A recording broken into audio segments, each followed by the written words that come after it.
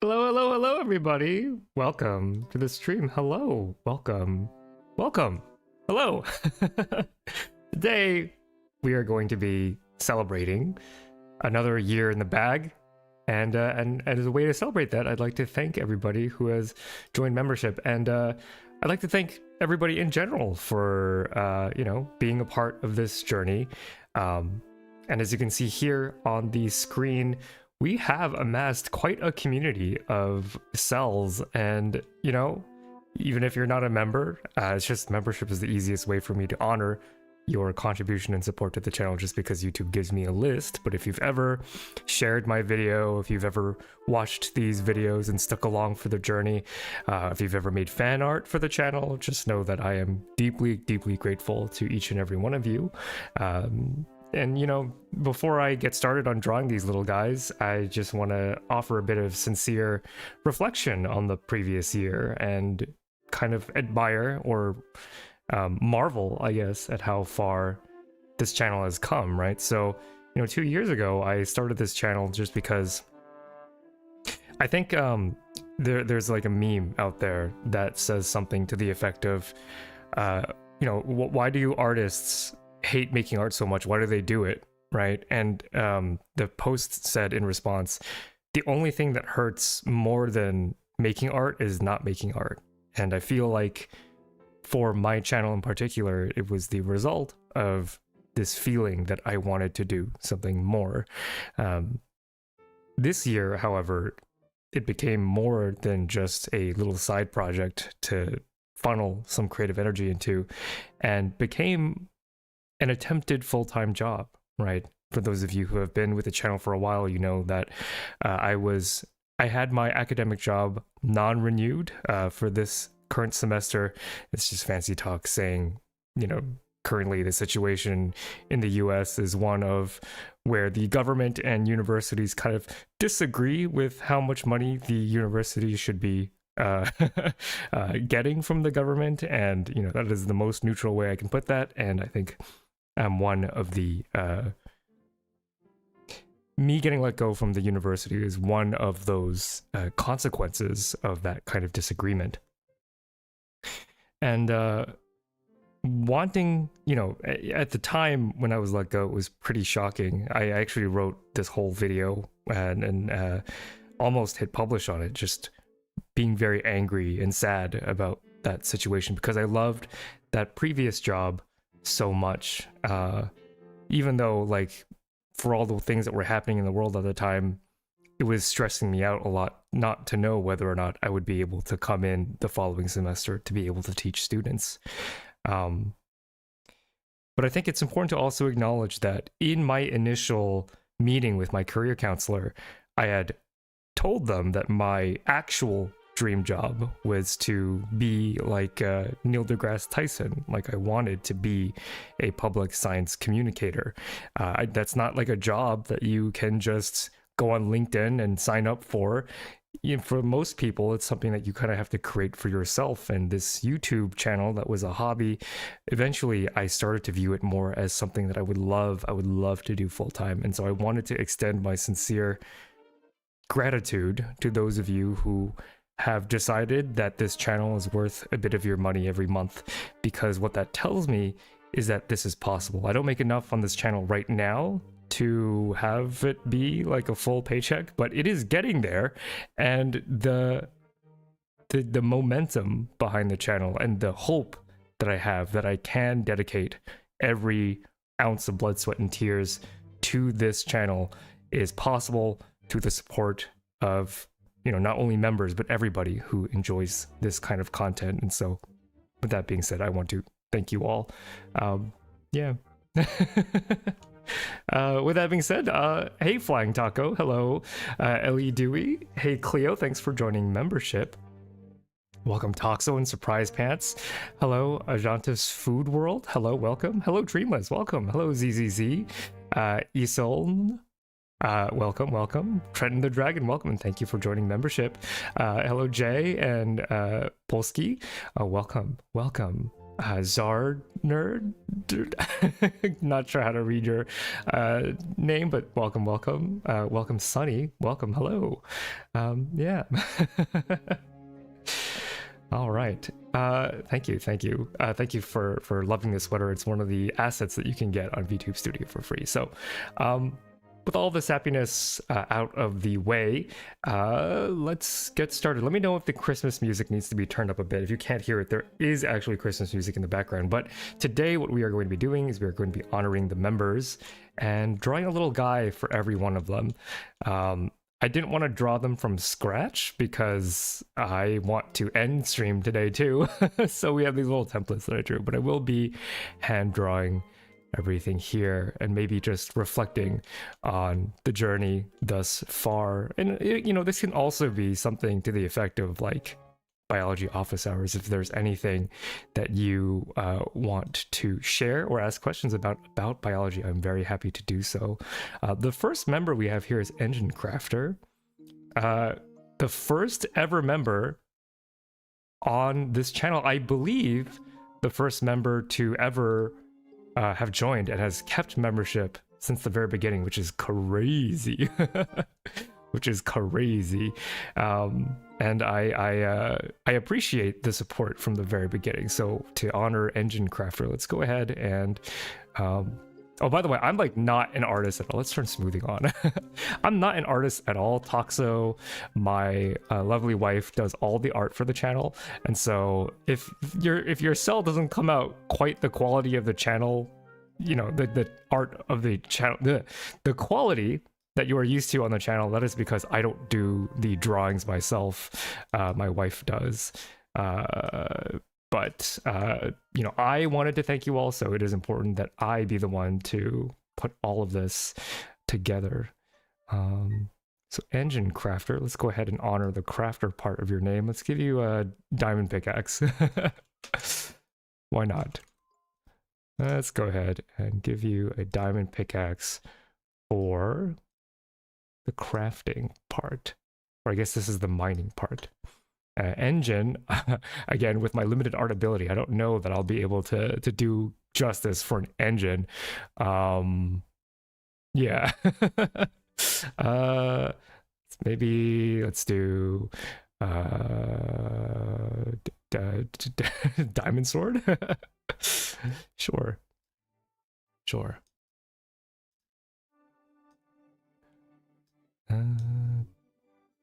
Maybe something like that. It's not really a sword, but there are quite a few of these to do, so I'm gonna call that good enough. Next we have surprise pants. Yeah, if you couldn't tell, these are all going to be very, very simple, very simple. The obelisk is cool, man. No, I love the obelisk. The obelisk, it's been an idea that I've had on the ideal list for a while now, but I never actually got around to it because I wanted to make sure that I had the ability to do the idea justice. So I have, I think, enough content in biology to, oh no, let's draw the pants a little different. I think I have enough content in biology to pretty much last my lineage's entire life cycle, right? I mean, you know that at the end of 24 hours, the neutrophil that you know here is going to expire. But my whole lineage was, I think eventually, you know, I don't think, if I wanted to do this for my entire life, I think I easily could, is what I'm saying. Because, you know, biology is not a static subject. We learn more and more every day, and that kind of innovation and excitement, I think, you know, I don't think that will ever be something that gets old.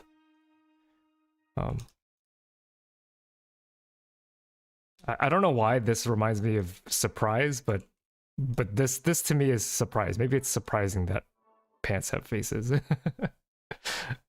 Gotta draw that mitochondria. It's the engine of this. Oh, yeah, actually, that's a good idea.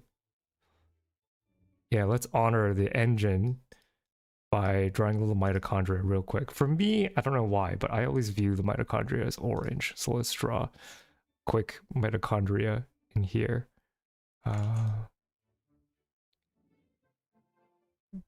LO, you know, my representation of the mitochondria is not exactly going to be intense. Put it that way. But you're right. We could honor the engine part by having it be a mitochondria. That's nice. I like that. Very good. This is a fun fact. Toxo is not the first member. Toxo is not the first member on the channel because Engine Crafter and Surprise Pants beat her to the punch, which we joke about all the time. And the other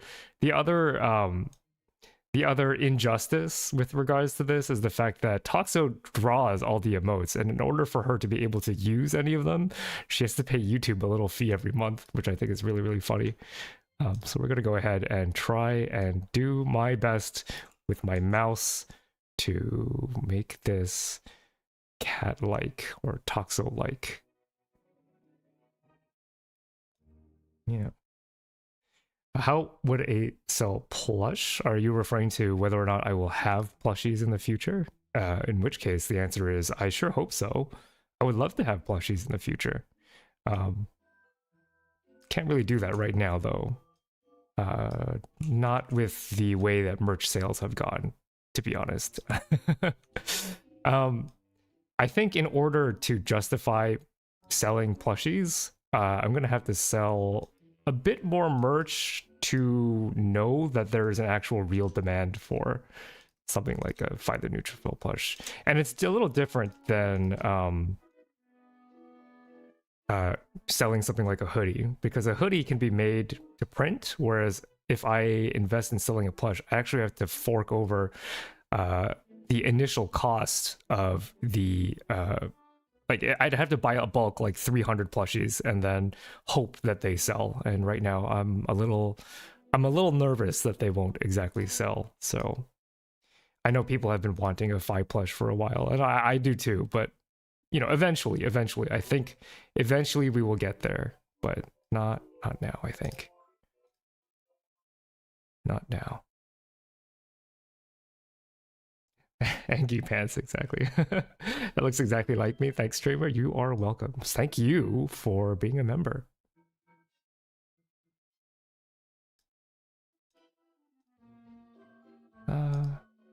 Let's get that 1 pixel colored in as well. Hello, welcome to the stream, all of you. Everyone can draw, just not well. Yeah, I'd like to say that that's probably true. Everyone can draw, just not particularly well. Okay, let's move on to Markala. Hello, what are you using to draw? I am in Photoshop right now. I'm using Photoshop and a computer mouse. Oops. I did not have the upkeep to be able to connect a tablet. Not that it would have made a huge difference, because it's not like I can draw to begin with. So I'm just kind of basically drawing on vibes. If you didn't give me a fact about yourself, I'm just going to kind of draw whatever I feel like. And that'll be that. Or I'll take inspiration from your profile picture or your screen name. Merkala, Karnstein, Corn. I'm gonna draw corn. I think the music is cutting out. Okay, maybe I'll... Yeah, it looks like there are filters that are causing it to cut out, which means I need to do some of this. Okay. Hopefully that should be better. Right, let me know if it's too loud now. Yeah. All right, we're gonna draw some corn for Markala Karnstein. Or my attempt at corn.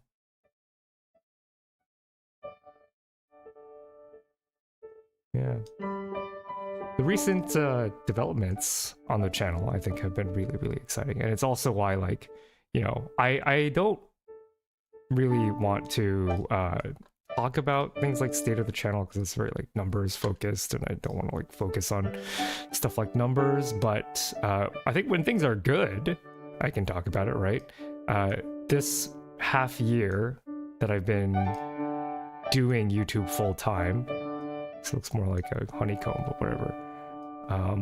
This half year that I've been doing YouTube full time, there have been moments where I have thought to myself, like, I don't know if A, I am good enough, or B, that there is really an audience for the kind of content that I want to make. Because, you know, I've said this a couple of times before, but my self-esteem is pretty good. It's not insecurity, it's more just like lack of data, I'd say. Because I think I quite like the content that I make. How am I going to do this? This is no, maybe maybe we'll do a straw hat instead. I like the content that I make. I think the content I make makes me smile at the very least, and to know that there are other people that enjoy that kind of content too, I think is not a given, right? Because even though I am happy with the content I make, it's not always a sign that other people will like that same kind of content. And this is something that I've been thinking a lot about in terms of, you know, just if you count my channel as art, then I've been thinking a lot about this in the context of it being art. You know, you can have a product that does exactly what you want it to do, but if nobody, it's like the tree in the forest kind of situation. If a tree falls in a forest and no one is there to hear it, does it ever make a sound?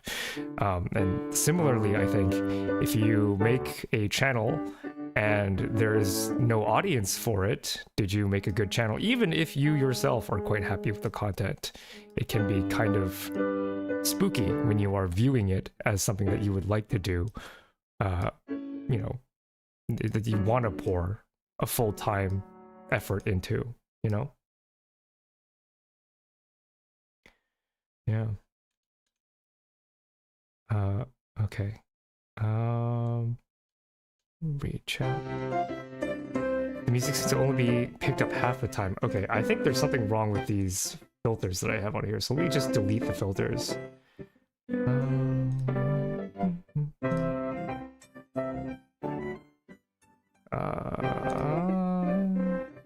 Let's do that. Delete that. Yeah, I thought just having the audio be louder might have been fine, but let's see that now. Hopefully, oh, now it's so loud. Is this good? This a good volume? Yeah, sorry about the audio. It's weird to test audio without the help of an audience. So hopefully that's good now. Okay, all fixed. Great. Yeah. It was definitely peaking because of the OBS filters, but I've removed them now. That's good. Okay, works great now. Thank you for letting me know and being patient with this kind of stuff. Where was I? Yeah, I've been thinking a lot about this, and this is probably going to be a members only video at some point in terms of discussing my attitude. I never intended for the members only stuff to be just about my meta thoughts about art, but that is what it is quickly becoming. Straw book here. And I get the feeling that Pamela likes reading books, so let's give her a book. But yeah, I have a question that we can kind of pre-bake this idea, because oftentimes before I publish the kind of member stuff, I'll actually just ask for feedback from, you know, either vtheorem members or Toxo, because I'm weirdly more nervous about some of those takes than I am about biology, because biology I know, but I like art critique, philosophy, that stuff is more for members only. But I don't mind sharing it with everybody. Do you think art can be described as bad, chat? Is that something that you think can be done? Can art be bad? Can art ever be bad? Is, I guess, the question that I have for you. And I'm wording it in a way that's pretty leading, I think. But let's do big book of immunology here.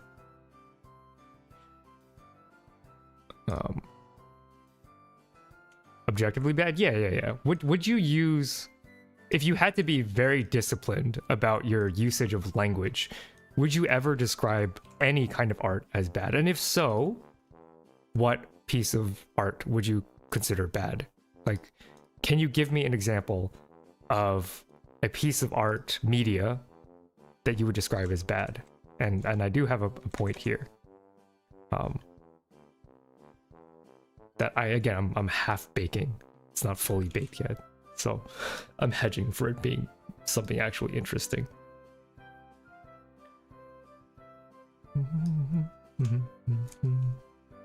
Oh, fact about myself is that I'm an avid scuba diver. All right, Mark, we will incorporate that when we get there. Yeah. Depends. Yeah, if the art is trying to depict something that is objectively wrong. Okay, so what do you define by wrong? I think that's kind of interesting. Slipstream. It is your turn to be artified. Oh, wrong color for the nucleus. I think art can be used in bad stuff, but I'd be hard-pressed to consider some art as bad. Perhaps propaganda I would describe as bad. But is the art bad or the usage bad? Yeah, so I think what's interesting is, what do we mean by bad? Like, can anyone define bad for me? Because I think, as a scientist, I think bad is kind of an imprecise term. And the reason why I've been thinking a lot about the concept of bad is because on vacation, I got to do something that I rarely get to do these days. I got to watch someone else's artistic thing. I got to actually watch TV, because working on this channel full time is a lot. I actually work more hours. I work more hours on this channel. Let's make this a different color. I work more hours on this channel than I did at pretty much any job that I think I've ever had. So when people are like, oh, have you played so-and-so game? Have you watched so-and-so show? My answer is most commonly no, because I actually just spend a lot of time just doing this. Research or video editing or preparing for a stream of some sort. And on vacation, when I am, not allowed, quote unquote, not allowed to be working, I can actually relax and watch something just for myself. And so I watched Has Been Hotel and The Amazing Digital Circus, both of which are shows that I really, really adore. But, once you start looking up stuff about shows, you are bombarded in your subscription feed about critical takes. Why Has Been Hotel is bad, the flaws, why Jax is a terrible character. It's a lot. Oh, by the way, slipstream, stream, water, swimmer. That's what I came up with that. But people are using the word bad a lot to describe these shows. And I'm a YouTuber. I get it, right? You gotta make a thumbnail of some kind, so you want it to be catchy. But I find that the usage of the term bad can be kind of ambiguous. And that kind of ambiguity, I think, is a little sad, because I think it discourages a level of critical engagement, So I'm going to catch up on chat real quick, because I think it's an interesting topic. I find art bad if it lacks intention, but that it is most subjective description in existence. Yeah, I would agree with that. In terms of, like, badness is subjective, so why do we use the term as if it were objective? Has Been Hotel is bad, is a lot of what I see online, and is a very definitive descriptor, right? You are assigning the show the quality of bad, but then you have to think to yourself, what makes a piece of art bad? Have you ever programmed anything before? Yeah, I had mandatory programming classes. I used a bit of my Python skills during my graduate studies, but I'm not a programmer. For example, podcasts are a form of art, but if the media that is used to show toxic masculinity, IMO, that's bad art. So for your definition, bad art is art that is immoral, maybe bad for society. I think that's interesting. Like, I draw art and it sucks, not because it's intrinsically wrong, but because I have a skill issue. This art is supposed to please the eye and it does not. Okay, I see. So that's kind of getting into why I don't like the word bad to describe art. And Soul, I think what you're touching upon is, and others in chat I see have touched upon it too, is I don't think art can be bad outside of a morality context, right? Because I think the argument that Has Been Hotel is bad is not that Has Been Hotel is morally wrong, but that it is displeasing. And so I think instead of the word bad, I like the word ineffective or ineffectual.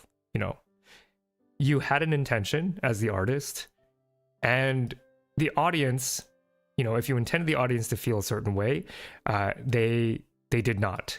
And I think that is not an instance of a show being bad. I think that's an instance of a show being ineffective, right? You had a goal and it didn't achieve said goal, but I don't think that means it's bad, because by wording it as effective or ineffective, you now, instead of using the word bad, which is like an objective descriptor, right? You are assigning the property of bad to the show. Effective and ineffective rely a lot more on the goals of the author and the audience, right? If your goal as an audience member is to enjoy a show with a lot of cursing, then Has Been Hotel is fantastically effective for you, right? But it's less common to hear the words good and bad described on an individual level. Like, oh, Has Been Hotel is bad for me. No one says that on YouTube, right? Because that's not emotionally charged enough. I think that kind of language is purposefully kind of that way. Mr. D Wikipedia, I think we're gonna go with crazy old professor kind of vibe for you. Incredibly big brain, loopy professor that could get away with anything because they're tenured. Yeah, I wonder what you think about that, chat. When I think about bad as in poor quality, but what is quality but a subjective term? In a way, discussing bad art would make it good art, since a part of the purpose of art is to discuss it. I agree with that, Trenton. I agree with that. In my opinion, stuff like The Room, stuff like My Immortal, stuff like Twilight, to me, that's good art. To me, that's my definition of good art, because it stays with you. It appeals to people, it stays with you, even if you could argue, well, you know, Edward is a bad character, Edward unrealistic, whatever. The ultimate judgment, I think, for me, is how many people and how deeply have you changed a person's life because of the art, or how deeply. Well, it's like an integral thing, right? It's area under the curve. You can have a large range, or you can affect a couple of people in a very poignant way. Whatever the case may be, to me, good art leaves a big impact. So The Room, you know, stuff like that people consider so bad it's good, I don't think they're bad at all. I think they're actually pretty amazing. They are pretty amazing. This is going to make you look like a minion. But if the nucleus is kind of the eye, then I think that's okay. Mad scientist, Dr. Wikipedia here. Okay. Bad definition of poor quality or low standard. But that's the thing, is I don't believe... I think quality and low standard are poorly defined, right? Like, not in a scientific sense poorly defined, like not reproducible. Yeah. Poor execution of an idea can make art bad. Yeah, like if the artist has a goal and their ability to achieve that goal isn't there yet, then you could use the term bad, but I would prefer ineffective, right? Because that word is constructive, because you can always make something more effective if you have a strategy. Because here's the thing, like if you say to me, oh, find the neutral fill videos are bad, well, what am I supposed to take away from that, right? That's not a constructive word, the word bad, because I don't know what you mean by the word bad. But if you say that find the neutral videos are ineffective, then I can ask a follow-up question. Well, what is the intended effect? What effect were you expecting? And how can I make the effect better? To me, that is a more productive use of language than simply good and bad. Yeah. The live-action movie of Avatar: The Last Airbender, that's bad. I would prefer for those... Okay. I agree on an emotional level, but like the point of this discussion is that like we can all agree because we feel that the movie is bad, right? But then when you break it down into why it's quote unquote bad, I think it's better described as ineffective. Yeah. There's always an audience for any art. Yeah, exactly. Exactly. That's why I find the term bad to be over general, right? Too general. Yeah. I would personally generally say with shows, oh, the show doesn't vibe with me. Exactly, because when you see a YouTube thumbnail that's like, there, this show is bad, that YouTuber is claiming to be like the ultimate authority, like in the thumbnail, right? They might say otherwise in the actual video, which, I get it. Again, I'm a YouTuber. I know you have to clickbait a little bit, right? You can't clickbait to the point where you are being dishonest in your clickbait. But in order for people to click, they have to be hooked in by something. And if you want to call something bad and get people emotionally charged about it, that's fine with me. But as long as in the video itself you're being responsible in terms of your critique, then I think that's fine. Austin. Okay. Let's go with Cowboy. The first thing I thought was Austin, Texas. I'm not going to draw a cowboy hat because I am afraid to. And then let's draw some boots. Yeah, because I enjoyed Has Been Hotel. I think, wrong layer, haha. I enjoyed Has Been Hotel, but there are plenty of people who did not. But I think watching video critiques of Has Been Hotel can get kind of frustrating, just because I think a lot of the criticisms come down to whether or not the specific viewer can tolerate certain things about the show, which might not be broadly appealing. And so why does it matter, right? It's just some YouTuber's opinion. Well, I think that when you read over time, oh, Has Been Hotel is bad, Has Been Hotel is bad, if you've never watched the show, you can be led to believe that the show is not worth your time. And I think that's kind of sad, right? That we use this kind of language, where instead, if you say Has Been Hotel has deficiencies and certain blah, blah, blahs, then, it's fine. What show doesn't have certain deficiencies, right? I could name all sorts of things that I find to be lacking in all sorts of properties that I enjoy even. But, that doesn't stop them from ultimately being a worthwhile experience. But I think people get so hung up on the culture of criticism and commentary that they kind of miss... it makes art less fun. I know there's this pushback and like, oh, just turn your brain off and you can enjoy art that way. I don't think it's about turning your brain off. I think it's about experiencing art in its totality instead of picking apart ways in which art is deficient. I think it comes from my attitude as a scientist and the way that my advisor trained me as a PhD student. She said, you should never root against the paper authors, right? You don't want the paper authors to fail. I mean, maybe if you're competitors, but you don't naturally want a paper to be bad. Even though it can be fun to be like, oh, this paper is terrible. You don't want the paper to be terrible because that's a loss for science. You want it to be good. So you should try to see the good in things and acknowledge the limit to which those papers are good, right? You're not ignoring criticism. You're not being a softie by simply shifting your perspective. Instead of finding all the flaws, I'm going to think about this paper differently. Instead of finding flaws, I am going to find out to what extent this paper is believable and trustworthy. And even though you're really doing the same thing, right? You are looking for flaws in either way. But instead of being like, I'm going to pick apart the paper, you're instead going, what can I conclude from the paper and what can't I conclude? And that it makes you happier, less cynical, and less likely to miss something or read something uncharitably. So it's just some food for thought, I think. Yeah. What is the background music? It's just a royalty-free Christmas playlist.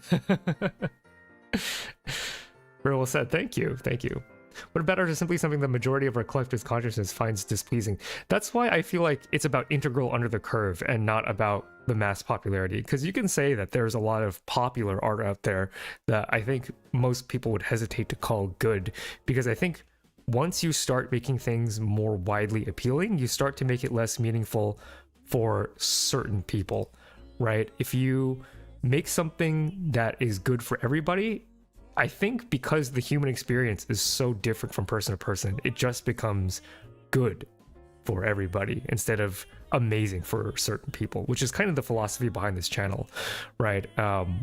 My channel is not like other science communication channels in the sense that I've got a lot of education under my belt. I am not a holder of a PhD, but I was in graduate school long enough to get a PhD, we'll put it that way. And instead of simplifying concepts for everybody, I simplify concepts so that people who love biology will accept that they need to work hard to understand the thing that I am talking about, right? I do streams where I look at actual real papers. My videos themselves are not for the general public. They are simple enough where the general public can understand them if they put the work into it. But I purposefully think that I do not want everybody to watch my content because it's not for everybody. It's for people like you who love biology, who want to go deeper, who have watched the Kierkegaard videos, who have watched SciShow videos, and you want to go deeper, right, into more and more depth to fully explore the nuances that I myself, as someone with a lot of years of biology education under my belt, find to be beautiful about this world. Like, I want you to have the same serotonin reaction that happens in my brain in your brain, and that's not easy to do, and it's not for everybody because not everybody cares. So that's my take on like how to define good or bad. Yeah. Hey, CDM, welcome. To me, bad art is appealing to people who have been self-actualized. I think that's a little mean. I think that's a little mean. Yeah. When I see someone make the claim this is bad, I just mentally tag on the phrase from my perspective. I think a lot of my audience members do have that level of maturity, that they do see that, of course, you're in my channel, right? You're in a channel where we talk a lot about nuances in science, where we talk a lot about trying to determine like the way that truth is constructed, right? And if you care a lot about that stuff, then I'm not surprised that people in my audience have a pretty nuanced view as to what is good and what is bad. But that's not for everybody, right? And notice how I'm not making like an intelligence check, right? Even though I do think, if I had to say, are my audience smart people? I'm sure you are all smart, but I wouldn't say that you have to be smart, quote unquote, to see things from that kind of nuanced perspective. So we're gonna go with net here, and then Tron. How do we do Tron? Maybe I'll draw some cool blue lines like in the movie Tron. Maybe a little bluer than that, still a little purple.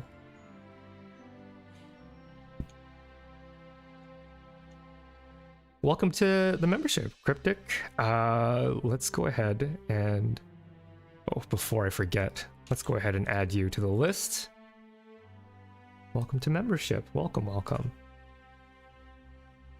I left a couple of slots open just in case we got memberships during this stream, but I didn't leave that many, so I wonder if I will be punished for not having another layer here. But yeah, welcome to the immune system. We're going to be here for a while, aren't we, at the rate that I'm going?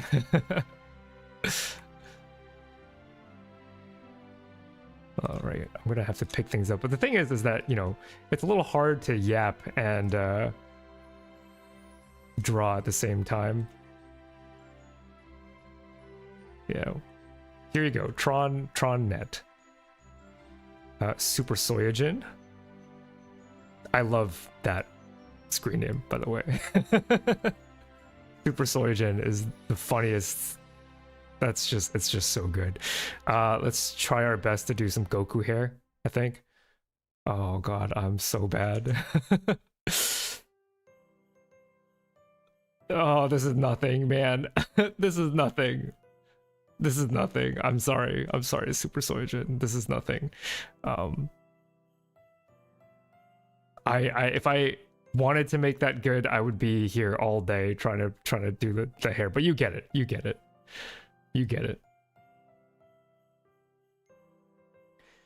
If you go into a show thinking it's not worth your time, the bias makes you focus on the bad qualities. Yeah, exactly. Like, I'm glad I did not know anything about Hazbin Hotel before I actually watched it. I'm very grateful that I went into it blind because, you know, I watched those commentary videos afterwards. I'm like, yeah, I see your point, but I don't care. I love the show anyway. Maybe it's because I'm a secret theater kid on the inside. Azure Legends loves nature and the outdoors. All right, let's how do I do outdoors? Let's start with plants. Let's start with let's do a couple rocks, I think, on the floor. Yeah, gray. With a gray, because I'm dreading the idea of drawing a backpack. I'll make the attempt. Again, I am not at all an artist, and I am drawing with a mouse right now. Yeah, I don't prefer, and the thing is I used to be someone who loved like commentary videos. I'd be like, oh, why, you know, whatever property is bad, right? And I, you know, 4-hour video essay, 2 monitors, second monitor content, and be like, yeah, you know, that does sound like a terrible show. I don't watch that kind of content anymore, actually. And I think it might have something to do with being a YouTuber myself, where I no longer feel like having gotten a lot of criticism on my own channel. I'm not going to share exactly what, but I have had comments that were quite critical of the content that I make here.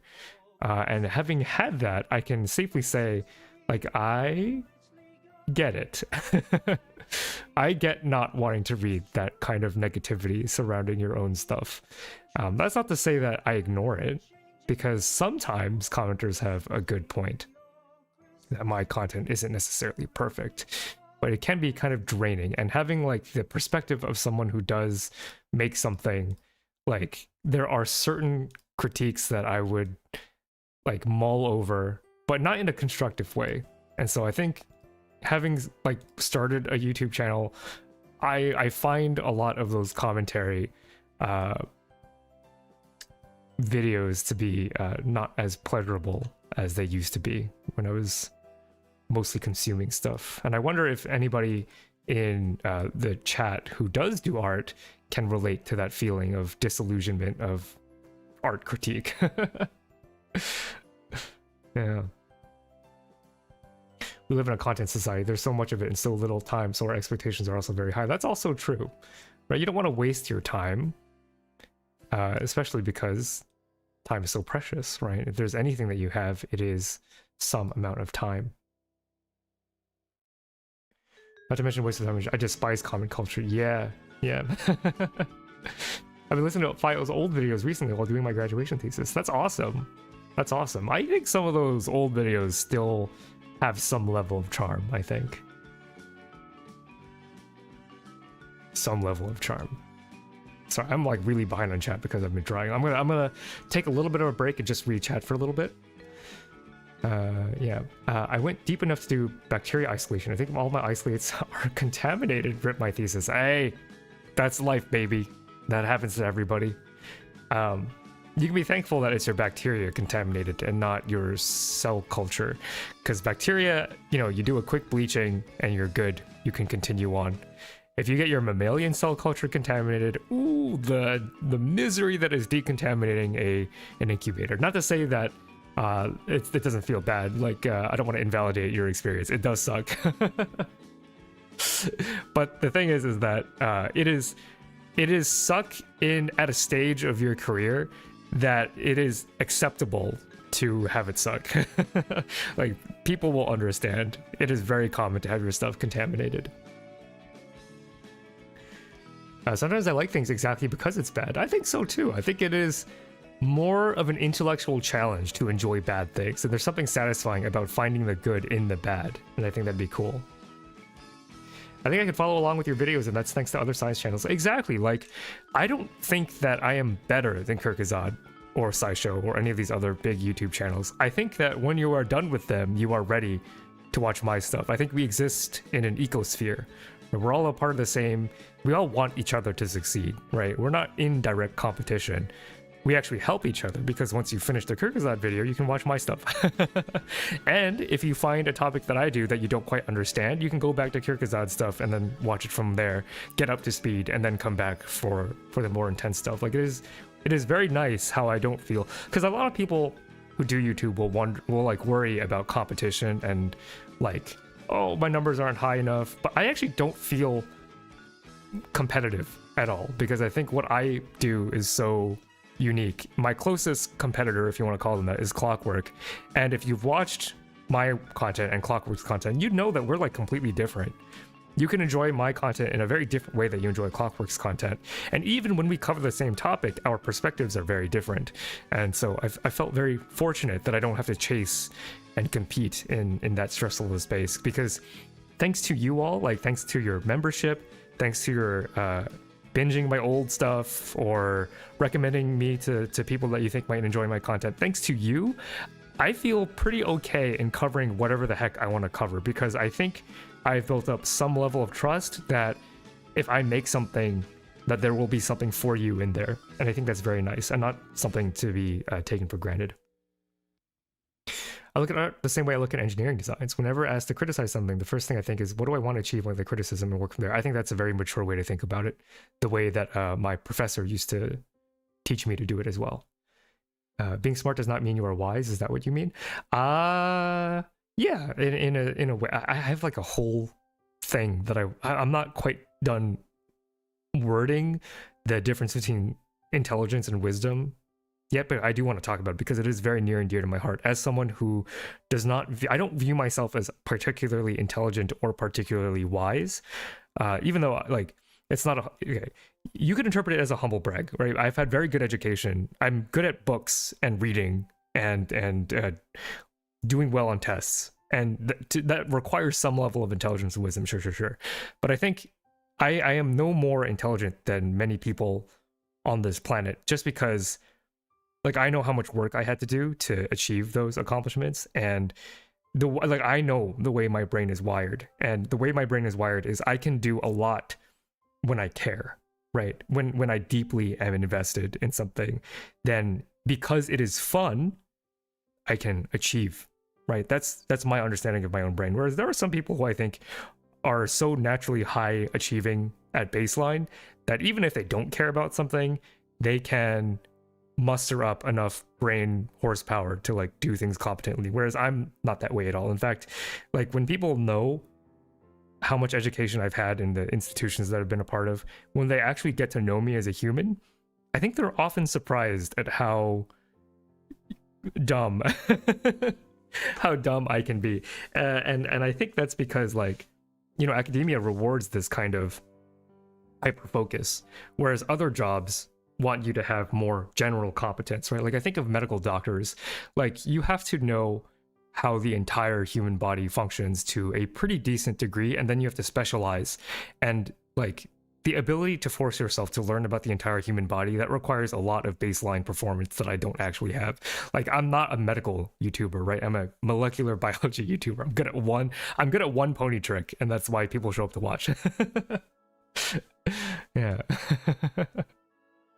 Are you doing in join order? Yeah, basically roughly in join order. I think the list that YouTube orders is by last activity. So if you like didn't have membership for a while and then you rejoined, you would show up later in the list because you rejoined later. Yeah. Okay, I'm almost back. I gotta go. I gotta. Oh god, there's so much chat, sorry. Okay, focus. I think good art, you can tell it right at a glance, but it isn't immediately obvious, like it's kind of how the uncanny valley. Yeah, I think reaction to art is often emotional and not intellectual, which is why intellectual criticism of art can be kind of frustrating, because art is a thing that resonates with your human soul, and you should acknowledge that you process art emotionally first before you intellectually process it. So looking for reasons to hate something is going to make that process soured, I think. Yeah. Hi-Fi nice RNA, thank you. I forgot to write in my mini bio. Do I still have time? Yeah, you still have time.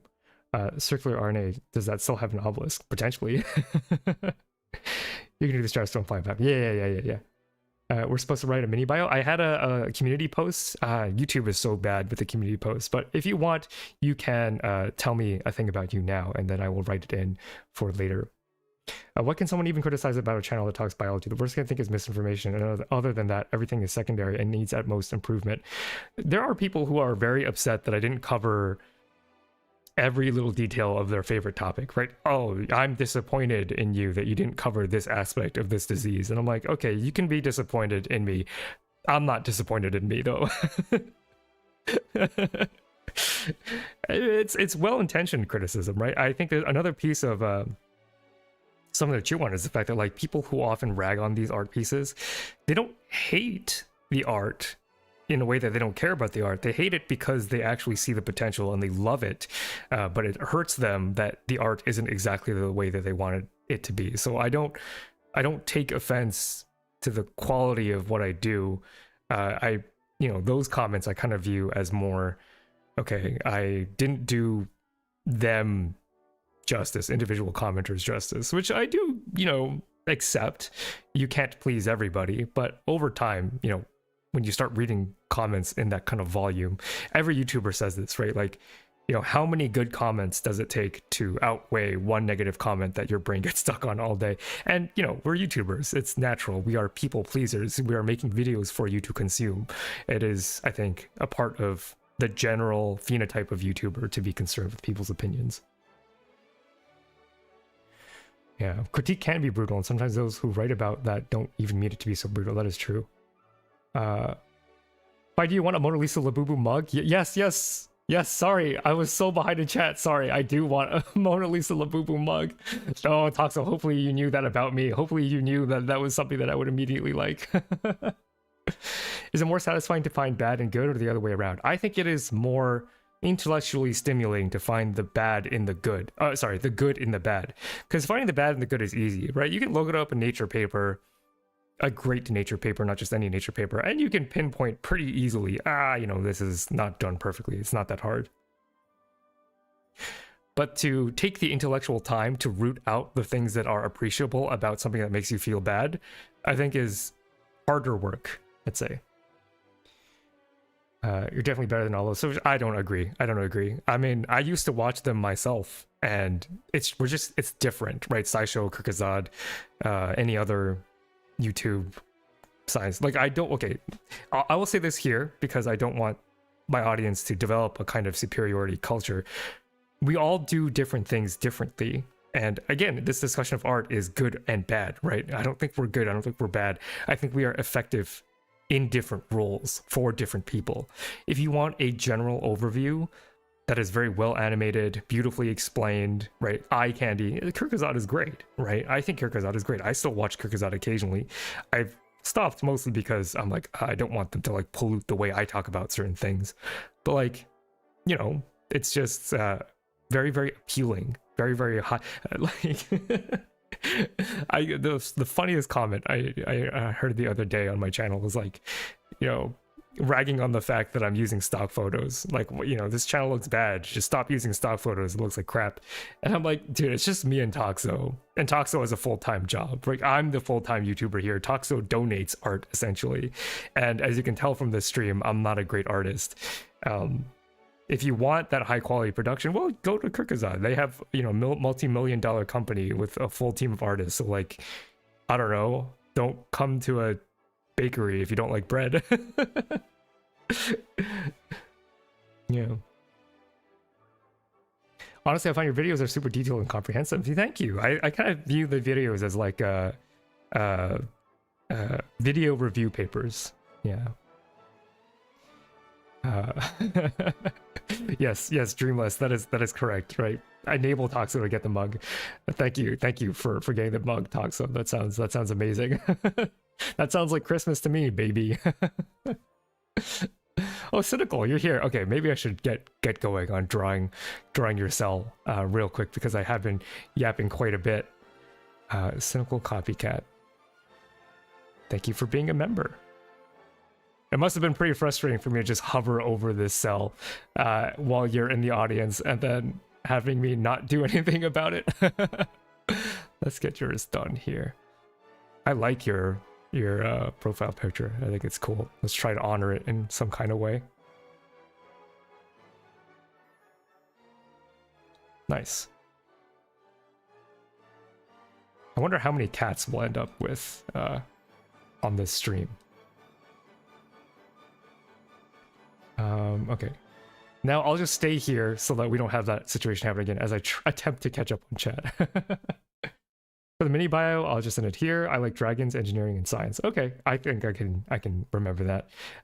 LED, abiogenist, retired physician. Let's see, LED, where are you? Where are you on the list? Oh, what happened here? Where did this line come from? Huh? What layer is that on? Weird. Huh. Okay, well, hopefully that's not an issue.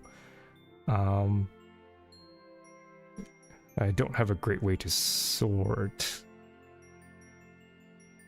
Yeah, and see it if you're still around. Like, I have this chat open, so if you post it on the other place, I'm probably not going to see it. Probably not. Where are you, LED? And who else am I looking for? LED. And Trenton. LED, Trenton, and yeah, I think that's it. And then the coder who just joined, thank you for joining. Can I become a kidney cell? It's gonna have to be like something that's based off of the existing things because you know, it's already taking a while and I don't want to have to draw a new cell shape. I hope you're okay with that. Although kidney cell, maybe it's somewhat cuboidal. That might be close enough. Abiogenesis. Retired position. You could argue that the art that I'm doing here is pretty bad as well, you know, but you know, because the quality of the absolute quality of the art is not great, but I mean, come on. I think they're pretty cute, and thank you, Cynical, for allowing me to just draw you based off of your profile picture. Yeah. Okay. Let's do a couple more before I head back into chat. Clockwork. Clockwork has been a huge supporter of this channel, despite being a full-time YouTuber himself, and I cannot express enough how much of a help he has been. And that's what I mean by, like, I don't think any of us are in, you know, competition in a kind of way, because we all help each other. You know, I really want to do more collabs with Clockwork in the future. He's a little busy right now, understandably. If you've watched his recent video, you would maybe know why Clockwork is a little busy. But you know, he's been such a great asset to the channel, teaching me Blender. Let's repeat this Christmas music. Teaching me Blender, agreeing to do a whole 8 minutes of that bird flu video, which is crazy. And so, you know, he's a really, really good dude. And of course, his videos are like awe-inspiring, right? Like, if you love the high quality kind of animation that Kierkegaard is capable of, but you find the cartoons to be a little childish, right? Because they are simplified. Clockwork does an amazing job at animating things in a way that like professionals are impressed by, right? Like people who actually work in biology are very, you know, they've reacted to Clockwork's animations because because they are that high quality. Like, it is stuff that you would, oh my gosh, where is the gap? Where is the gap? Hello? Okay, there we go. So if you're looking for that kind of content, go check out Clockwork. Yeah. All right. Niao. I don't think there is a thing for you, so Niao, I will draw you as one of the characters that I love from Slay the Spire, which is one of my favorite games, because your screen name reminds me of Niao the Whale in that game. So I'm going to draw you as Niao the Whale, or a rough approximation of Niao the Whale. I think Niao has a mouth like this. A jagged mouth. Okay, these are supposed to be eyes. I don't really know how better to make a representation of Niao. Maybe I'll put some blue on. What? Oh god, I can't do that, can I? No, I can't. Okay, that's okay. That is okay.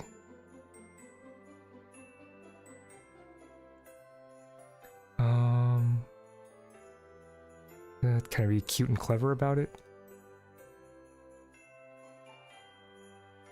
Something like the ellipse tool. Oh, that is chugging. Maybe we'll do something like this. And we'll just have it be this whole thing. Slay the Spire is such a good game. I'm excited for Slay the Spire, for Slay the Spire 2, if any of you care.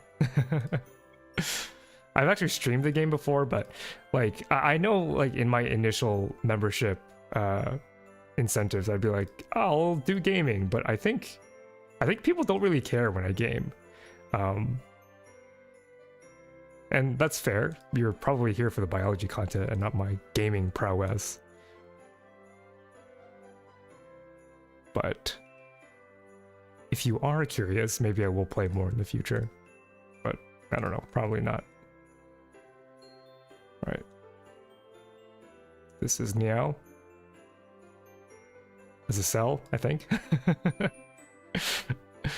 Alright, and then I'll do one more and then I'll go back to chat. Oh.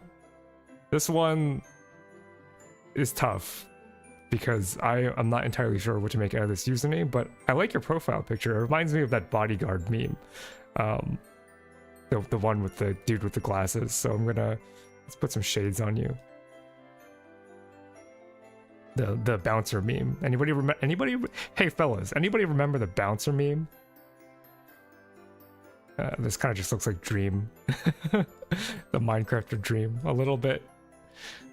And then maybe you're like saying you can enter the door because your profile picture reminds me of the open door guy. And then we'll put a door here. Door frame.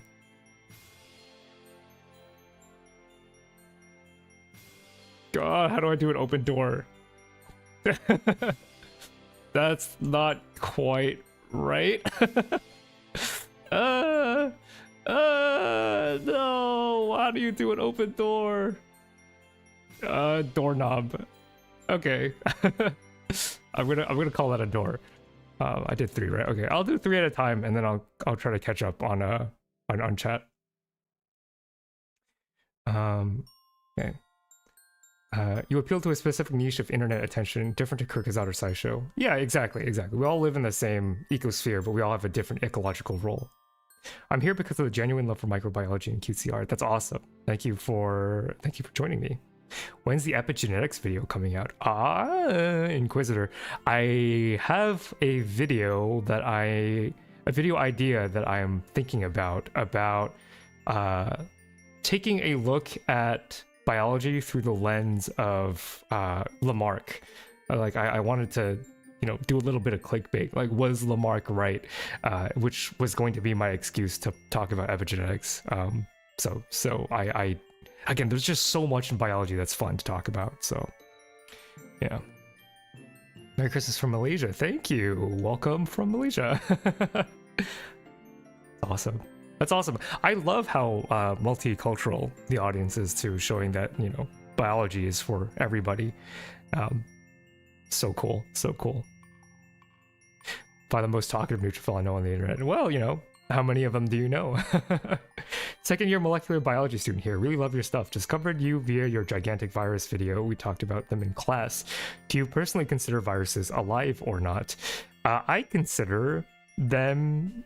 So first of all, molecular biology student, that's awesome. I studied molecular biology in graduate school, so very excited to see people that walked similar paths to me enjoy the content, meaning I am at least appealing to people who are immediately like me. Do I consider them alive or not? I think the point that I was trying to make in the video is that I don't really care. The things to do with taxonomy, I like super, not that I don't care, I think it's like vaguely interesting, but whether or not they're alive or not, my stance is, I think it's interesting if you think it's interesting, but for me, the term alive versus not alive has lost any interesting definition, because what does it change that we think about viruses as alive or not? Do viruses, does it change our attitude towards them, I don't really think so. And so to me, you know, it seems weird coming from a biology YouTuber, but if you want my honest opinion, I'm like, man, I don't really think about whether or not giant viruses are alive too much. I do play it up for the video because I think other people want to hear that kind of argument. But for me personally, it's like the nihilism that I have towards the definition of life. I go through the stages of that nihilism in that video. So it's not like I'm lying to you. It's not like I'd never felt those feelings, but like currently my state of being is, if they're alive, it's just a word that people use. I don't really care. All right. Oh gosh. Chat. The shapes mean anything? It's just if I'm drawing 80 plus cells, I just wanted a quick way to get the basic cell shape in. So I just have a couple of different, you know, I have a spherical cell, a cuboidal cell, and a cell that vaguely looks like a cell with villi, a columnar cell. They don't really mean anything, just to have some variation in the cell population here. Yeah. I'm on the last row. I think so, but I think I can remember because of your username that you're into dragons. So I will do my best there.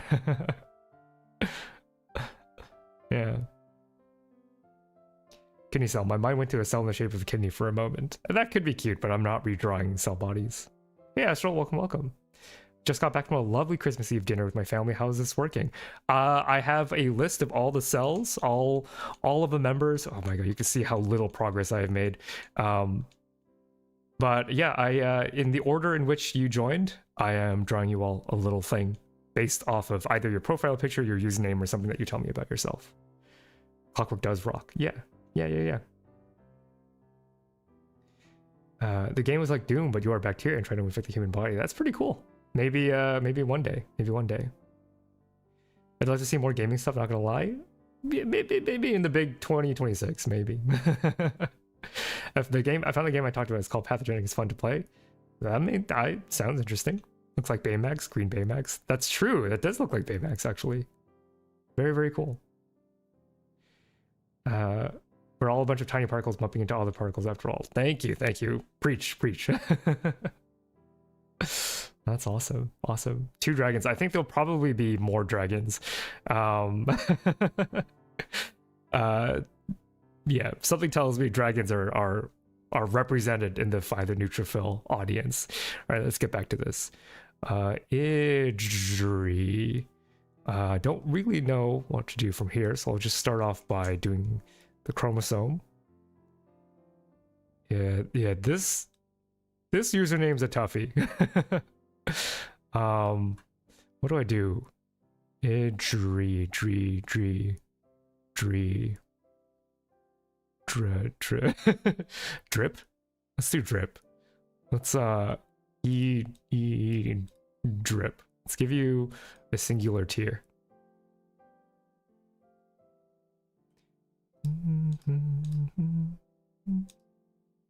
But drip, maybe we'll also give you like a cool hat or something for the drip, you know. Maybe let's give you the Find the Neutrophil hat. In stores now. Find the Neutrophil hat. So it's got like a brim. It's got something like that. And then I'm going to just rough in the DNA backbone. Again, you can buy this on, you know, at the store. Gosh. Don't get on me whether or not this is left or right-handed. I do not have the mental power to check. I think I've gotten that comment a couple times too. Your DNA doesn't have the right number of bases for the number of turns, and it's actually not the correct handedness. I'm like, okay. You can do that to Kyrgyzstan. Don't do that to me.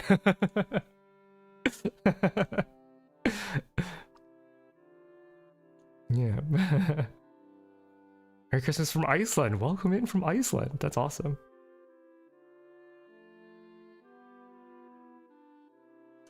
I'm back. Toxic, did you buy the mug? Sure did. Oh, that's sick. I love that. Excited. We were cheated out of our Mona Lisa Labubu because we were in Paris for our honeymoon. But they sold out of the Mona Lisa Labubu while we were at the Louvre. This is now the revenge. of said Labubu.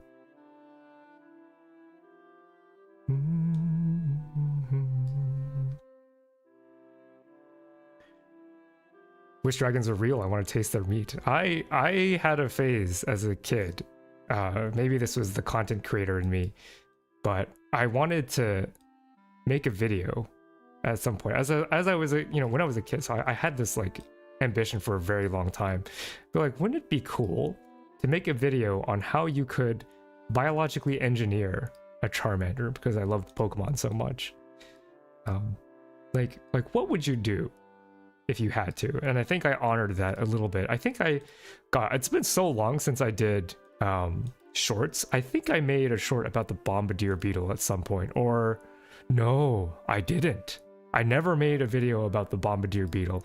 I actually have the video, I just never published it because I was like, how do we, how would a biological engineer do like make a Charmander from scratch? And then I realized it's maybe not a good idea to teach people chemistry that can result in chemical burns. I don't want to be the YouTuber that does that. It's looking good. More juice, I think. All right, next row. And then we'll do one more. And we'll do one more and we'll get back to catching up to chat.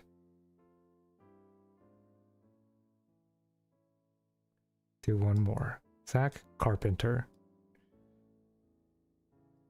Well, I mean, I'm gonna have to go with Carpenter, right? You can watch me fail to make a hammer. This is like I'm doing more drawing today than I think I have the entirety of my channel. I'm not going to draw the hammer that people actually use to do carpentry stuff. Instead, you're going to get this little guy. And maybe we'll draw some nails and screws.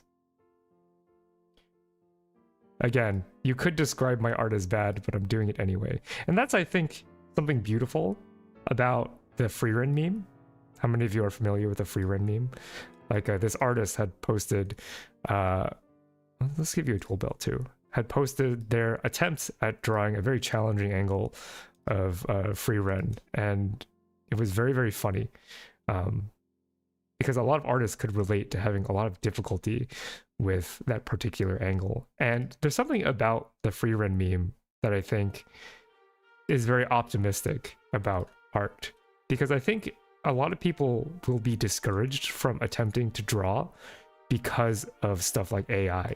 Like, why would I even pick up a pen if AI could do it better? Well, it's not about making the best possible art, okay? It's about putting your soul somewhere for other people to see. That's all art, I think, ever is. And of course, you don't start off by being able to perfectly capture your soul on paper, but everything that you make is a representation of your soul. It's just the better you are at art means that product will become more accurate over time. And there's something that AI can never take away from people who want to explore their own ability, their own craft. And it's that it doesn't matter if AI can draw an anime girl better than you can. What matters is that you drew an anime girl and you enjoyed it, right? That's kind of how I think of that. All right, let's catch up on chat a bit.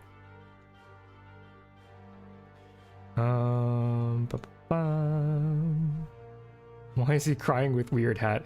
I don't remember. What did I say? Oh, drip, like drip for dree for like drip, like as in a teardrop. But I think it kind of looks cool. I think it looks pretty sick. Yeah. Still, the ideal list grows faster. Yeah. And there's only one way to make and that's the thing about this channel too, is that my idea list also is so expands. I have more ideas per year than I have time to make videos, which makes me feel good about wanting to do this for the rest of my life. Find the neutral lost media. Yeah, I don't feel good about that one. Maybe I'll publish it for members only because I don't feel good about throwing how to make fire out into the general public. doesn't feel good to me. Doesn't feel good. I love strategy / base building games, by the way. I said it multiple times on stream, but I love games like StarCraft, Warcraft, Civ 6. Like, I love that kind of game. I wonder if all the nuclei are unique or by sheer chance one is identical. They should all be unique because I do draw them all by hand. I know it can be bad, but I'm doing it anyway. Mood. Exactly. Like, it's not about good and bad. Okay, like this, the theme today is that there is no good art, there is no bad art. There's only art that is effective and ineffective, and there can be art that is effective in some ways and ineffective in other ways. If you put pen to paper and you drew something and it made you happy, it is effective at making you, the artist, happy, and therefore it is good art, right? Like, that's why I feel like good and bad are such nonsense terms. We have to be more precise. What is this art effective at? What is it not effective at?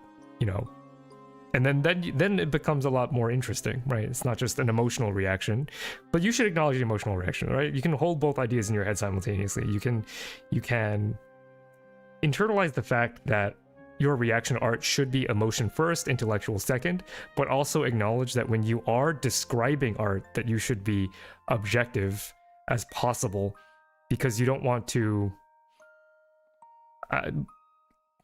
expose people to bias, is what I'll say, I think. Yeah. Like I say, if I nailed it with this cell. Thanks. Chicory, a couple tale helped me understand art better and what an artist goes through. I think at least. That's interesting. That's an interesting. I like those kind of poetry games. Fine, what do I think about chess? I'm not great at it. And I think because the skill ceiling for chess is so high, you would think that it's a game that I would enjoy, because I would say Civ 6, StarCraft, Warcraft, the skill ceiling is very high, but I think for me, what is more fun about strategy games is the tactile sensation of playing them, right? 1A, 2A, 3A, control groups, getting into a rhythm, whereas chess, it is a high skill ceiling, it is strategy, but ultimately you're just picking a piece up and putting it down, which for me is not satisfying enough, and it's too hard. Next collab of chemists. I think that would be cool. I don't have any chemists on my list currently that I think would be a good fit for this channel, but if you know of one, you can feel free to let me know in the Discord.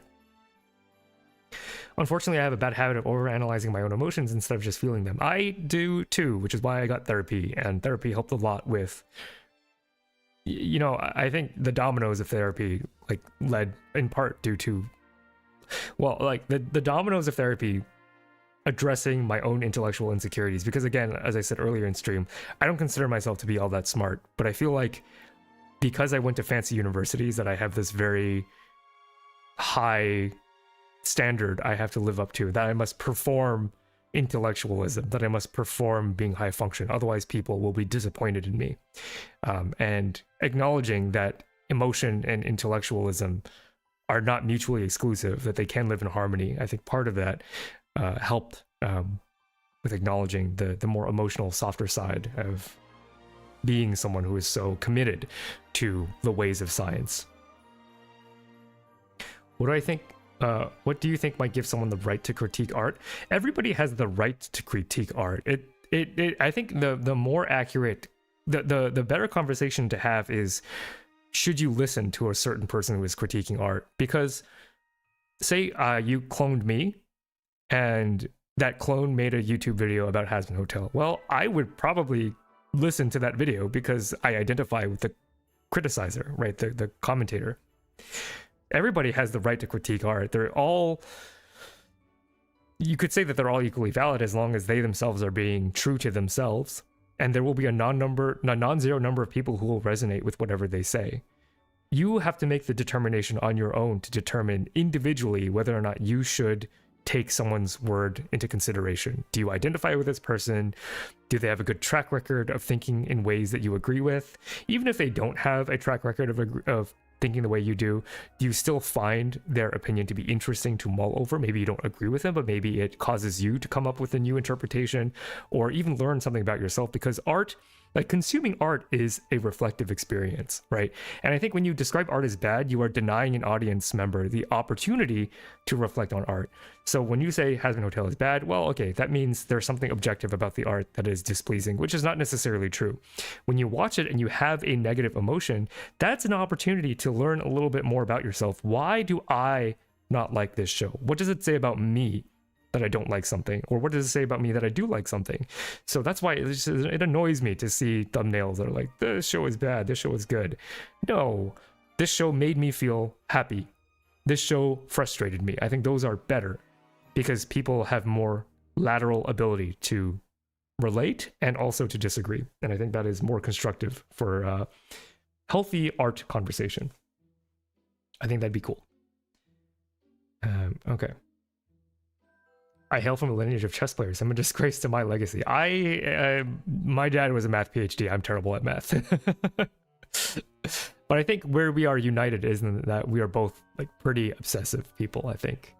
Dreamless, we're here. Did you have a... Oh, psychobiology. I see that. Okay, so let's give you... Let's draw in the nucleus here. Yeah, we're going to move on. We're going to draw... I think we'll draw 3 at a time. We'll kind of do it like Pomodoro style. I'll draw 3 at a time, and then I'll allow myself the joy of yapping a bit. So psychobiology, what do we do with that? Probably not a good idea to draw you with like the Freud. I don't think a lot of people enjoy being compared to Freud. Oh, okay. Maybe, oh, you're kind of lucky that you ended up in this cell body, because what I can do now is we still have the nucleus here, but we will instead go ahead and give you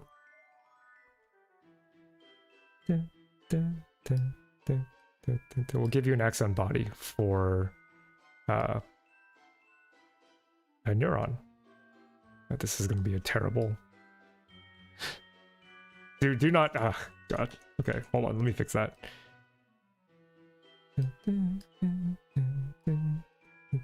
Neurons are hard to draw. Let's give you some myelin sheaths. Let's make them a different color.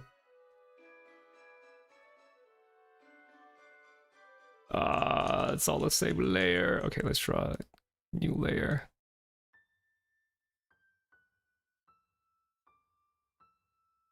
Okay, let's make sure you can conduct those action potentials, all well and good.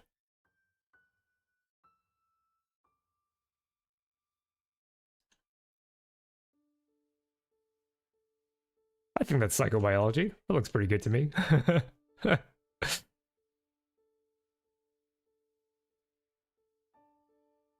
I don't know. Let's give you... maybe not there. I don't know. I think I kind of like this. I think this is good. So that's one. Then Paul. I don't know if Paul had a thing. Okay, Paul. Paul, and then your name cuts off, unfortunately, from the screenshot.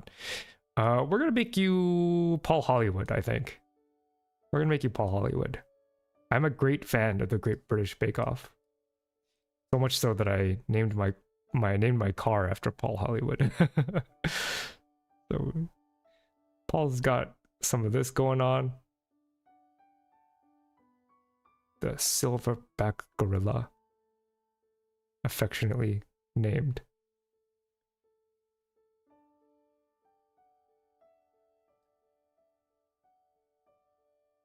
And then let's give you some bread.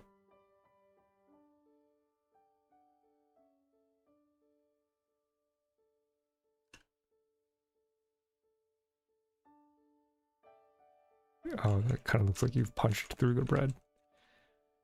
Another layer, another one. Please, another layer.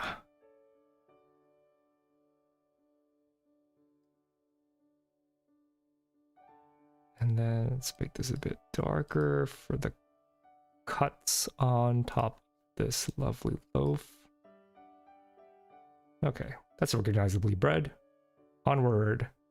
Drarko. Another username that's a little tough to do something with, but this will be my first attempt at doing something that is dragon-like, because Dwark kind of reminds me of the word Drake. So we'll do an attempt at a dragon. We'll do one attempt at a dragon and see how that goes. And then I'll draw a different dragon later.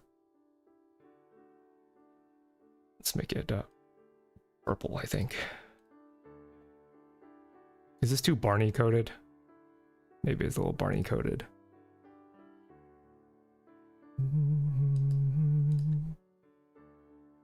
I think the idea behind you should only consume art that you like is also kind of flawed too, because as I said before, when you don't like something, it's also interesting, which is why like any opportunity you have to learn more about yourself, I think is good.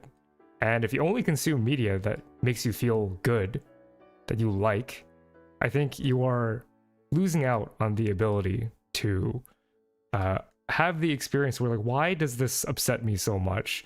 Why does this frustrate me? What does it say about me that I get this upset watching this piece of media? And I think I've learned that, you know, I've learned through my dislike of certain things why that might be. And I think that is educational, because who doesn't love learning more about themselves? Apparently that kind of mindset is called like psychological mindedness, which I think is pretty interesting. This idea of having like a, this is more like an angel wing. How do we do dragon wings? My goodness. Spikier.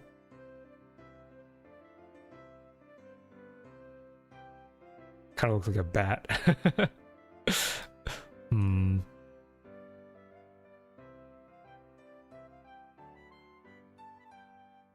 Hmm.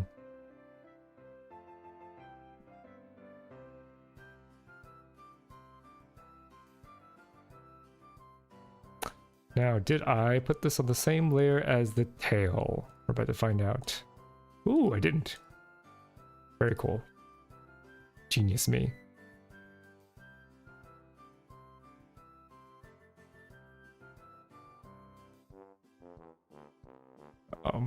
And then, I don't know, like an orb of power or something.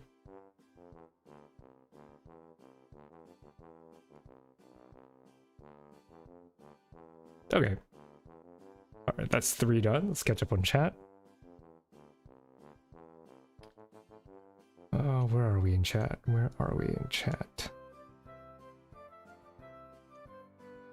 Please don't compare anyone to Freud. Yeah. I'm glad I didn't end up doing that. What I like about biology or biochemistry is how sometimes it has such analogs to robotics. I think that's fair. Yeah, there's a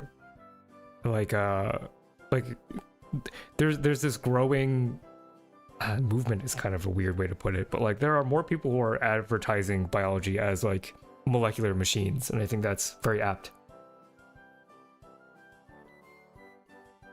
Gotta go, but been relaxing, wind down, and enjoyed listening to the art discussion. Thank you for hanging out, Astral.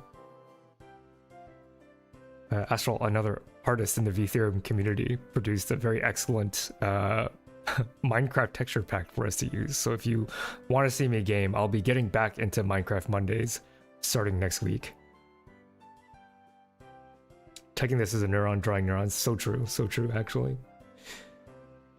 It's a sperm with extra steps. Yeah. Kind of. Yeah. Bread again. Ah, that is true. That is true. As a neuron, calculate how to speak with a girl, just like how you would any other person. No magic behind it. No magic behind it. The answer was inside of you all along. Mom, I swear I'm doing biology homework right now. In a way. In a way. Yeah, let's do a couple more. Inatlos. Alright, your turn.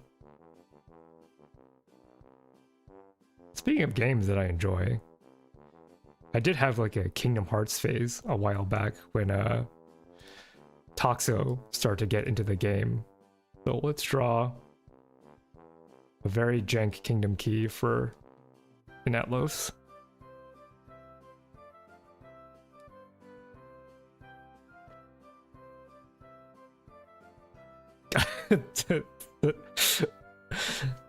This is maybe the minimal the minimal way to draw a kingdom key, but let's also give you huge clown shoes. And that will be that. All right. Well, what the heck? Yeah, that's fine. All right, very good. One more here. Oh, I missed somebody. Sorry. Or an X. Sorry. Or an X. I like your profile picture, but I also like the fact that your name is Orin, and that is my guy from Final Fantasy X. So let's give you a big old cool sword. How does he hold it?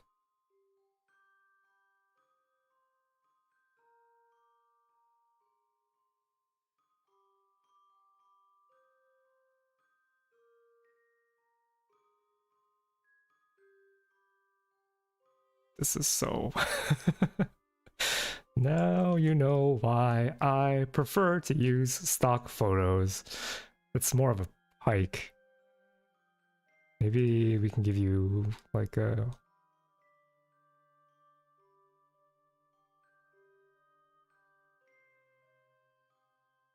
Let's give you clothes. Orin wears clothes.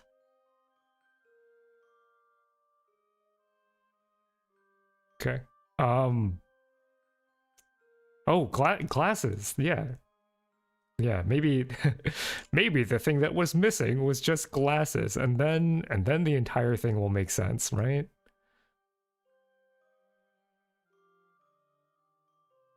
This is maybe not the best idea. Is this something? Is this Oron? Final Fantasy X enjoyers, is this Oron? I think this is Oron. I think this is Oron.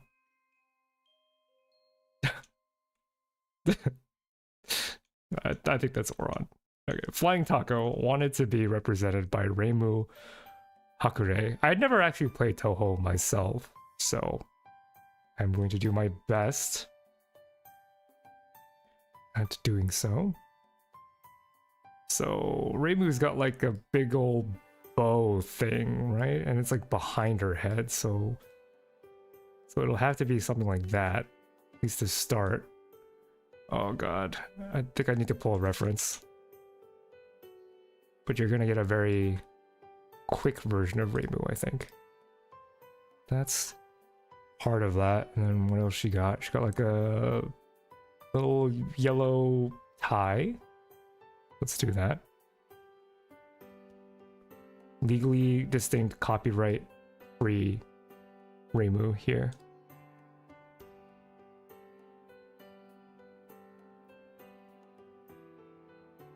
Is this a Touhou? This might be a Touhou. Is this? Maybe one more element. Okay, the things go down as well. So let's...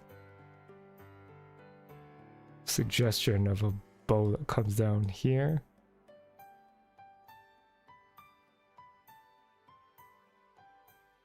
Is this Touhou? Is this Touhou? Is this Touhou? Oh, you know what I can do? Maybe something like yeah, oh yeah, red. I'm already on red. Okay, so maybe let's just do something like pew pew pew pew. Cause Touhou's like a bullet hell, right? I don't know anything about Touhou. And then there are like things here, very abstract things. I think this is Touhou. I think this is Touhou. You can't tell me that's not Touhou, I think.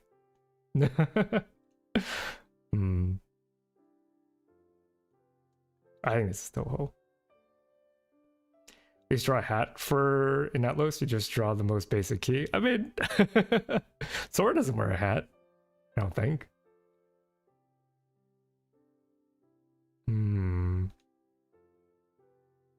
All right, that's my interpretation of Toho, I think.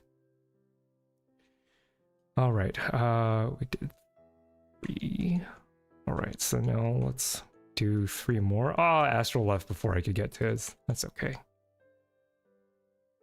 Yeah, if you weren't aware, you know, if you're first time chatter or something, we have a thriving vtheorem community, one that is including other VTubers other than myself. Let me give them a shout out.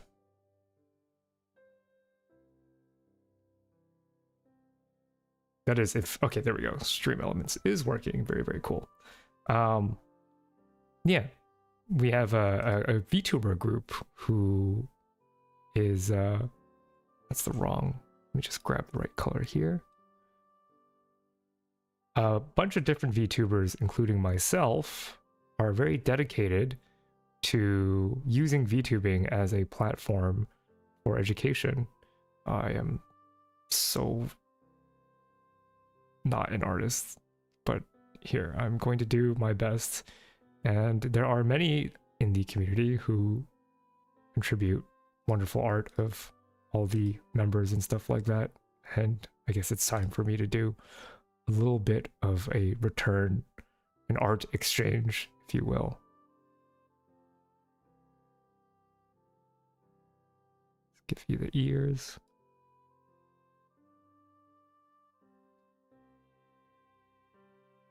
I think this is Astral. This is recognizably Astral, I think.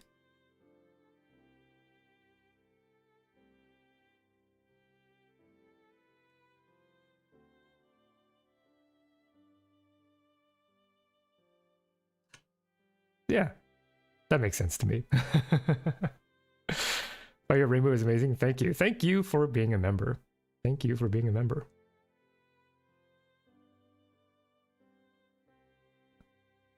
Okay.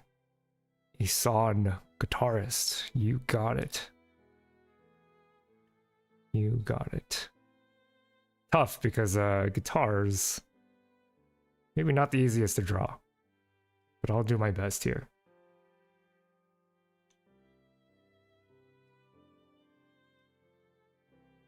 Oh, I forgot to draw limbs, I think.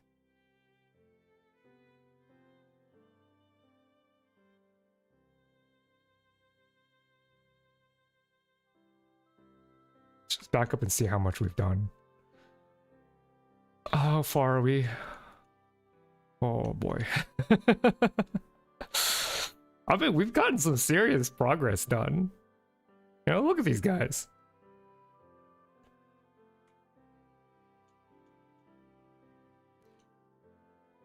But I expected to need a lot of time today. Which is why I started at this hour. Okay. This is the... Oh god, and then this thing is complicated. This is so long. And then it's like... that. Oh, okay. And then... cut that off there. Then we can make this to some kind of brown. And then we'll make that a lighter brown. Oh, this looks terrible. Or if I'm taking my own advice, this looks ineffective.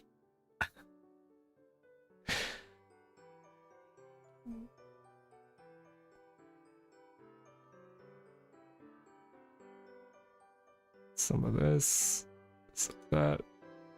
Oh man, it's so bad. I'm sure this isn't even what a guitar looks like, but I am stubbornly refusing to look up a reference.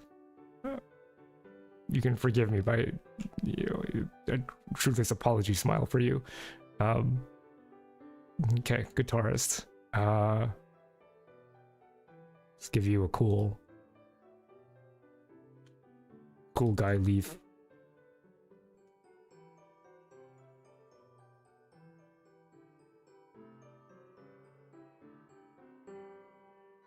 Because guitarists are cool. Okay, Seed, your turn. All right. I don't know if you commented, Seed, if there was something that you wanted me to add. I was originally just going to draw you as like a Pikmin. But you have a little bit of time to get in the one-line self-description. Little bit of time.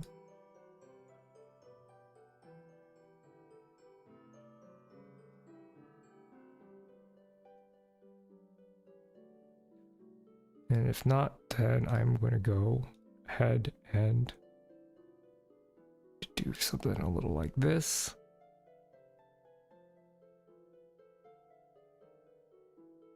I already did, but I wonder what your original idea was. I was going to do like a little Pikmin dude and maybe cover you in dirt or something for Seed.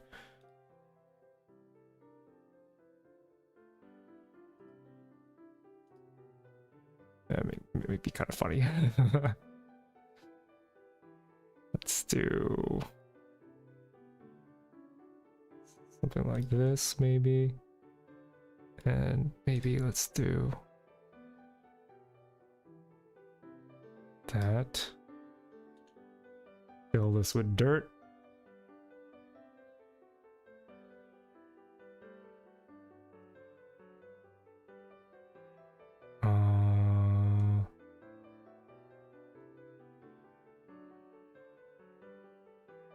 Then we can do something like this.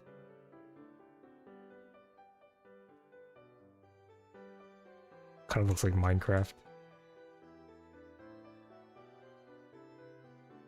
There we go. Let's hide this outline.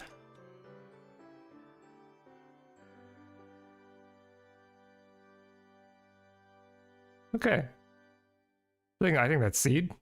I think that's Seed. Okay. Onwards we go. All right, 1, 2, 3. Okay, hair day.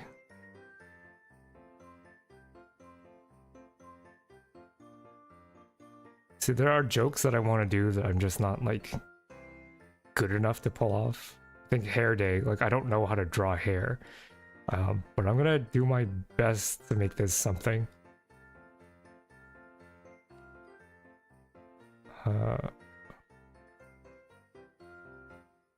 Like, okay, let's procrastinate and just draw in the chromosome first.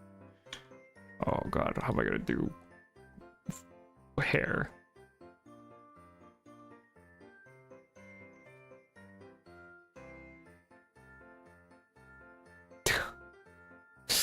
This is nothing. This is nothing. Is this something? This is nothing. Maybe this is something? Hold on.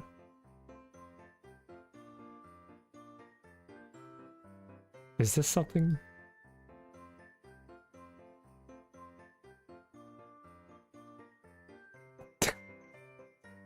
Stupid. This is stupid. This is so dumb.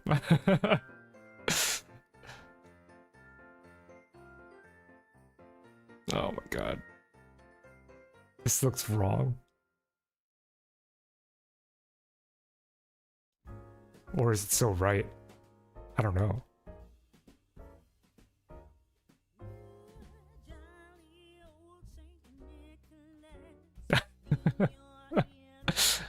I cannot spend more time on this.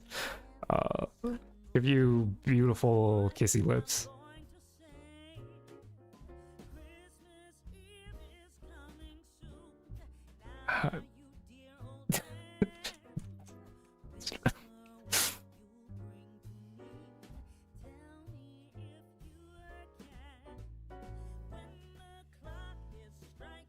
I think that's hair day. Cellular Trump? No, that's not the intent. Okay, if it looks like Cellular Trump, that's not what I was going for, and I need to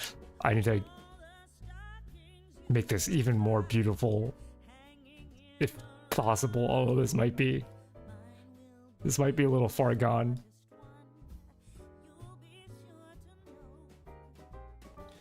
I'll probably post this. Oh, I don't exactly. Maybe I'll post this as an Imgur link because this is too big for Discord, I think. If you want to, if you can't be here or if you don't want to like look through the VOD for yours, I think I'll post the image somewhere. But I think this could be hair day. I think I think Morgius, I've done yours already. I want to take a quick peek. Where are you? Oh, there you are. Okay. Okay. Integrals. Puppy dog. Okay, let's go with that. Here's where I out myself in terms of I don't know how to draw a dog.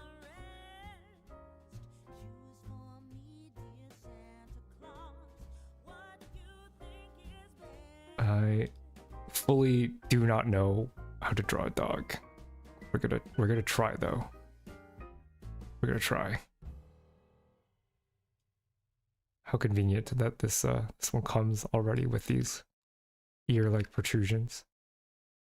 Sharing Imgur and then sharing Discord. Yeah, I think that's probably the right move because this canvas is like a gajillion pixels long. You love it? Thank you. Thank you for having a very easily interpretable request too. Oh god. The thing is, I don't know the difference between how to draw a cat and how to draw a dog because I'm stupid. God, is this something? Is this anything?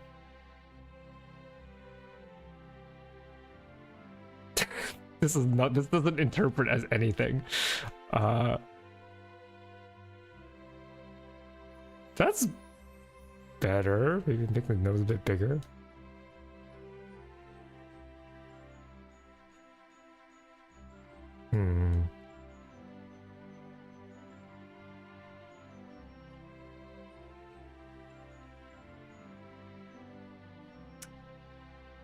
Dude.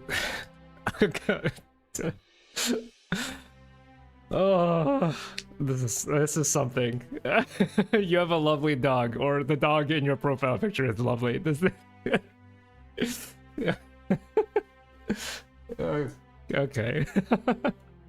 Hey Mylan, welcome. Cozy Fi indeed. Take a look at the canvas, my quality work. Dogs have wider face with a longer mouth. Cats small skull with small mouth. That does make sense. That does make sense. There's so many. There are so many. When I committed to doing a drawing for every member, I was like, oh, I'll do it, and I'll be in and out maybe 3 hours. And then like the giant virus video came out, and so many more cellmates have come into existence, which is amazing. As I said before in my very sappy, sincere opening, like, thank you, because it helps me know that a full-time career in this might be possible. But at the same time, I was like, I already said that I was going to do all of them a drawing, and I'm going to commit. So it's up to me to find a way to make that possible without going mad. I love this screen name, Tyler. Tyler Null is a very funny screen name. So it's time to give you a big old bottle of nondescript medicine.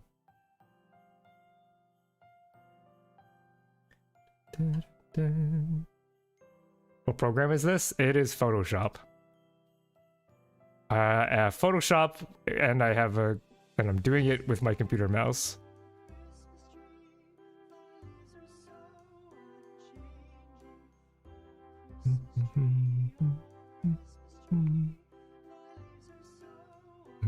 Tylenol. Let me do this quick fun thing. 6 hours exactly. Suffering from success exactly. Like on vacation, I was watching the new members come in, and I was slowly starting to sweat. I was like, uh-oh, uh-oh.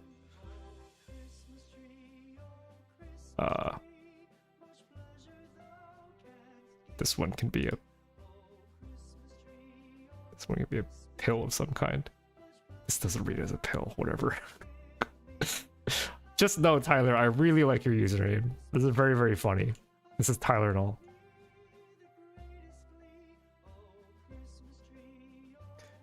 Okay.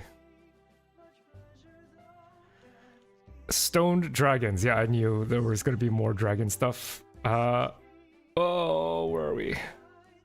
Okay, here we are.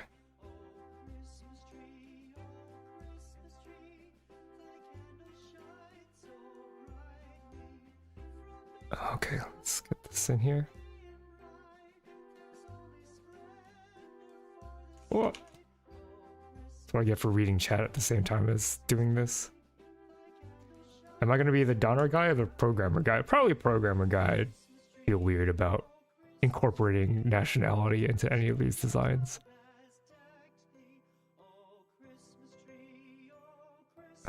Okay. The thing is I would love to maybe do that part of the username, but I don't know if Happy YouTube would enjoy that. So instead, we're gonna give you a rock.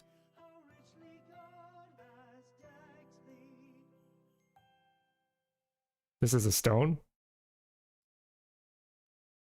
And for those of you who might think, am I being too paranoid?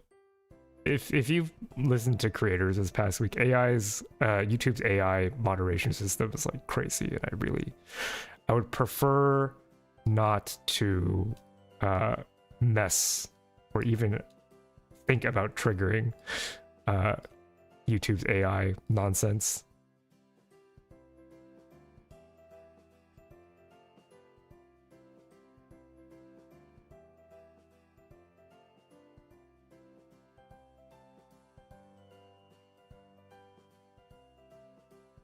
All right.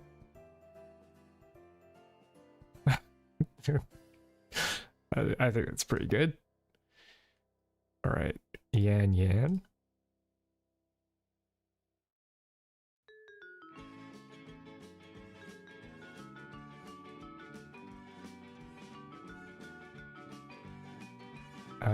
Gosh, let's try to do a thumbs up.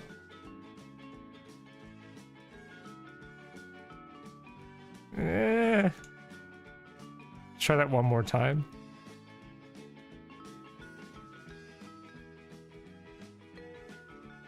Okay, that's a thumbs up. Yan Yan is also the name of a delicious little snack. It's a little...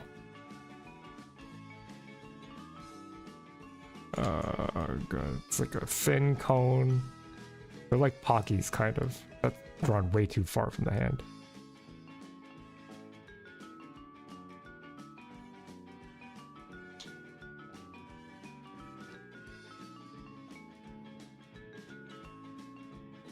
I don't remember what the colors of Yan Yans are, though. Let's just go with this. Okay. Let's give my wrist a little bit of a break after this next one, and then I'll catch up on chat.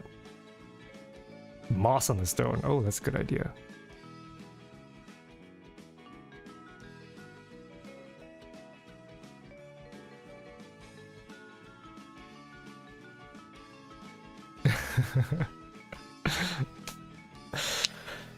Oh, okay.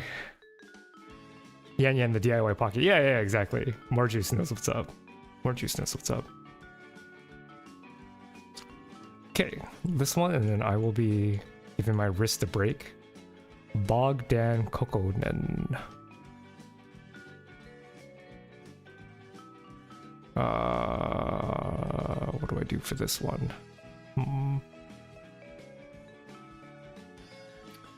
Bogdan Kokonen.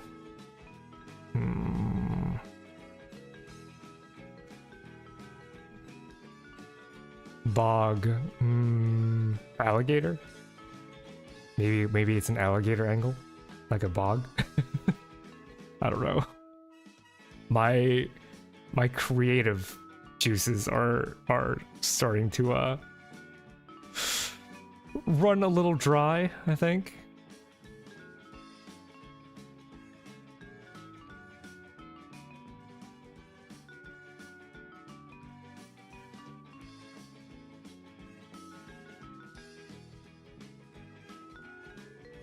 Should close this.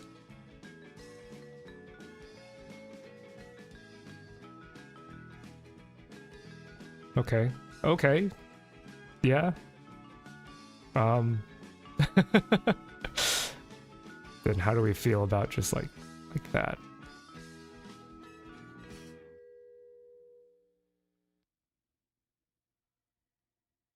Here's the thing. This is like the only year, maybe, where I can even afford to do this, right? Because next year, who knows how big the cellmates will get.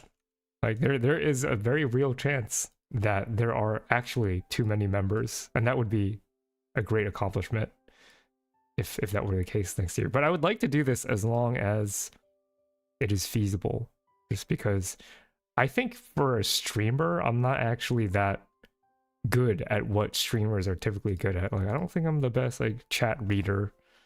I don't think I'm particularly funny or anything, but I do appreciate you all for coming here. And this is just, for now, as long as I can do it, I would like to show my appreciation in this way.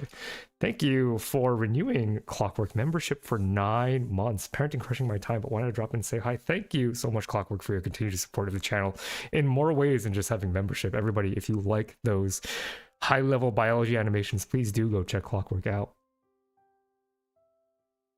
I've been a sponsor the whole time, Stream Elements. How dare you?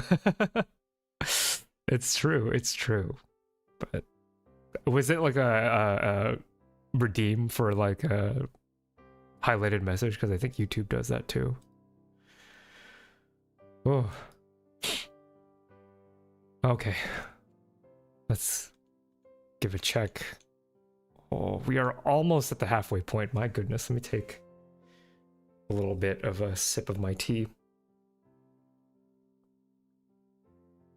Oh, look at this crew. Look at this crew of dudes.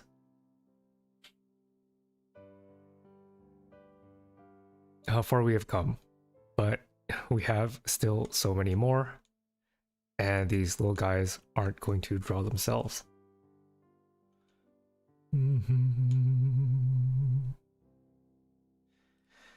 All right, let's get back into it.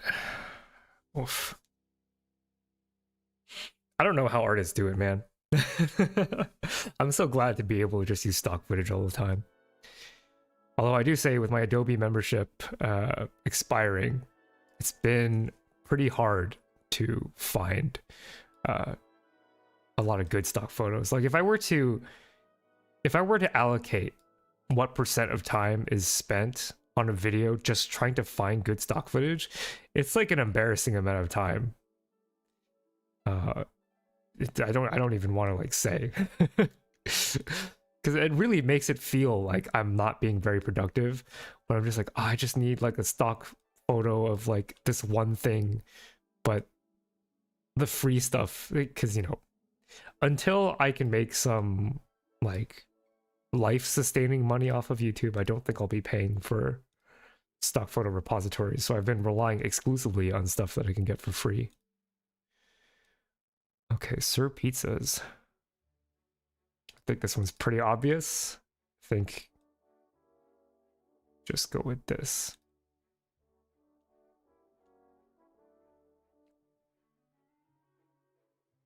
Artistry with pain. Yeah, I can. I hear of the legendary carpal tunnel. I wonder my place in the line. I think it's I think you're a relatively new member, right? So it should be somewhere down here. Do you remember when you joined? Because that can often determine where you are. It's also possible that I missed people, which would be really bad, but I think everybody is here. Unless you joined today, in which case I still have to add you to the list. So just let me know about when you joined, and that should be That should give you an idea of where you are in line. I don't see your thing. Did you join and I forget to put you on? That could be possible. That might be possible.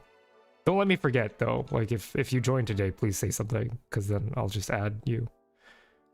I don't see you. I'm gonna assume you joined today, because I don't see you on the list, so I will put you on the list now. I might have missed you during the yapping.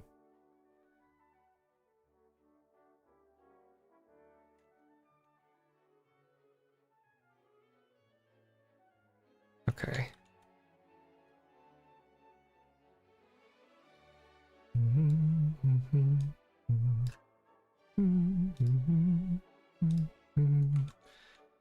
Okay, so this is a Sir Pizza. So let's go ahead and make you a little fancier, I think.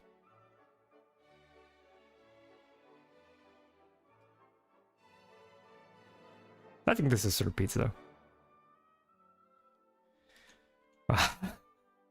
Sans Stampy. Okay, well, I mean, this is another one that's, I think, pretty straightforward. I chuckled because I'm remembering the Phi Sans that Mylan had drawn for me for the glitch virus video, which that wasn't the original prompt. I was like, can you draw me some sincere Phi fan art done in like the Undertale style? And then Mylan went the extra mile and actually made it look like an in-game sprite, which I thought was really, really funny. He doesn't have that line. This isn't really Sans, I think.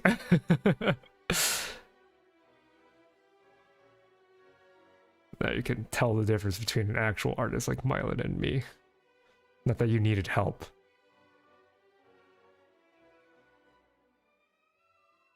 That's so wonky. Oh, lines that are not closed.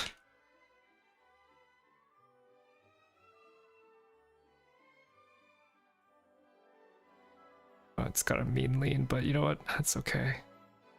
I will take the L there.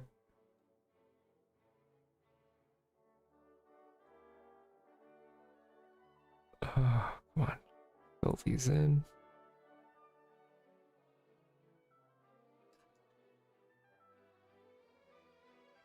Maybe a little bit of this, a little bit of that.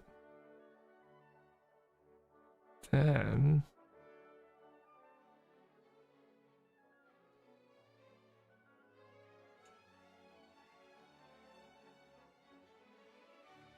this kind of looks like Mickey Mouse.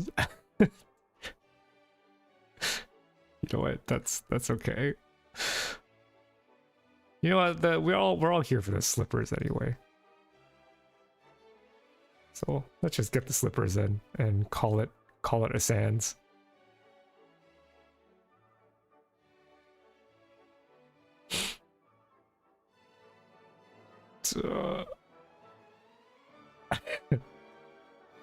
Okay. Okay.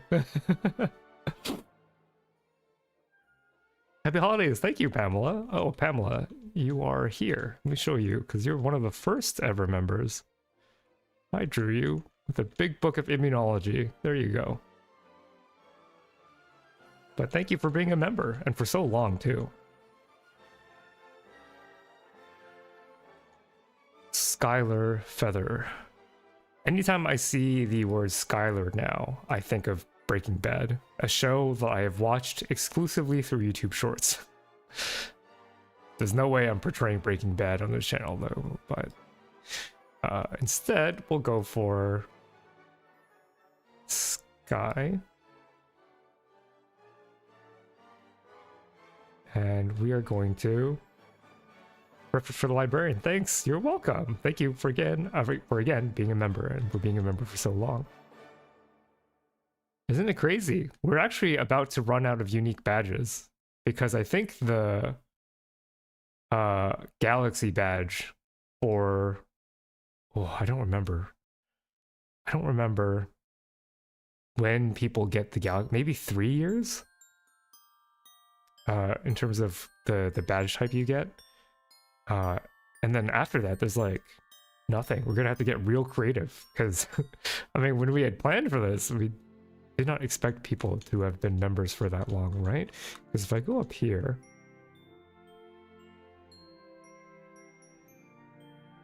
this is not the galaxy. This is the diamond. This is the diamond badge. So we have yet to see. So I think, yeah, I think galaxy's 3 years, but we're already more than halfway there, which is crazy. Okay, so that's Skylar. Okay, A biogenesis, retired physician. Let's go with the physician thing, because I'm a little unsure as how to handle A biogenesis. So we'll do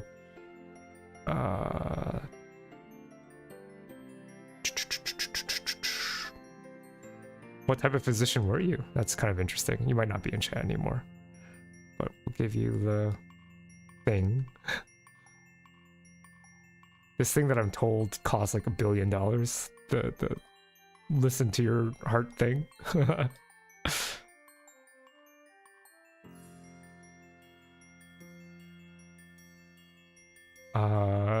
What else can we do?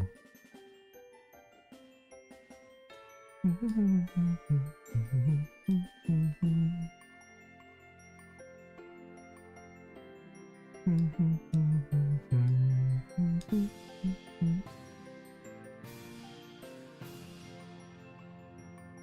think it's pretty good.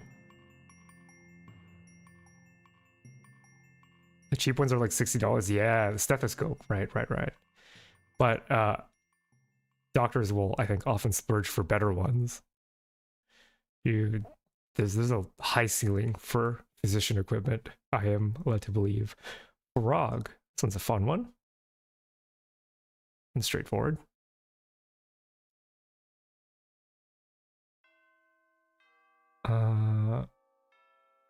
Let's do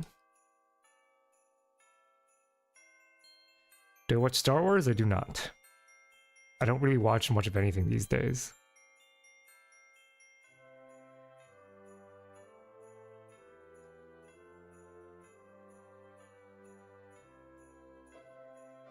You can pretty much tell what I watch based off of all the references I put in my videos. Oh, hey, LED. Yeah.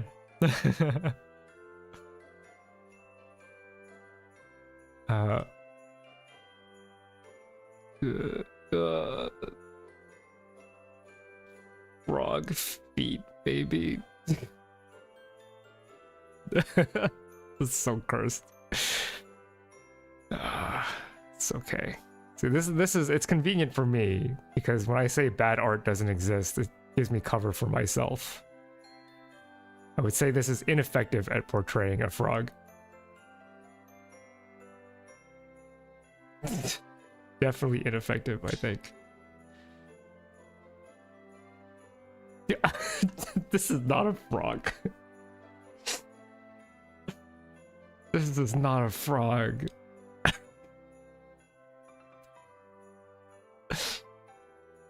This is not a frog. Frogs are all in the giant eyes. Good idea. Let's try that angle. Let's try that angle.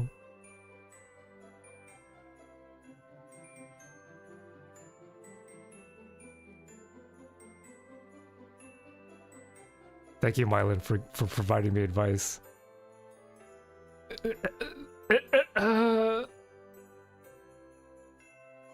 This is... Oh my god. This isn't a frog, but this is what I can do at the present moment. Oh my god. Just green is fine. I don't know which one. Okay, you know what? The feet can be green. Because I have these all on like different layers, I don't actually know which one this layer is, so I can't exactly recolor the body, but I can maybe just do the legs. Oh.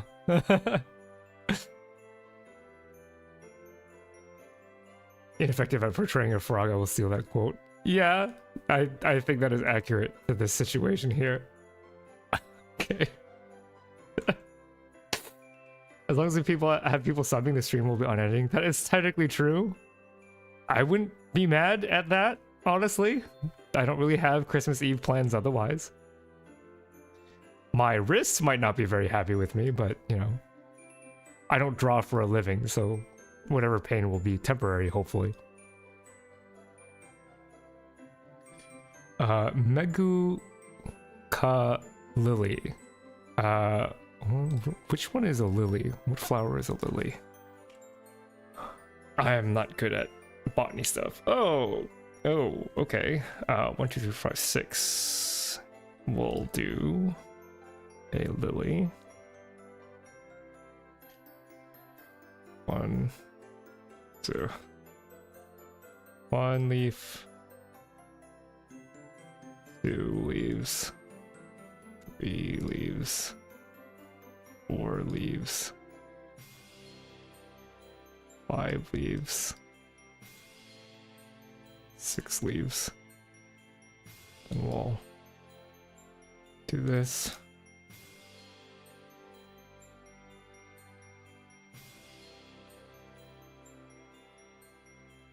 We'll put some blush on you. I don't know if you're okay with being portrayed as cute, but look, I'm gonna be real. It's 2025. We can all be cute.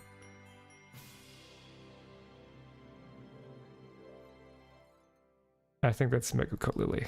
I think so. Yeah. Okay. Facus alt. I'm gonna interpret that as like facetious. So maybe we got evil mustache. What does the spy's mask look like from TFT? TF2, not TFT. Sorry. Oh right, it's just nothing. It's just I could draw. No, maybe not. Maybe not.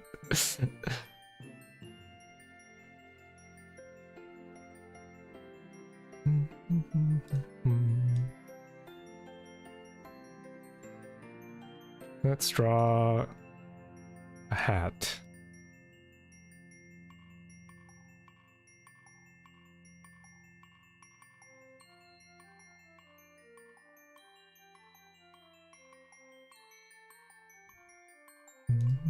Oh no!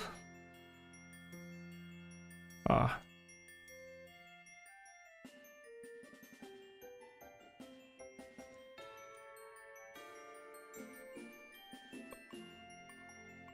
Okay, that's that. I think that's good.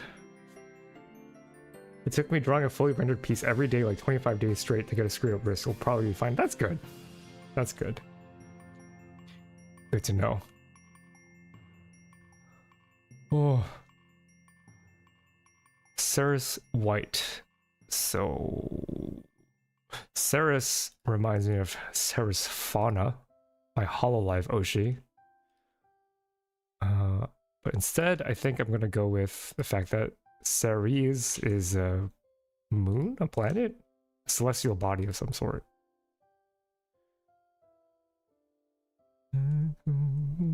So let's do something like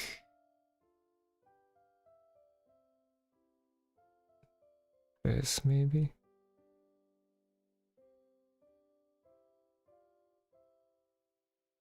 Oh, actually, let's fill in. Let's make the nucleus all black first. Then let's draw a little moon. I don't remember if Ceres is a moon or not. But it is a celestial body of some kind.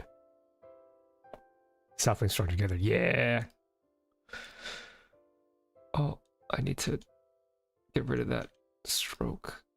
There we go.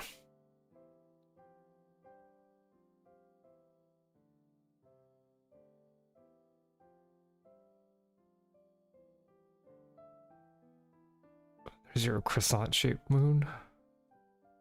Or a celestial body.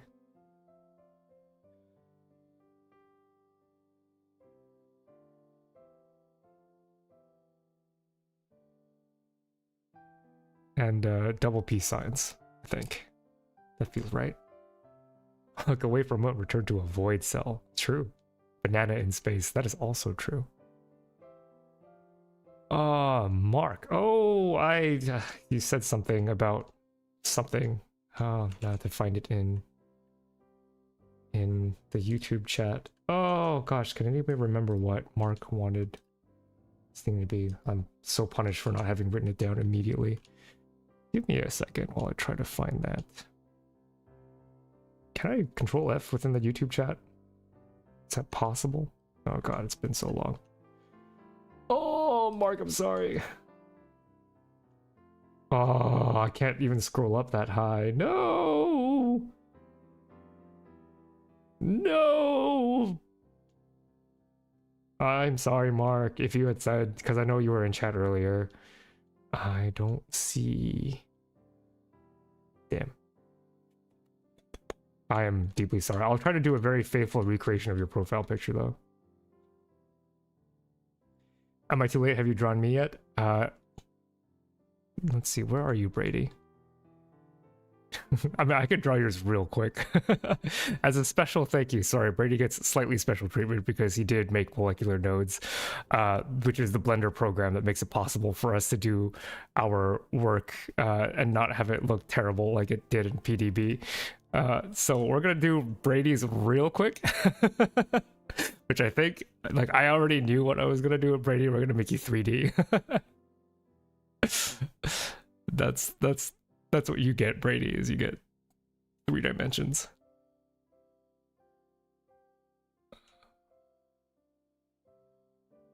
Oh, my mouse is dying. Come on, we can get through this.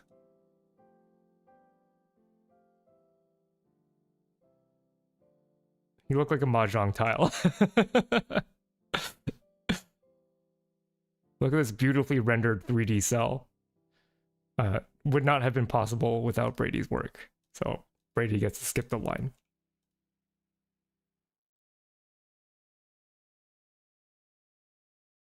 We love extra dimensions here. I mean, yeah, I mean, should we just have you be No, it's too much effort to erase everything there. I was like, this is essentially a mahjong tile, what I have drawn here. Pay no attention to the fact that this makes no sense, but come on, I got like, how many more do I have to do? Maybe like 50 more. So, you know, Brady, you're just gonna have to be satisfied with that. All right, Mark Sando. I like this profile picture you have, so I'm gonna do my best to recreate it. But you've been pumping them out? I have been. I want to make sure to get this all done in one sitting, but you know, if people subscribe, then of course that means I get to stream a bit longer, which is not a bad thing. I like this guy. I don't know who this guy is, but let's go ahead and make an old-fashioned pugilist.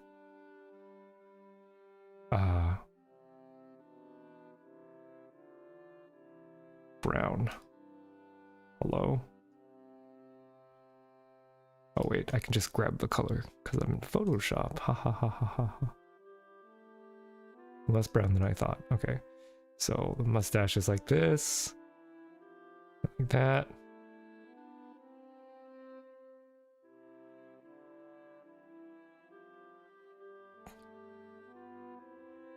This probably needs some adjusting. I mean, that's okay. Let's give you some stern eyebrows.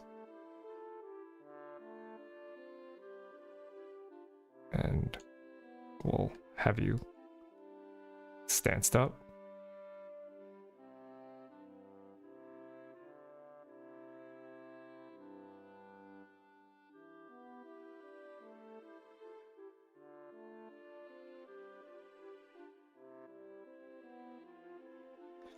We'll pull this more back a little bit.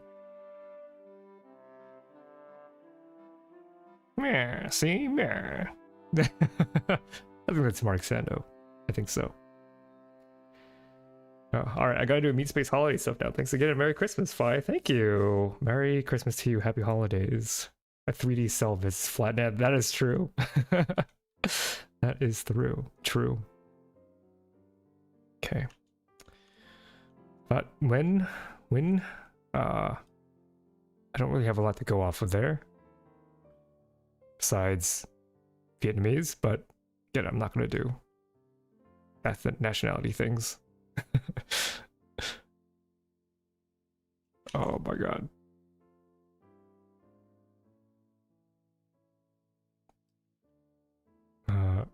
Instead, we're gonna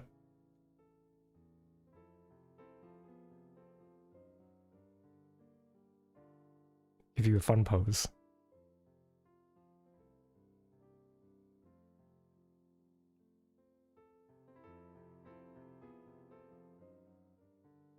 And maybe a hat?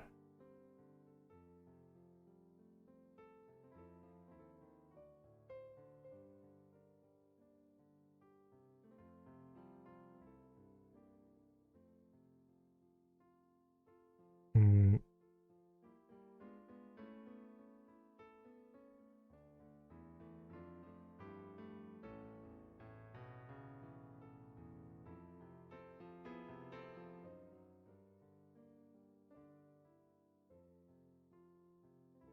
Okay, I think that's it.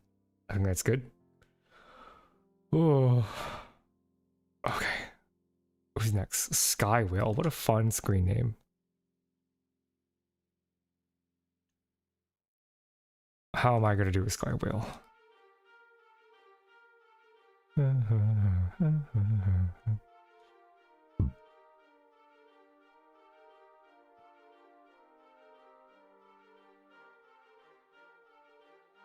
Okay, that's a tail. Fins.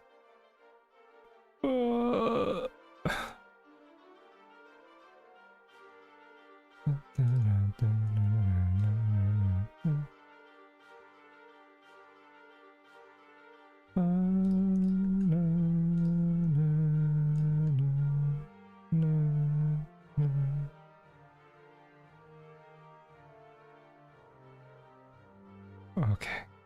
You can kind of tell I'm getting a little less animated as I'm locking in to try to finish these drawings. There's more work to be done. I still have to prepare for that charity stream coming up. Nope. Big Pog, have I been drawn yet? Yes, you have, Super Soyajin. Let's bring you, show you where you're at. I at the time, I don't think I could have done much better than this. That's what?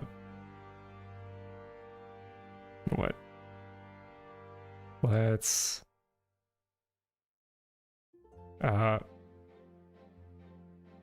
do this maybe for the extra Super Soyajin power. All right, that's your Spirit Bomb. Not gonna draw Kamehameha, but there you go. Super Soyajin. I should be green like Cell from DBZ. You should, but I'm not gonna. Because I have a billion layers in this Photoshop file, and I don't know which one yours is, so I don't want to recolor it. Okay, Arch Chrono. Oh, wrong color.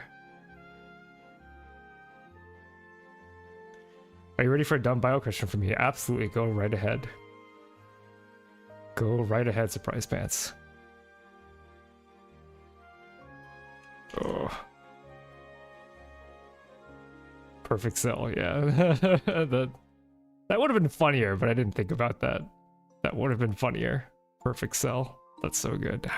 Shout out to my millennials who watched Dragon Ball. I don't know if Dragon Ball is even, or Dragon Ball Z, the original Dragon Ball, is even popular with Gen Z anymore. Arch Chrono. Very cool name.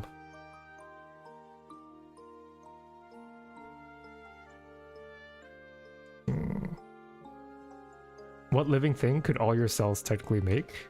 What do you mean by that? I'm a little unsure as to how to interpret the question.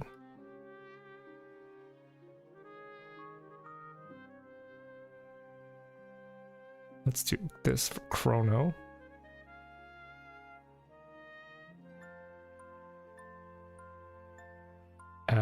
And then I like the profile picture. Let's incorporate elements of that.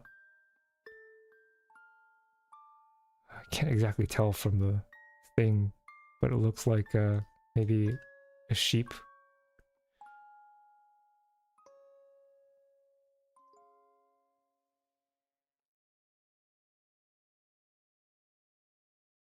This isn't a sheep. You're rehearing that a lot from me.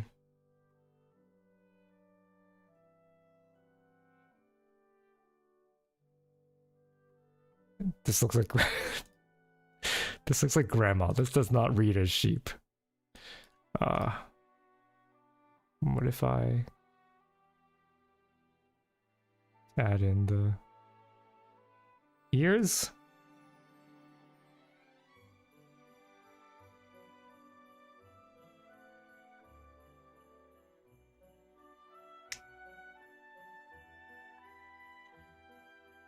Oh no, don't do that. Then I'll pull in the blue.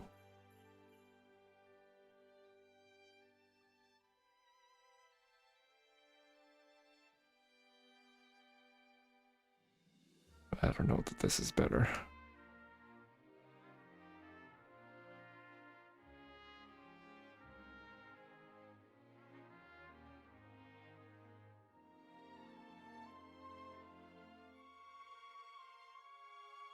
It just looks like now it looks like the big bad wolf was trying to eat Little Red Riding Hood, right? Like the wolf ears, but she's also Granny. The more I try, the more this sucks.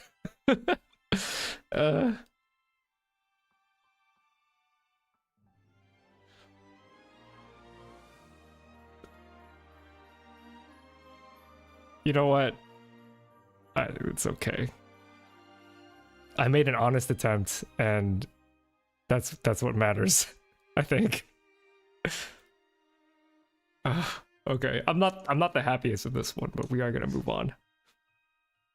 If all the cells were in a singular multicellular being, like there's not enough cells for like a mouse or something, right? Well,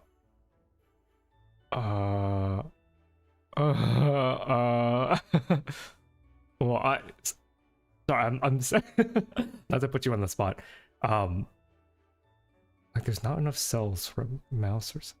Could all your cells technically make? I mean, like what is the population of cells that is actively replenishing? Like, so we're like maybe not counting neurons that don't replicate. But like, for example, your intestinal lining is always replacing itself, so it actually is churning out a lot. And I wouldn't see why, you know, theoretically, if all of your cells had stem potential and could be guided to develop correctly, I wouldn't see why you wouldn't be able to pull a massive stem cells from a mouse and then make a new mouse from that. Similarly for humans, right? Like the egg and sperm, you know, they're pretty unique. They have the instructions to build a little human.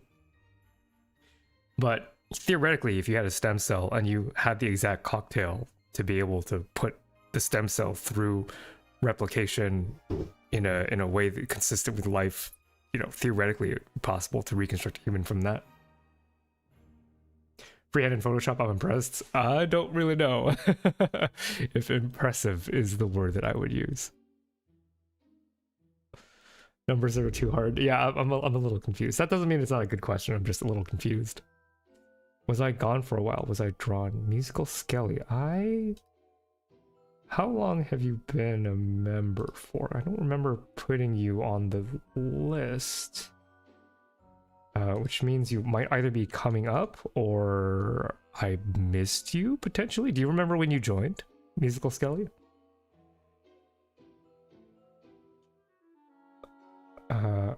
Hello, I hope you get that amount of members you want. I really like your videos as a future doctor. I appreciate your good work. Thank you so much. It means a lot to me.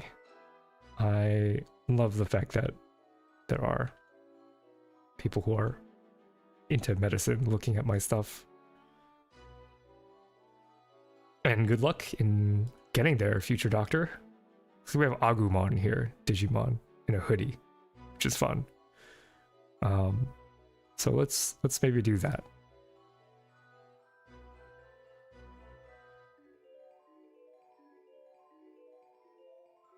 It's a week or so? Okay, so you should probably be...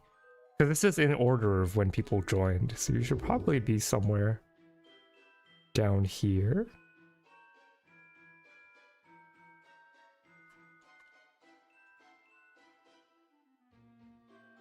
And I'll put this entire picture on Imgur or something so that you can see yours specifically if you don't want to go through the trouble of finding yourself in this, what is probably going to be quite a long stream.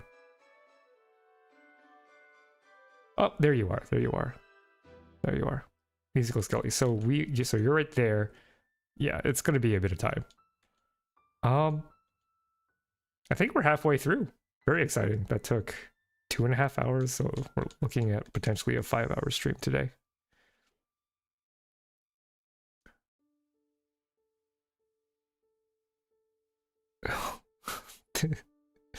That's not anything. Oh my god. Okay. Well, I can do this. Agumon's got feet. This guy looks like a Jub, putting the feet like this. Any Neopets fans in the audience? Any millennials? Internet terminally online millennials familiar with Neopets? I'm always reminded of a Neopet. If you ever see something in this shape, reminds me of the Jub. Could I draw these nails smaller? Yes, but I'm committed to one brush size for today.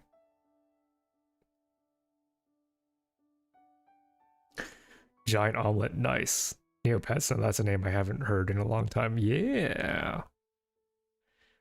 Used to be on there all the freaking time. Was my intro to HTML, although I didn't really work that hard at making anything look all that good.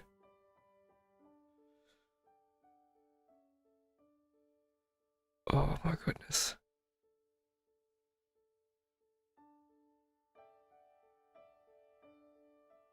This is Agumon, right?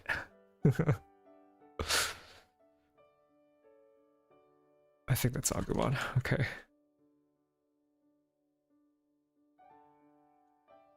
The cute potato. Oh, I know what I'm gonna do. This is an inspired idea, I think.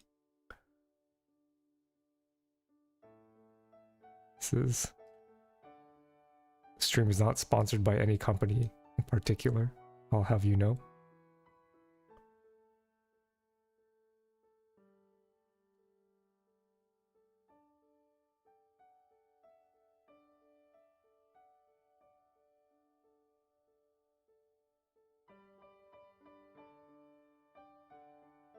I loved playing Neopets. Neopets is a great game. If you don't know what Neopets is, it's basically a pet ownership simulator mixed with like fantasy elements. It was cool. The cute potato. You get to be an elite form of potato, which is the fry.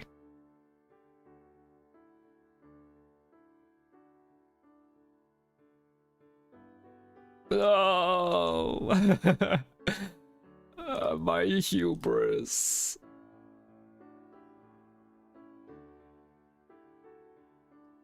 Okay.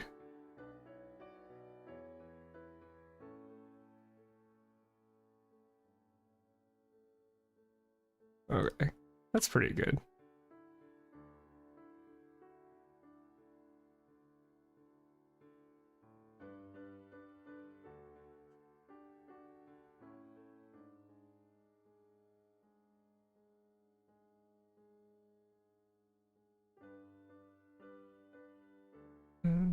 Just for good measure. Give you a potato.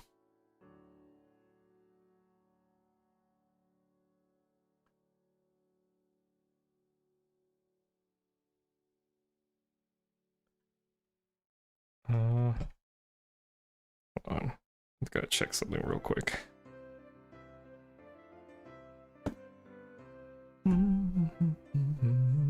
Online Tamagotchi? Yeah, that makes sense to me. If not impressive drawing, brave drawing. I would agree with that. That does sound more accurate to me than any qualification of something being good.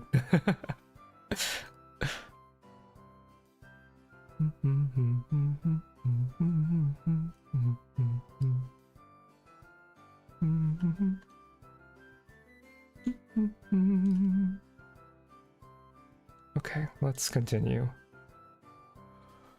Okay, who do we have next? Do listen, please. Okay, I will. I'm listening. Oh, where am I? Where's my chat? Oh, where'd my chat go? Okay, there we are. Do listen, please. This one.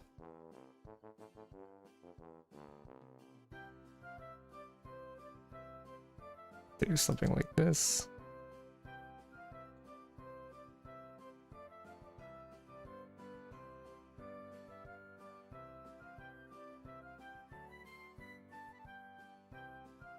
Here you have big ol' listeners right here. And I'm just gonna make up this.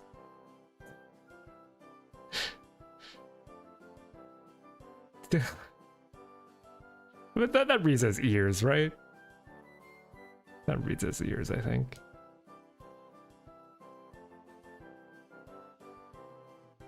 Oh. Let's make that less harsh of a red and remember to close my lines.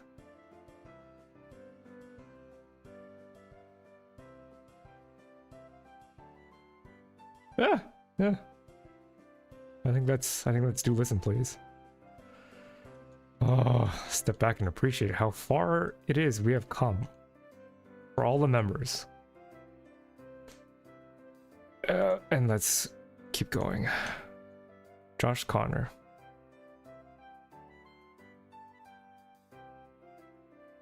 Like the alien. Let's maybe go with that. I mean,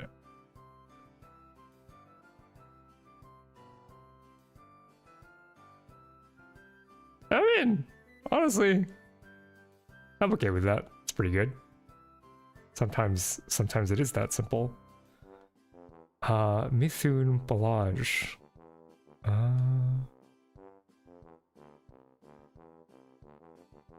Let's go with mithril for this one. These would be cool Christmas cookie shapes. That's true. I think so. Like a big hammer, I think. Hammer made of mithril. Or Mithun Balaj. Balaji, sorry.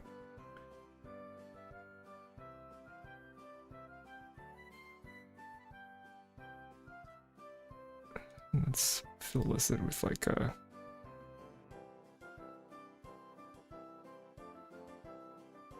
That's a little muddy for mithril, I think. Maybe a little lighter than that. And then let's, I don't know, put in some white streaks. Is this mithril? This is mithril to me. This is my version of mithril. Cape? Maybe a cape?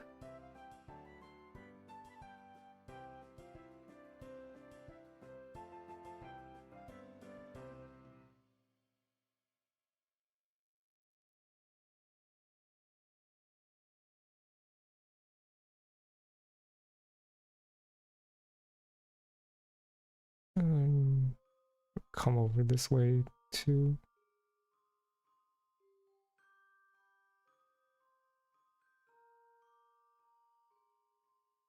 You know, anatomy on a cartoon character like this is a little confusing.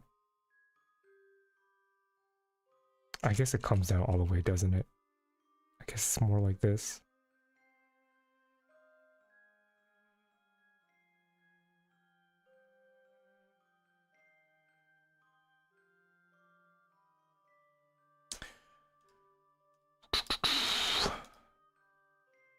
That's, I think, good.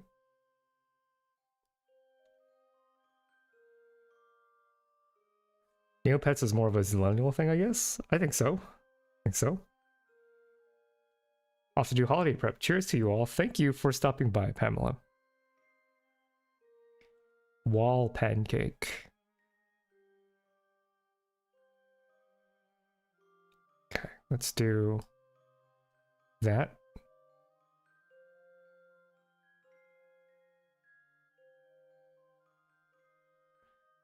For wall here. Speedrunning a slide about synthetic bacteria to use for cancer therapy. Very cool. We did have a cancer paper on the last charity stream I did that was talking about something like that. Although when you meant synthetic bacteria, do you actually mean an engineered bacteria? Because as far as I'm aware, synthetic bacteria are not super a thing. Although you can feel free to correct me if I'm wrong. I'm nowhere near an expert.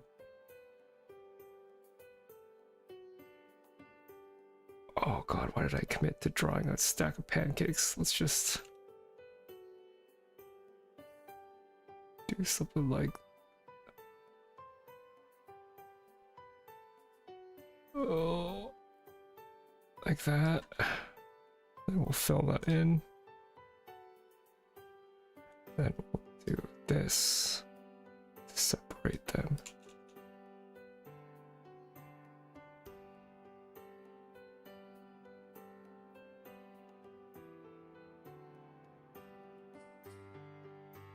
Wall pancakes.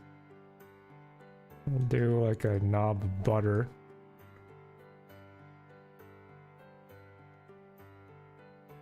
And then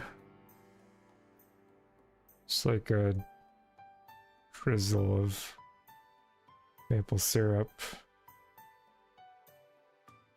This is how Americans enjoy pancake food as breakfasts, dessert for breakfasts. I think that's wall pancake. Gallo is into plant biochemistry. Neopets. I remember playing Neopets on my grandparents' computer on their dial-up internet. Wow, that's a mood. That's some classic internet. The classic era of the internet, I think, is Neopets dial-up on the internet. Something that the modern generation never has to deal with. Plant biochemistry. We'll do. Because we already made seed into a... Oh god, what does the chloroplast look like? Oh, I'm so bad at plants. Hold on.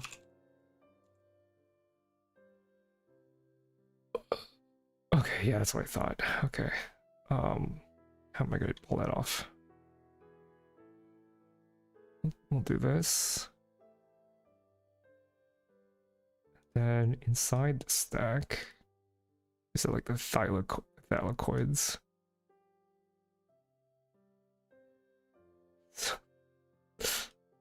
I'm doing the best I can. Okay, that's chloroplast.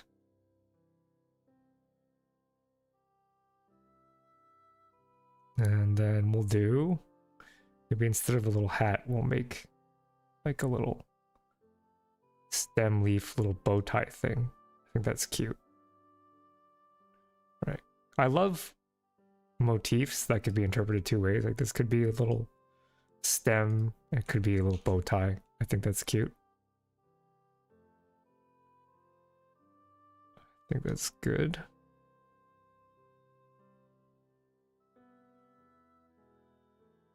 Yeah, I think that's good.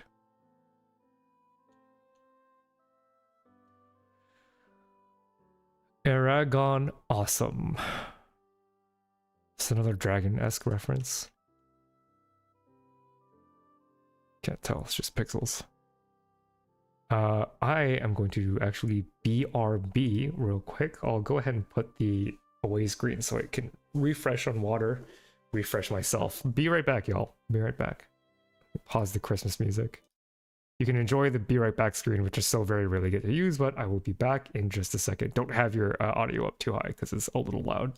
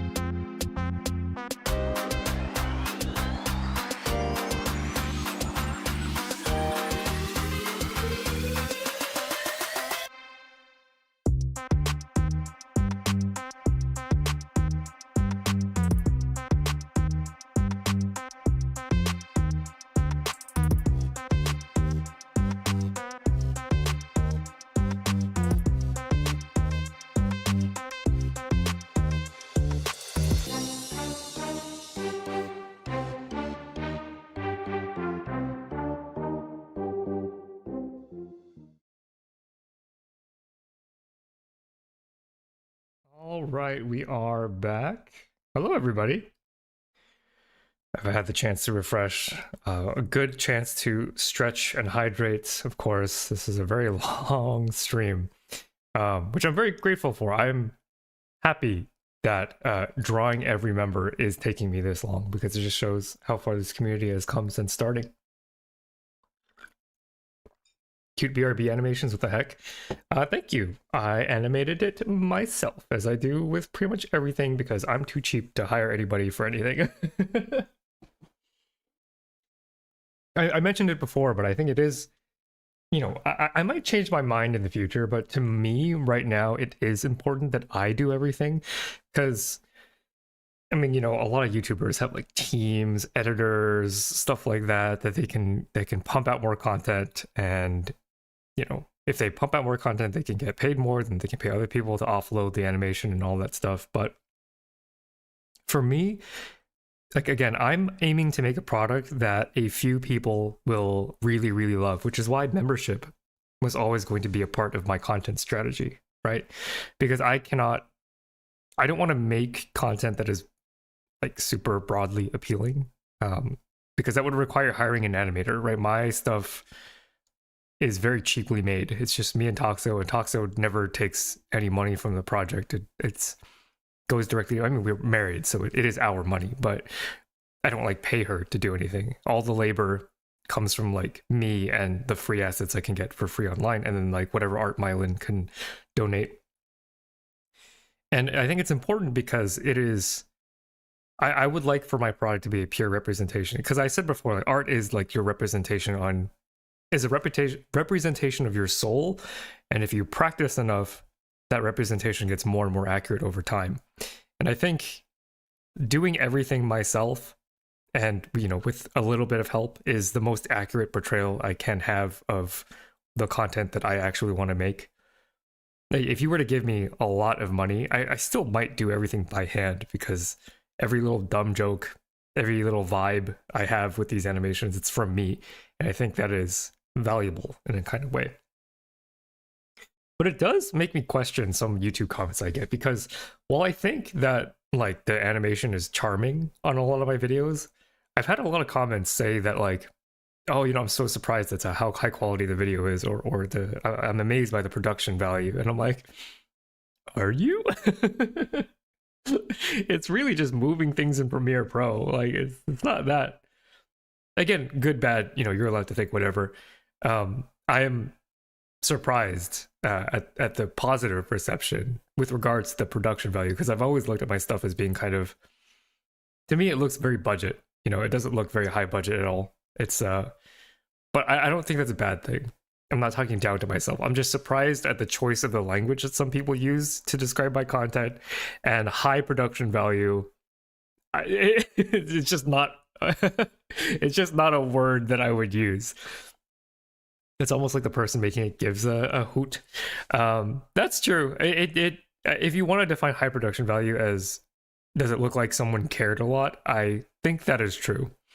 It's just that I have limited artistic ability, and therefore, but again, like, I was thinking about this the other day in terms of like, why, like, if art is truly on a spectrum of good and bad, why listen to covers of music that you like, right? When, like, if you're a VTuber fan, why would you ever listen in on a stream where the VTuber is singing covers of other songs?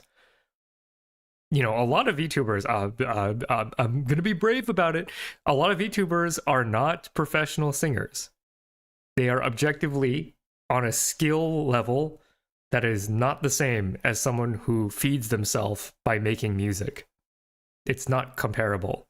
But I think covers by VTubers you like they're still good, right? They have a different artistic merit than the original song, because a person whose content you enjoy seeing them, right? This is, again, a little piece of the video that I'm going to make about why separating the art from the artist is devaluing art. Because I think, you know, in terms of AI art, there's a lot of tech bros who have the opinion, well, you know, as long as the pixels between the AI are identical to the pixels that a human could put down, then what's the difference? Well, the difference is that humans are not that simple. We're not a machine that just interprets pixels, because those pixels, if they come from somebody that you have some sort of relationship with, it can change the experience. my argument for this in my AI video was you wouldn't view a drawing that your child gave you the same way as if someone else, like a random kid, gave it to you. Like those pieces of art would mean something different to you. So I don't know where I'm going with this. It's just I've been thinking a lot about the idea of quality art and why that's not necessarily the same as art that is made by a talented person. Yeah.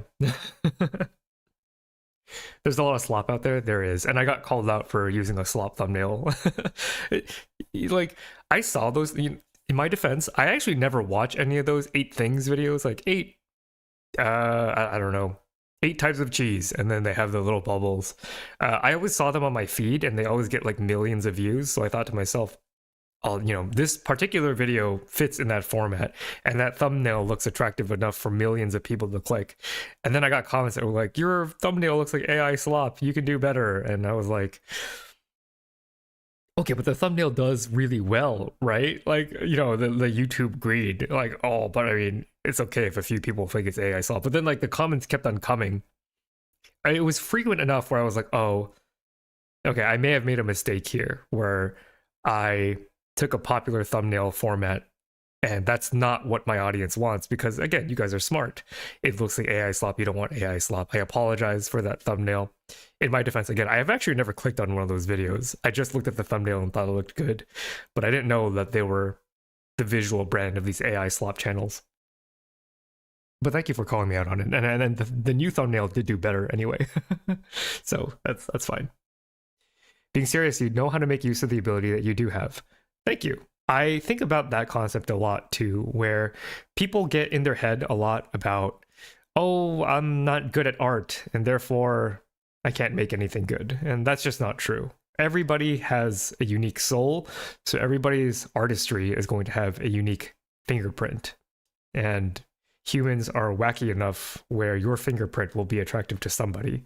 And then as a matter of skill, to adapt that fingerprint to be palpable for a larger audience. And I think that even though I would not call myself as traditionally artistic, the one thing that I do pride myself in is I have like artistic and I have artistic ambition, and I am not afraid to put out a product that tries hard, but maybe misses the mark, right? Because a lot of people look at the thing that they make and they go, this sucks, and they never publish anything and they give up. And I'm guilty of that too, right? I've made a lot of content that nobody has ever seen because I've just been so disappointed by what I've accomplished, but I never gave up, right? Eventually, through a lot of trial and error, I finally arrived at a format that I'm happy with, and that is what I'm sharing with you all today. And, as long as you stick around for the channel. Bro, get back into my bloodstream, not the mainstream. That's so good. That's true. That's true. Which video? The most recent video about tiny viruses. That one had a AI inspired thumbnail, which I was not aware of, but I've since changed it. Okay, Aragon, awesome. I'm just gonna draw you with the coolest thing a 90s kid can imagine, which is a skateboard. Let's do some like a cool skateboard, like with flames or something. Because I mean, did I think skateboards are cool? I mean, I think they're cool now. I was a little afraid of them, in the young years, because it always seemed pretty dangerous when kids would just wipe out. But now I know kids are indestructible, and it doesn't matter if they wipe out. But if I were to wipe out, I would be unable to do anything.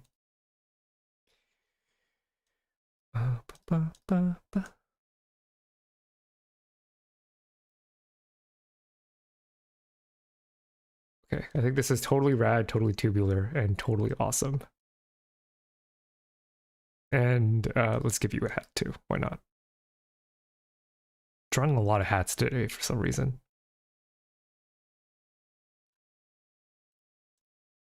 Oh, come on. Just missed it. So close. That's not how a hat. That's not how a hat. Let's do a beanie, I think.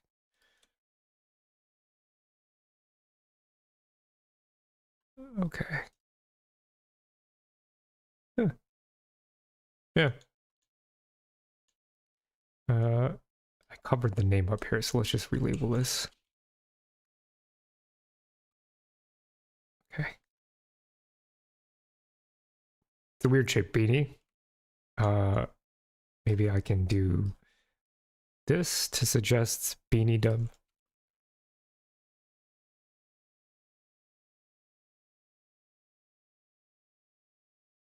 They kind of look like a artist or something, or a bowl cut.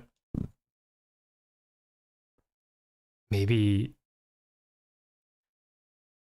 this? Is that better? Is that more hat-like? Yeah, I'll take it. I'll take it.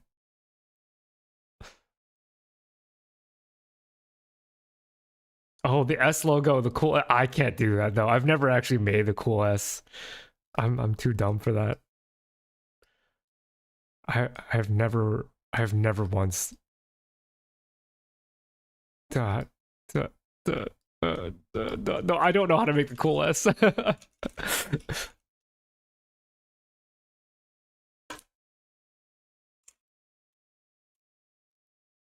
Like the Stussy, I think it's called. Imagine the cool S here. That's such a good idea. I just don't have the ability to pull that off. That is good.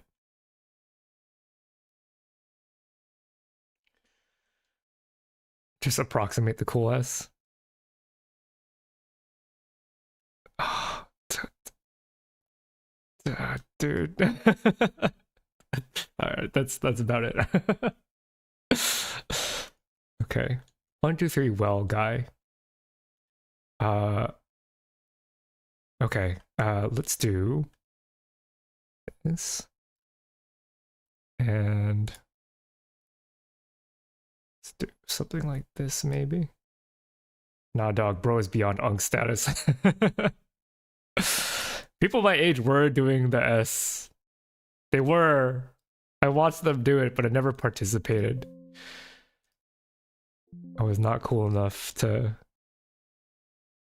handle. Or rather, I did not feel like let me tell you, my self perception of someone who does art was so low. Like I didn't even bother doing the S because I was so self-conscious of like being terrible at drawing when I was a kid. That's the thing. That's why I think kids are the most pure artists, right? They don't care if they're good or not. You give them a pen and paper and they just do. Right? They don't get in their head about is this a quality product or not. And that's what makes their art so pure, I think.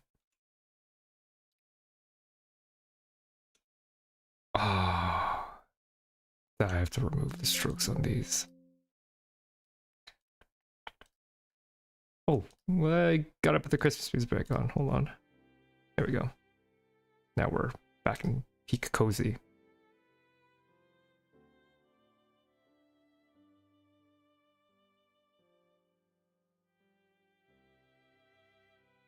I know a very good Chinese proverb which goes, don't kill the cringe part, kill the part that cringes. I've been seeing that a lot lately. I agree with the sentiment overall. However, I do think there is a calculation to be made. It's a nice thought, but if you want to do art like and try to make money off of it, I think the relationship you have to have with your own art has to be quite critical. If you do art for fun, then of course kill the part that cringes. Go for it, you know. But there are times when I'm like, I cannot put out this product because the way I think about YouTube is until people remember me, deeply remember who I am going to have to work very, very hard to put out a lot of content and earn your trust, essentially. But until that happens, I need to be very careful because here's the thing, you know, you might all enjoy my content. I assume if you're on stream, then you enjoy my content. The thing is a lot of people don't know who I am yet. I don't have a YouTube brand with longevity. You know, I don't come up in conversation about biology YouTubers all that frequently. Although, you know, if you want to spread my content on Reddit, I wouldn't be mad about that. And so if someone's first impression of my content is something that is anything less than perfect, well, they might never come back to the channel, right? I might lose a potential viewer if I don't try and make sure that everything that I put out is quality, which is, you can imagine, maybe a little stressful, but I'm confident in my ability enough to be able to make something that my imagined audience would enjoy. Because I don't know who you are personally, but I can guess. If you couldn't tell, this is a 123 well guy. I'm making a little well.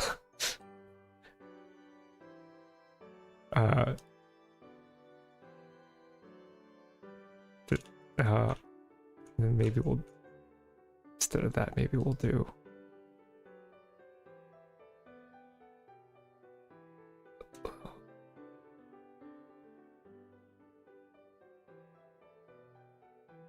this is so whatever. Nope. Yeah, I think that's good enough. It evokes well. Alright, probably the oldest neutrophil? No, probably not. You know, there's a new Phi every 24 hours, actually.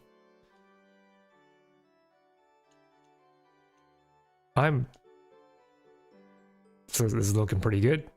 It's looking pretty good, chat. Okay, who do we have here? When life gives you what it can only assume are lemons.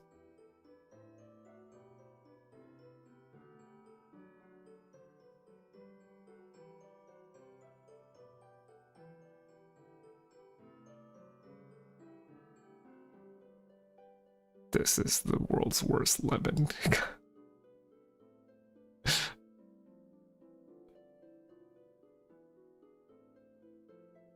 I would say don't be afraid to like make art, right? Even if it's cringe, you did it, which makes it intrinsically valuable. But if you want to make money off of it, then you have to have someone tell you if it's an idea that can make money. I don't know. I feel like that's not unreasonable. Right? I don't think that's an unreasonable check on that idea, because some people might view that try to monetize and then find that monetizing art is a different thing entirely to artistry. It is almost antithetical to artistry because, again, you know, I'm not being a hypocrite here. I know my content is also pretty hard to monetize, all things considered. Not a lot of people, I think, are in the market for content that is hard to understand, right? Because if you think about it,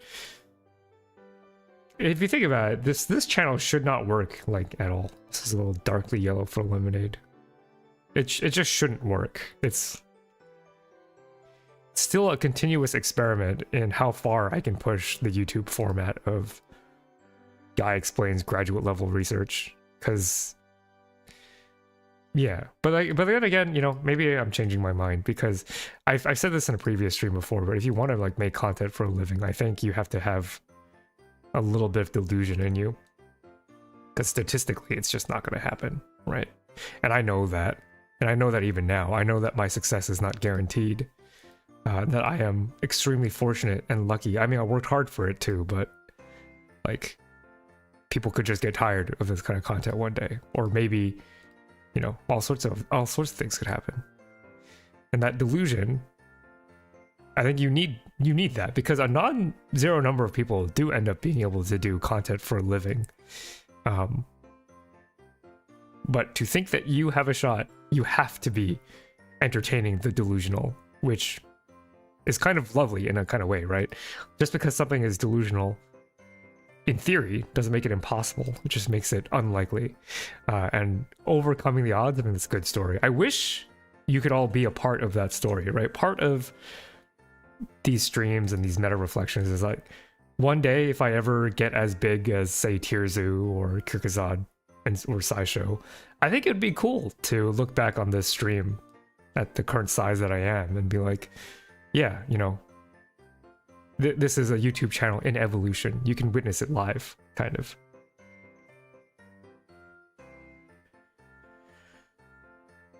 There's a new Fi every 24 hours. Would it be statistically probable we see a new Fi on stream?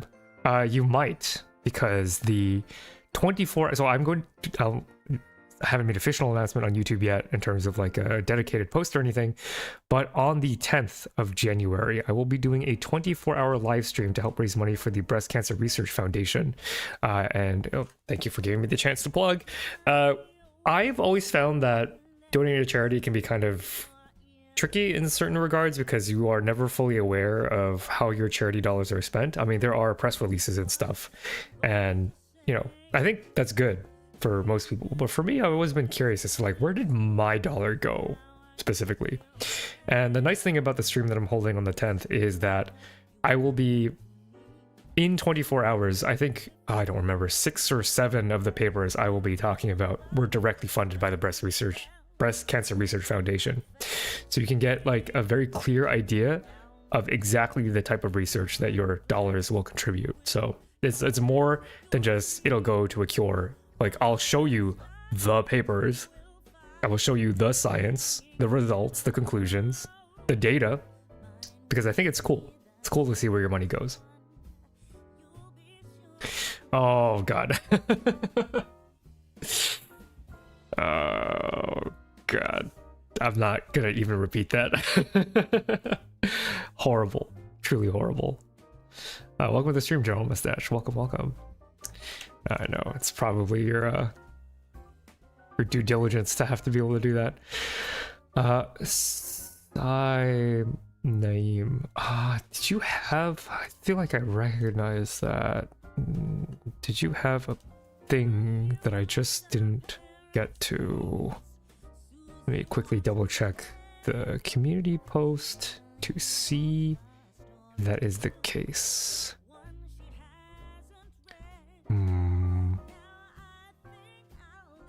Medical school. Okay, so you did have a thing there. And I just forgot to write it down. Okay, good, because I thought I recognized your name. So medical school. So we'll do something with that. Would 7 papers be enough for a 24-hour live stream? No, the 7 of them are funded by the Breast Cancer Research Foundation. The others are papers that I've generally found interesting that were not directly funded by the foundation. And I'm also doing like fun little in-between things, like Clockwork and I are going to be doing a Nobel Prize Physiology and Medicine tier list, and the Octopus Lady is coming on to do some marine versus molecular biology trivia games with me, and I've invited a bunch of my VTuber friends to come hang out as well. So it's not going to be 24 hours of research, it's more like 17 hours of research, and then the rest is like goofy games just to keep me sane. So medical student, so we'll do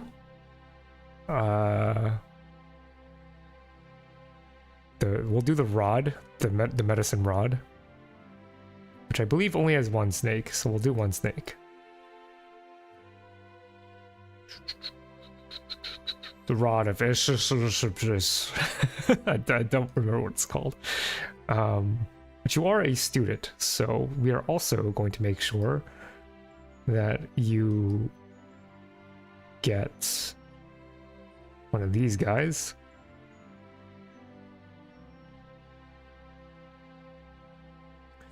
Let's give you a pacifier.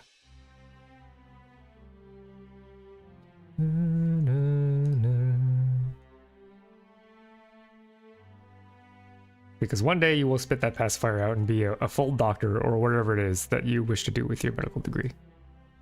Okay. Octopus Lady, no way, 2 of my favorite YouTubers on a live stream. Life cannot be better. The Octopus Lady is great. She's also been on this channel before. We talked about tetrodotoxin, TTX. The audio on that stream was unfortunately really scuffed, and I'm really sorry about that. I was clipping the microphone all the time back then.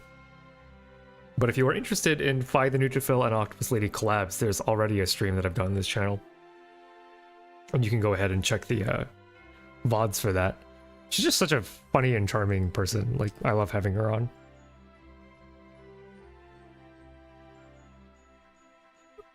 Okay. Right, we got Mylan. It's your turn to repeat the funny number. Oh, Tyler Null. You're here. I've already drawn you. I was saying on stream how much I liked your username. So I drew you, Tyler Null, as a cell holding an indescript bottle of medication. Because this stream is not sponsored. Bum, ba, ba, ba, ba, ba, ba, ba, ba. If I had to choose between DNA and RNA, I choose RNA because it has you in its central dogma Riz. That's amazing. That's awesome. That's very funny. I love that. Can I steal that joke for a video? Can I have your permission? That's awesome. Raul Bayenheimer.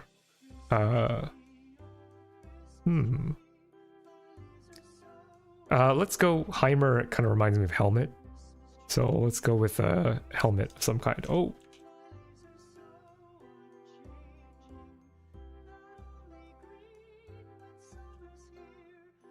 Don't want to cut the name off.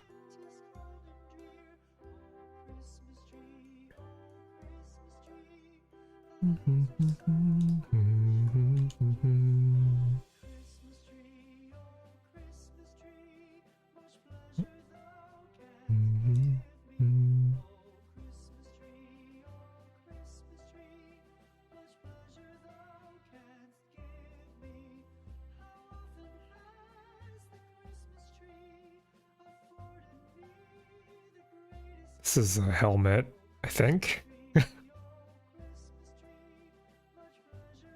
Like a bike helmet, maybe?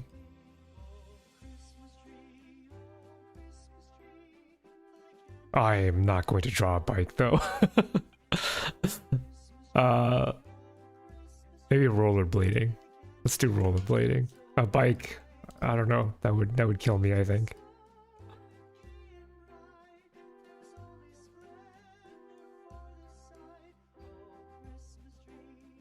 I genuinely live and breathe off of yours and the content of Octopus Lady. I'm glad to hear. I'm glad to hear that my content is for somebody.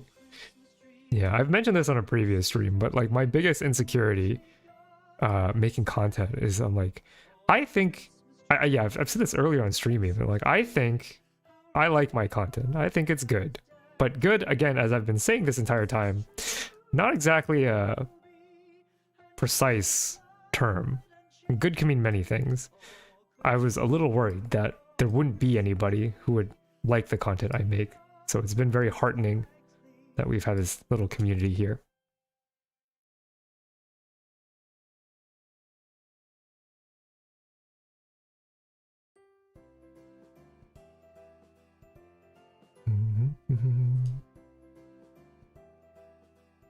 Okay, Amina Birdi. Okay, let's go.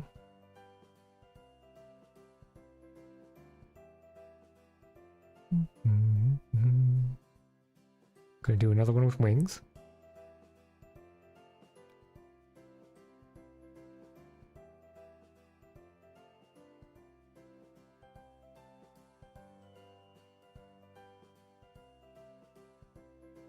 I don't like that one. Don't like that one either. It's not like any of these are particularly good.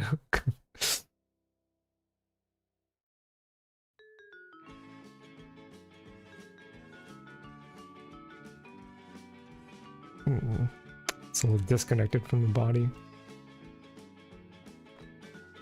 Have I thought about making a Discord server? I do have one. You can hit !Discord for the invite link. Stream Elements bot will tell you the link. Okay, so I've been also like self-conscious about this too. I don't really do normal streamer Discord things. Because I would say that, you know, I'm a YouTuber first and streamer second. And I think, like, I don't really do, like, community hangouts or whatever. But if you like talking about biology and just, like, general yapping, I do quite a bit. I am pretty active on the server. Just not in the community event side of things because I'm kind of an asocial gremlin. Yeah, okay, I think that's a Mina birdie. Musical Skelly. Oh, bones are difficult, but we will try and do this justice. It's a little hard for me to, I've mentioned this on the stream when I was with Octopus Lady, but it is kind of hard for me to watch Octopus Lady. Not because the content isn't good, but because the content is so good. Because I do feel like we do similar things, and every time she makes a joke, I'm like, ah, she's so funny. She's so funny and charming, damn it. I don't have like a competition spirit where I want other people to lose per se, but I'm like, dang, she's just like so good. Her videos are so good, and it's like, it gives me a sense of frustration because it makes me want to work harder. That's the kind of thing. That's the ideal kind of situation. Because the frustration is immediately converted into I want to be as funny as she is. Because like her videos are really, really fantastic. But also like we don't have the same sense of humor. But because we don't have the same sense of humor, her sense of humor is very novel to me. And it's just, yeah, those videos are so good. Bones. God. Bones.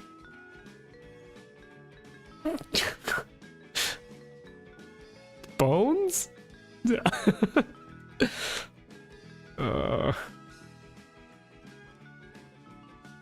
Well,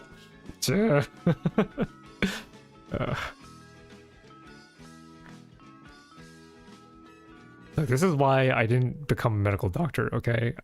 Things like anatomy. There's like a ball. Then there's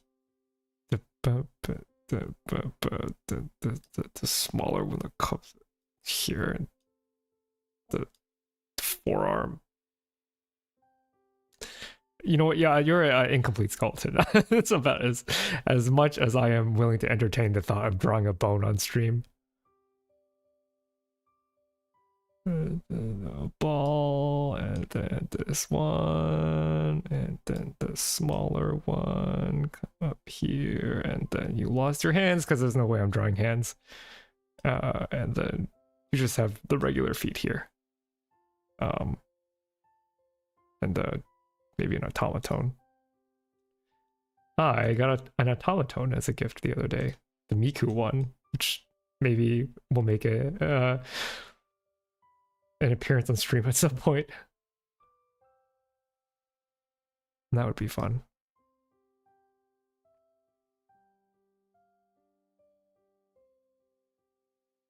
Hey, Musical Skelly, just in time to see your little guy.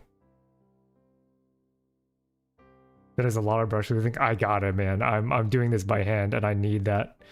I need that smoothing. There's your Musical Skelly. And of course, here we have Brady. Brady, the master of rendering 3D molecules in Blender. So this is my rendition of a 3D cell. Oh, that's another Rodon. Where are we at? How many more? 1, 2, 3, 4. 4 times 6, 24, 27 more. Okay, so we are mostly there, y'all. Look at this.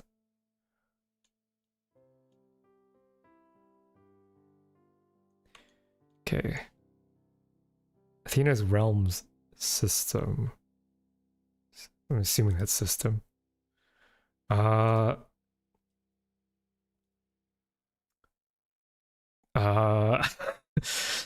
go with the anime eye. Yeah, let's make an attempt at making an anime eye for your anime profile picture. Oh, it's already bad, y'all. It's already bad. Let's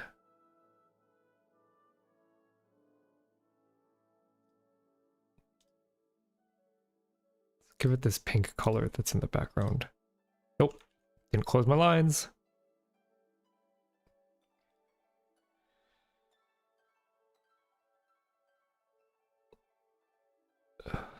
make sure to close these lines.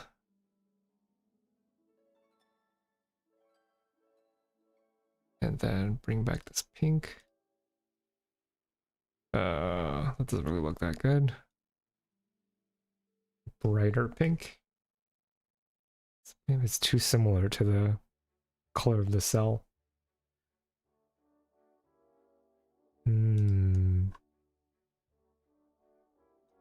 Maybe deeper? Okay, maybe deeper. Maybe deeper was the answer. This is a little horrifying, I'm not gonna lie. And the character in her profile picture is blonde. But yeah, I never claimed to be a good artist.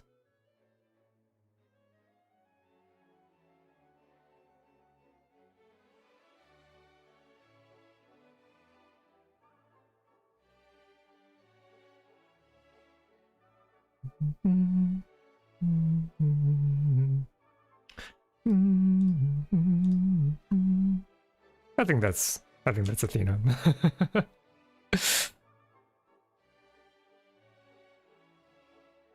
Kaiser Gaming. Any Yu-Gi-Oh fans? Any Yu-Gi-Oh fans in chat? Ever heard of a card called Rude Kaiser? That's probably what I'll go for here. I think it was like this alligator guy with like, I don't know if anybody's played Dota, but like anti-mage blades.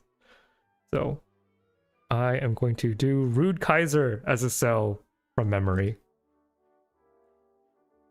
Have I been drawing limbs on people? No, I forgot to do it on Athena. I think maybe that fits Athena. I think that's the vibe.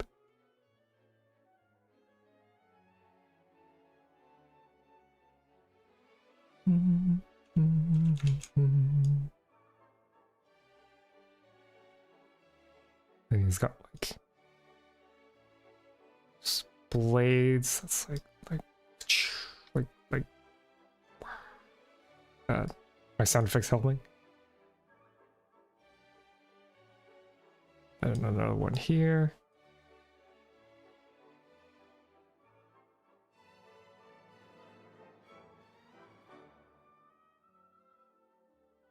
Yeah.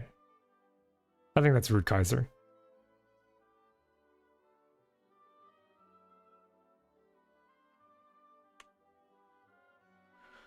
Okay. Next one. Cha Tian. I like your profile picture. Very cute. Rude Kaiser, Ruse Buster, Deltarune, Spam Tenna. I love Deltarune. I am an unabashed fan of Deltarune Undertale. Of course, that's not hard to figure out given how many references I cram in every time I make a video. Cha Tian. I'm gonna go with Cha as in tea. Make you a tea enjoyer.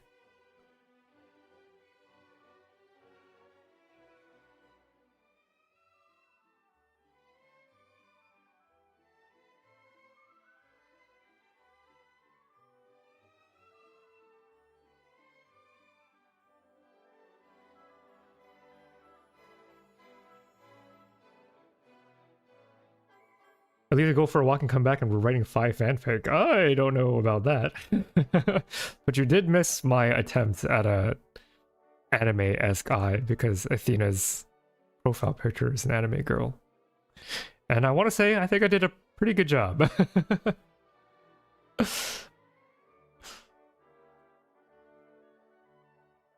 Okay. T, Cha,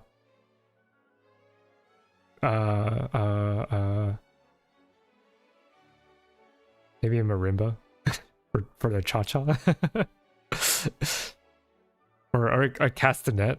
I don't know.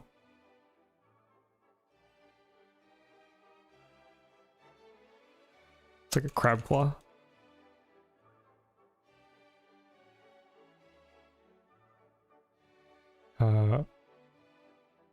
And maybe a little hat this time. I don't think I've drawn too many little hats. the smallest of hats.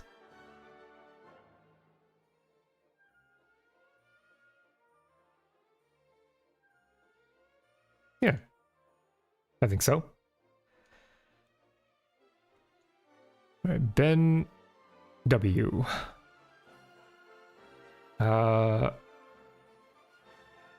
What do we do with Ben here?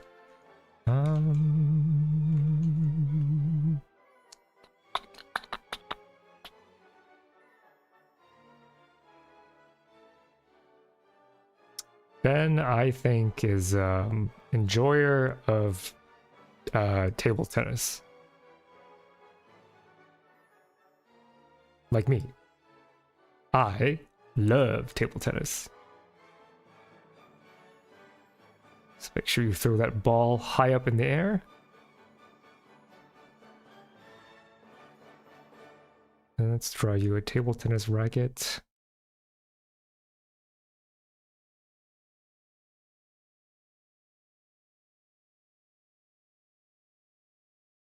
You're a penhold user. That is what I am asserting upon you. Pen holder.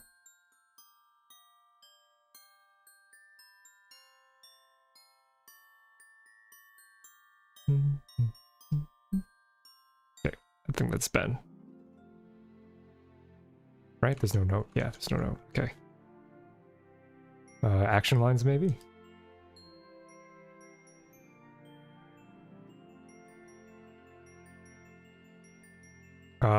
And maybe ping pong shorts. Wow.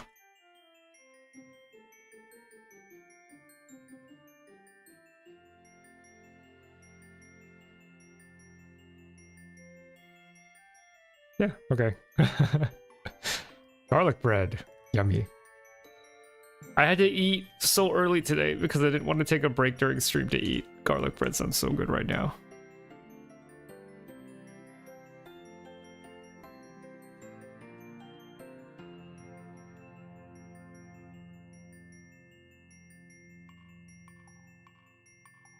Double fisting garlic bread. That's the only way to do it.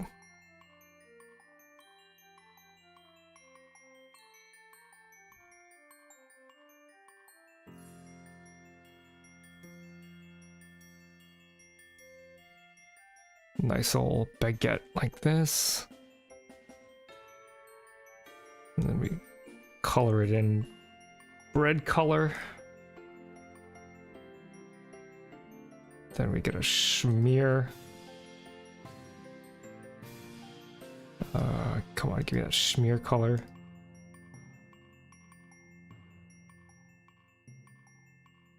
Like, is that ain't me?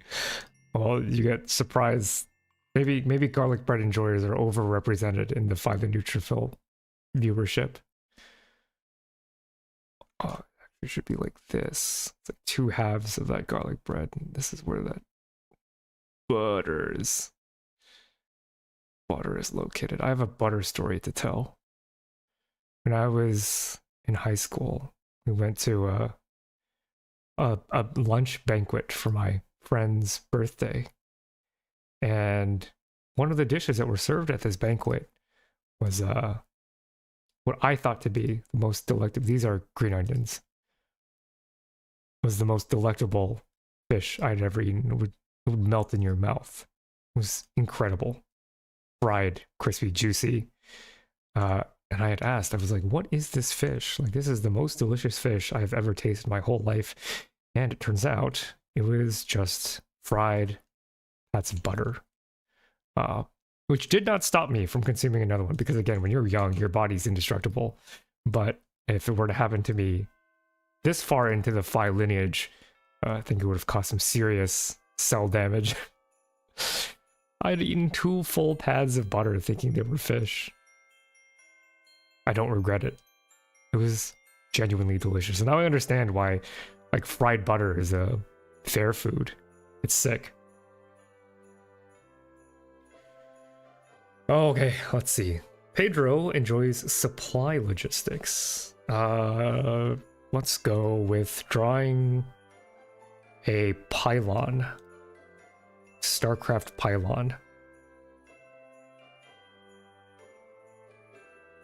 Any StarCraft enjoyers in chat? Or StarCraft 2? 2 unk for strategy games, these kids these days. It's gotten to the point where, like, I have needed, like, an interpreter for some of the comments that I would get on my channel. Because, you know, I've gotten the 6-7 comment on my E. coli video for a while, but I didn't know why people were commenting on 6-7. It was bizarre and confusing to me. And then, like, I had a suspicion that it was a meme from somewhere, so I showed my friend who's a lot more tuned into the kids these days, and then he had to explain the whole thing. 6-7 being like an anti-meme of sorts. I every time I get a comment where I'm not entirely sure how to interpret it, I do send it to him for him to educate me. This is a pylon. This evokes pylon, I should say. This is supplies. You are now no longer supply blocked. I don't remember. 9 out of 18 supply. That means you're good.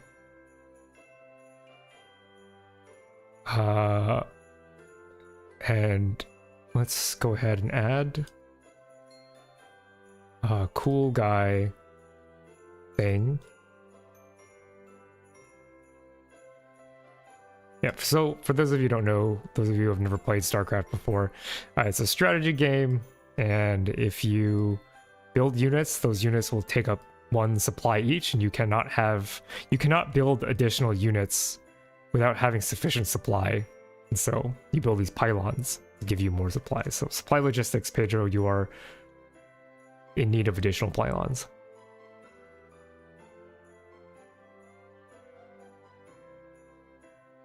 Okay.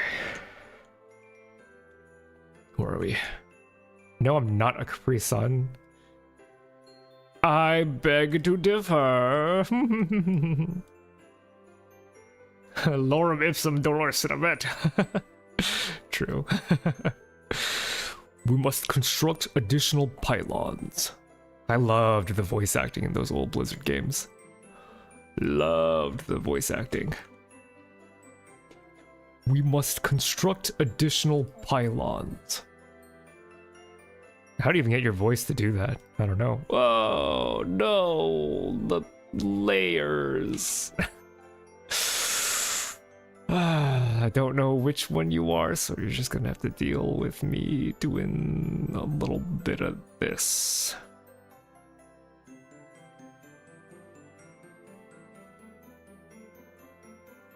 Then I'll take...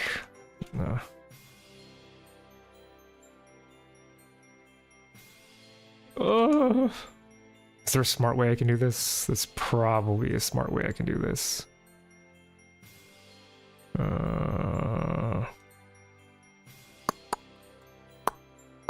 Yeah, there is a smarter way I can do this.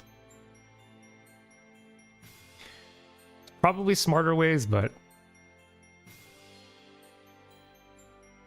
I think this is what I will go for. Do that, and then I remove this.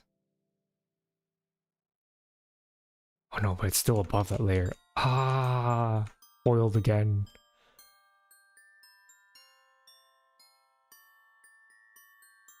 Hmm.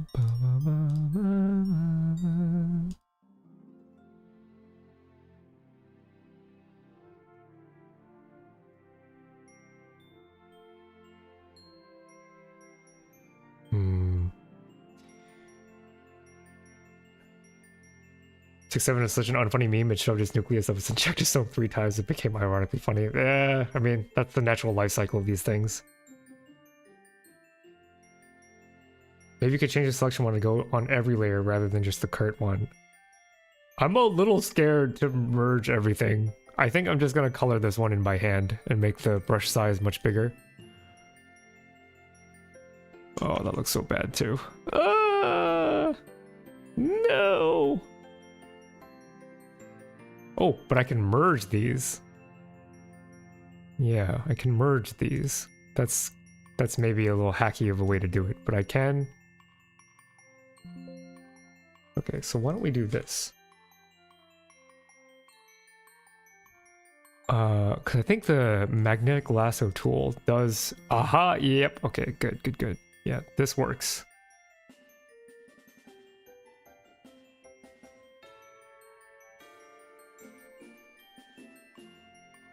And now... What do I do now? Shoot. Crap. Crapola. Invert the selection. Oh! Ew. Thank you. Oh, you're a genius. Thank you, Mylan. Thank you, Strawberry. Gotta ask, not familiar with YouTube streaming. What's the crown with a number? It means you are the top chatter currently in this live stream. Oh, that's so good. Thank you so much for your Photoshop know-how. I was struggling there. I've also been streaming for like... How long has it been? Coming up to 4 hours, I think. Okay.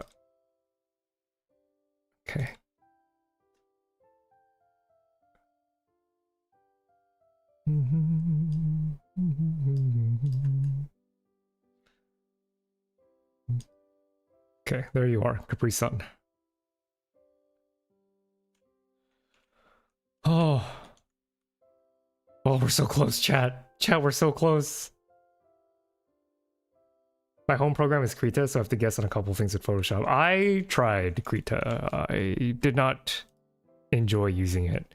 Although, if you are a Krita user, have you used Krita and Photoshop? Because yeah, Krita is the free version of Photoshop, but I found it to be a little slow.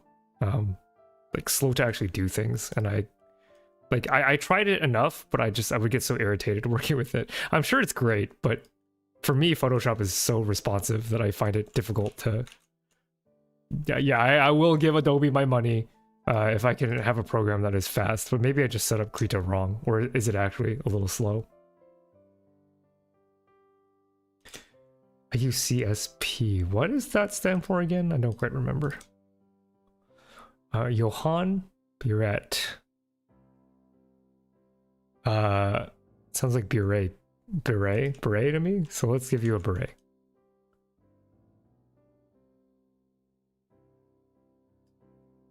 Really artsy fellow.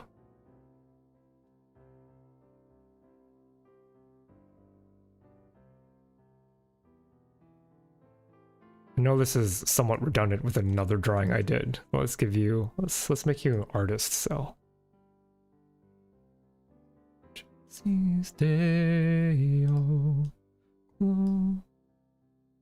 Oh. In reply, going the joy and bring. It looks more like a raccoon tail than a paintbrush. Just make this black tipped. Maybe it'll be fine.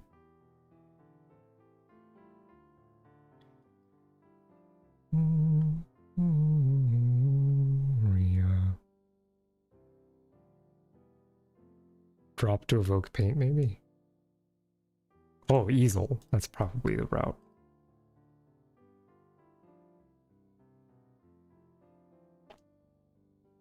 Clip Studio Paint. Oh, yeah, I've heard a lot of good things about that.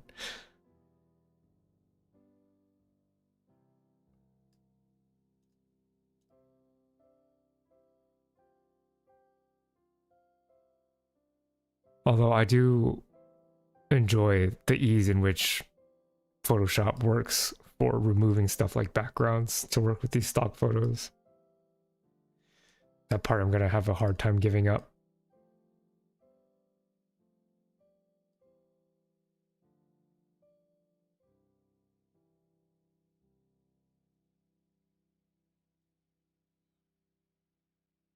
Oh.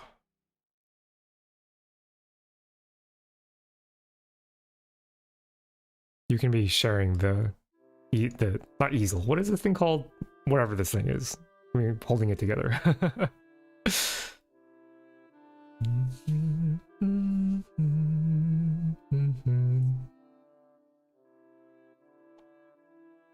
Krita usually slows for me with big canvas size, otherwise it's generally fine. Yeah. Well, what do you define as big canvas size? Because, you know, just because it's big doesn't necessarily mean... You know, because I'm trying to figure out whether or not I'm asking too much of it. Because I typically need a canvas that's 1920 by 1080 for YouTube. Ideally double that, but I don't. Isn't bad. And when I work with the canvas size that big, it feels like it really chugs.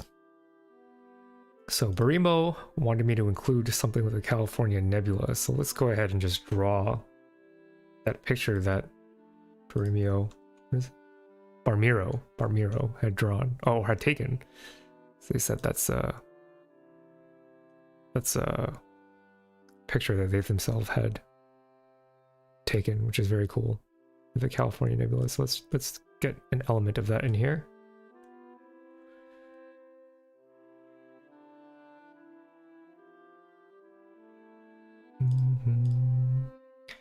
And the mountain in reply, echoing the joyous ring. I know you don't have stars in yours, but if I didn't include them, then I think it just looks like a purple banana.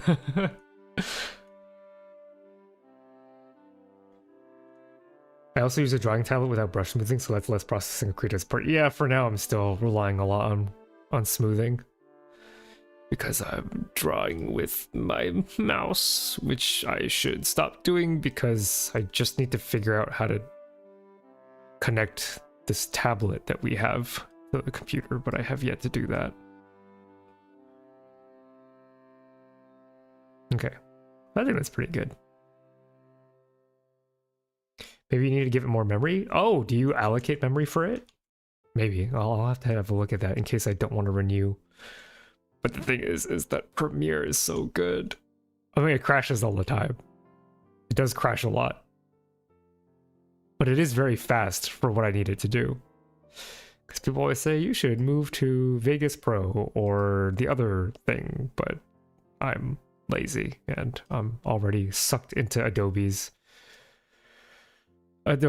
system, so that would be hard for me to do. Louis Persaud. I have no idea if I pronounced that anywhere near correct. Or Lou is Persaud. I think it's Louis or Lou.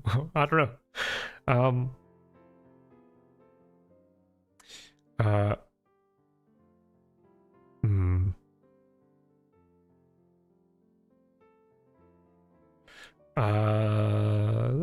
Let's draw a pear of some kind.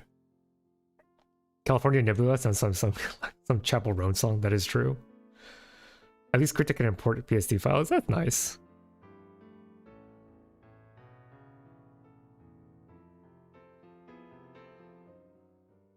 I feel like it could do a lot that I needed it to do, but just some of the tools in Photoshop to remove backgrounds are just, at least, you know, when I was using Krita, I couldn't get it to work in a similar way.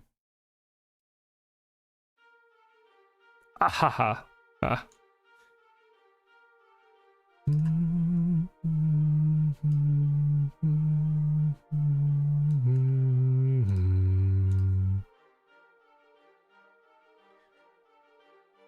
Oh.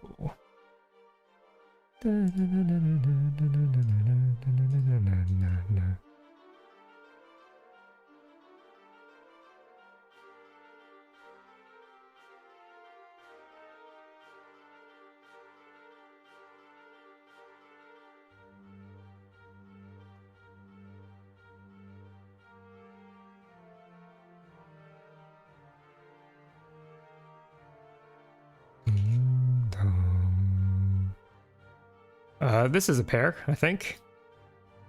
Pear something. It's kind of look more like an avocado.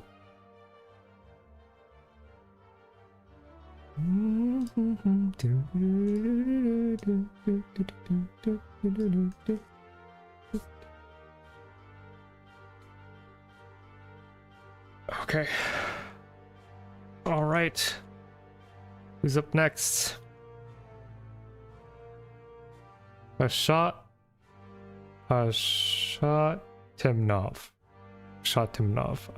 What do I think about this?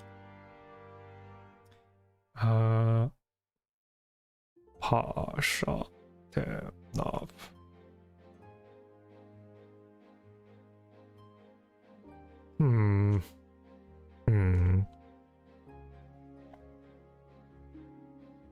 I mean, as a subword, there is the word hater, or hate in that, but I don't think I can do anything with that. I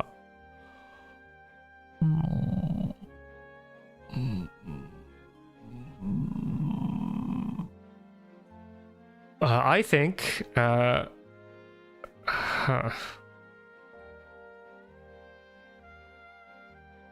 do I think? My brain is running so low. Let's take a step back and appreciate how far we've come one more time as I give my brain a little chance to refresh. Quite a bunch of you. Make it angry. Alright. That sounds good to me. Let's make you stanced up.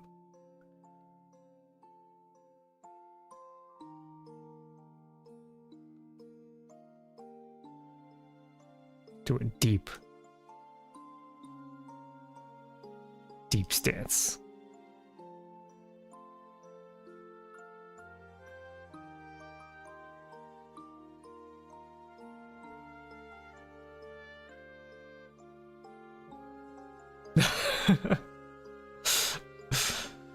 I do believe Ashotmanov is a Slavic surname. Never met anyone with such a surname, but from the way it sounds, it seems to be as such. I'm gonna try to avoid like ethnic background cues. Just seems wise to do. But maybe this gives you power. Maybe this is more of a sign not of hate, but rather of passion. So let's draw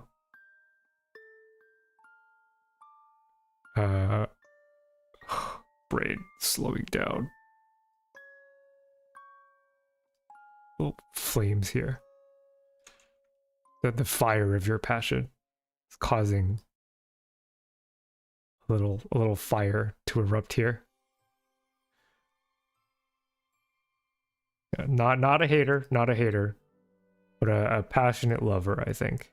And it's so passionate that there's this little fire here that has been lit, as we should all strive to have in us. Okay. All right. Oh boy. We're about to get a new one, true. Okay. The real Buggles. I like that username. That's cute.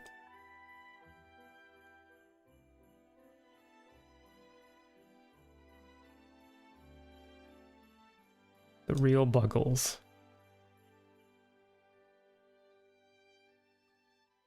I think you're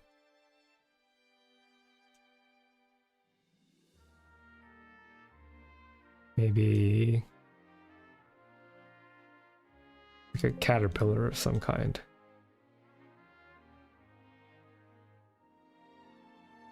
I'm so sorry. I was drawing everything by hand, but I'm getting so late into the stream and so tired that I'm just gonna do a little bit of circle tooling.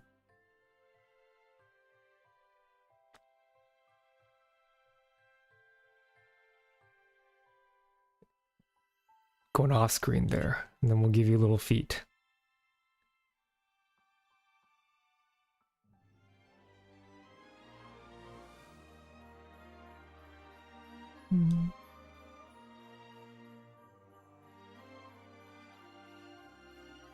Oh, chat, we're so close.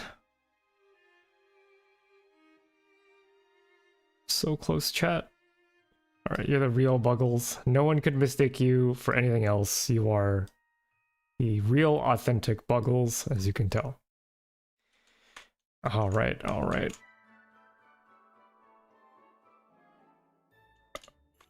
Okay. Boot me 98.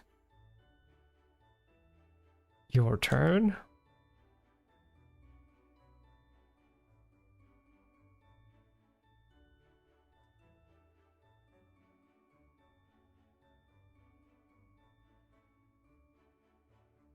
So we'll give you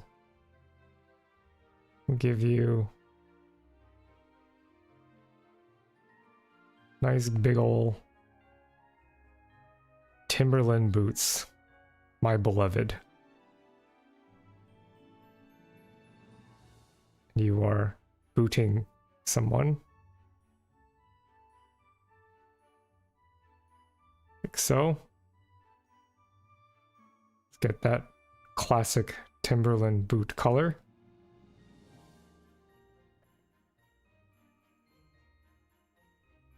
I kind of like that too.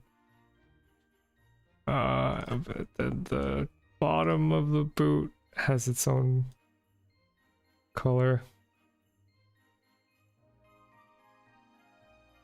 Okay. There's like that maybe. Give you some action lines. Are caterpillars bugs? I never really thought about that. Like, I know they are, but it feels weird. I think this bug is kind of because like there's insect, which is like a scientific word, and then bug is like germ in a kind of way. Like, what is a germ? Like, is a virus a germ? Is a germ a pathogen, or is kind of an ill? It's like a vibe-based word, I think. Ooh, I'm waiting for my sandwich to arrive. That sounds so good. What kind of sandwich? What kind of sandwich? Let me live vicariously through you, because I had lunch right before I started, but it has been a number of hours. It's Dag. It's Dag.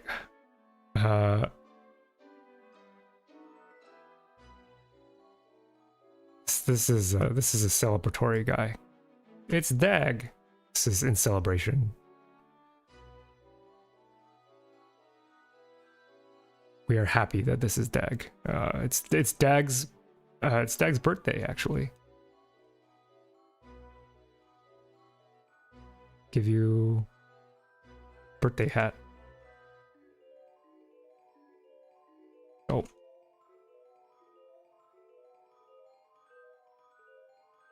I don't know if it's your birthday, Dag, but I mean, you have surely had a birthday at some point. And we should celebrate that. Let's all celebrate Dag's birthday, chat. I'm so tired. Yeah, I don't know how many members I will be able to draw next year if I do plan on revisiting this idea. It's Dag. Okay. Dark Lord's pet.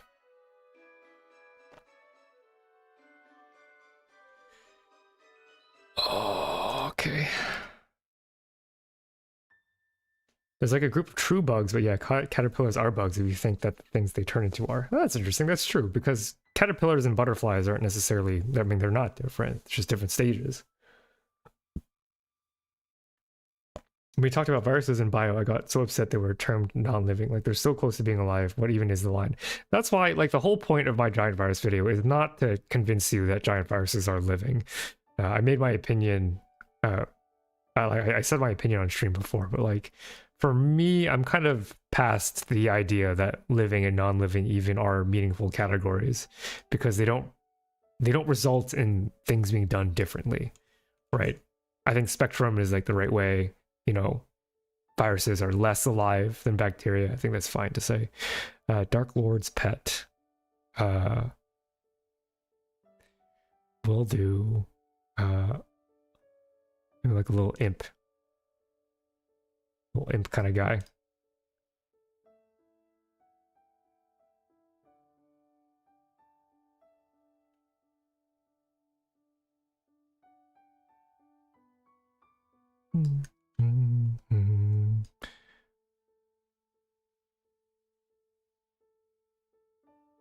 I kind of like this guy. He's stanced up.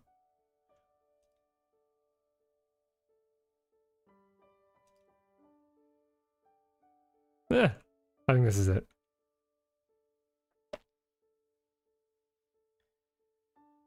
Celebration? Yeah, we are celebrating another year for the neutral channel. Celebrating all of the members as well.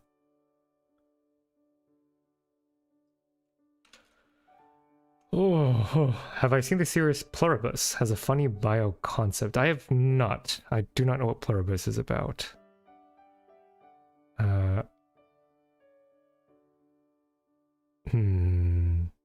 Curious layperson.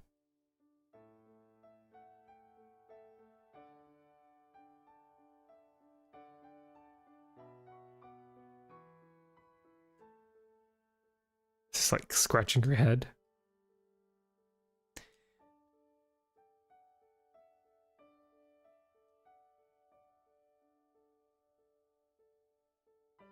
Let's see. What are you curious about? Curious lay person. Maybe it's nondescript box of chips.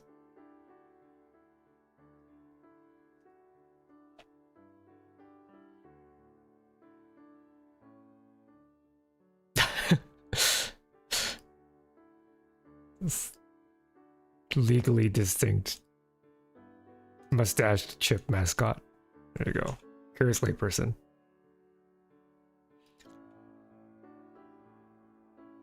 I just categorize viruses as zombies. It's more fun. They are something not quite alive created from corrupted living things. Zombies in my book. Classification is vibe-based. Yeah, I mean, here's the thing. There's this contingent of people that believe that words have to be very, very specific. And if you've watched my videos or heard me stream for long enough, you would know that, yeah, words are really, really good, really, really important, very, very useful. But because ideas themselves are infinitely complex, they have limitations. So that's not to say, you know, green is actually blue, blue is actually green. Well, we have like measurable wavelengths and we can arbitrarily somewhat define what color is what wavelength, but there is a way for us to agree so that we have ways to meaningfully communicate. But when you get too picky about things, then, you know, things start to lose that kind of definition.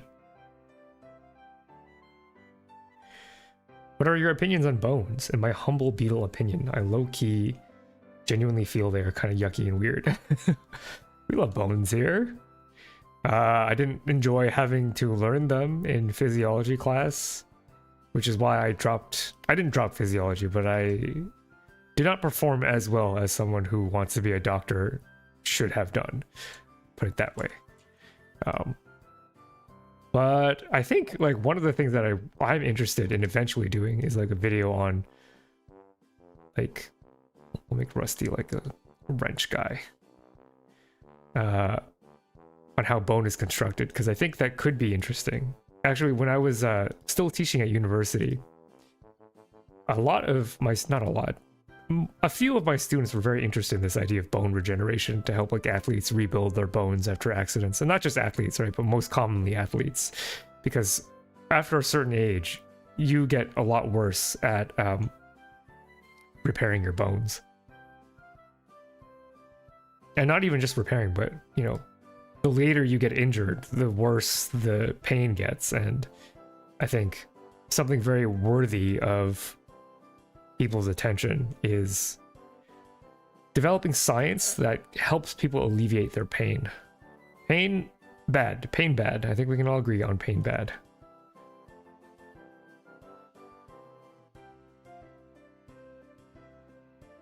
This doesn't really make sense from an anatomical point of view, but that's fine.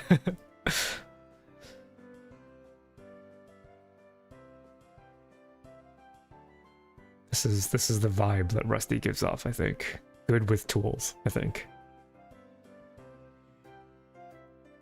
Reject bones, embrace lignin. Lignin. I'm actually unsure as to what that is, Seed. I'll be taking animal physiology next semester. Very exciting. Physiology is a lot of work, just to warn you. It's the kind of memorization that I did not like doing as a biologist. Osteoporosis. Yeah, exactly. For conditions like osteoporosis as well, the idea of studying bones to understand how to fix them, help them regenerate, is one that I am all for. Sliding scale from inside bone to outside bone to exoskeleton. Yeah, bones are layered, and like my students had some really clever ideas as to how to construct prosthetics that not only are better in the long run, you know, facing less rejection by the body, because yeah, a prosthetic is still, if you have a prosthetic bone, that bone is a foreign object, and they had all sorts of neat and clever ideas as to how to get the body to accept such bone. But I can't tell you what they are because they're not my ideas to share. Maybe one day they will be the ones to actually put that idea into practice and make the next generation of bone prosthetics. Lignin is wood. It just shows you how little I know about plant biology. Pain is kind of but would we really be here without pain? The question is a bit existential and all that.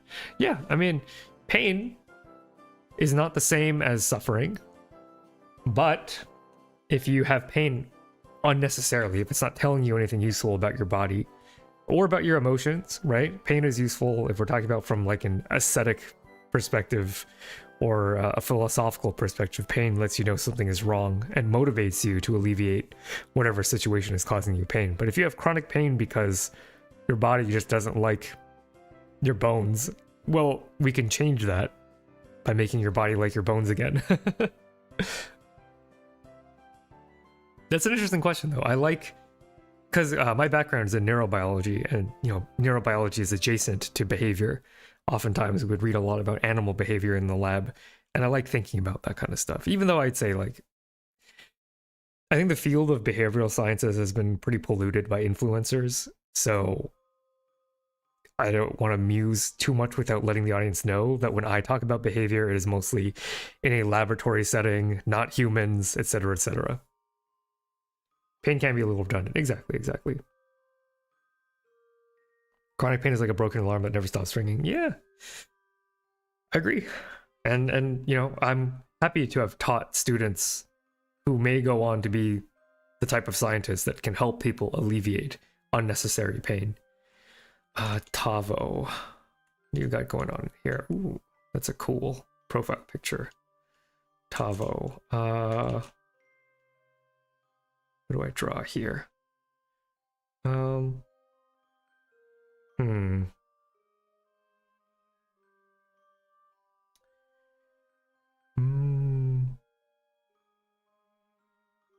think you like candy. I don't know. That's the vibe I get. Let's give you a big old lollipop.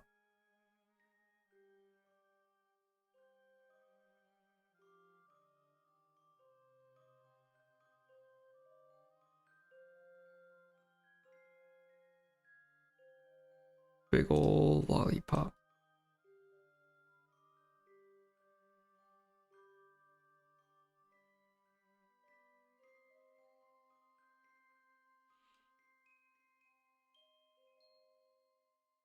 I mean, alleviation of pain is, I think, why a lot of people go into biology to begin with. This has become more of like a lollipop wizard, which is kind of cool, I guess. Let's give you a big old wizard beard, too.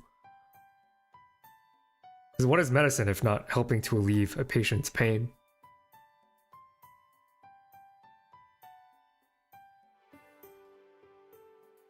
The type of pain that I wanted to research when I was in school is the kind of pain that is unique to stuff like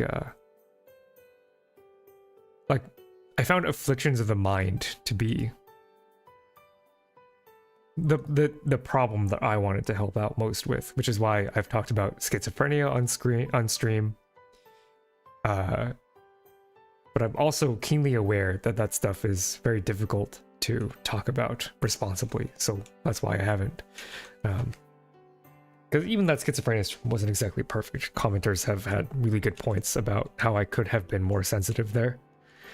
But like, whether it's like physical pain or emotional pain, because there is pain in the fact that if you don't like, okay, I'll be careful to say this. Like not everybody who experiences delusions or psychosis is necessarily in pain, but there are certainly people who are afflicted by psychosis. Like their hallucinations are not fun, and you know, I think it is motivating to try to help them through experiencing reality in a way that does not make them happy.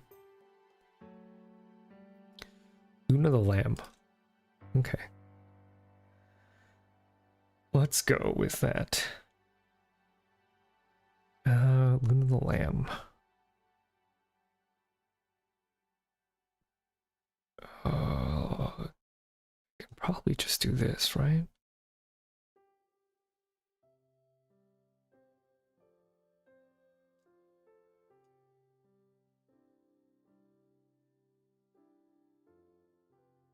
Big old fuzzy blob.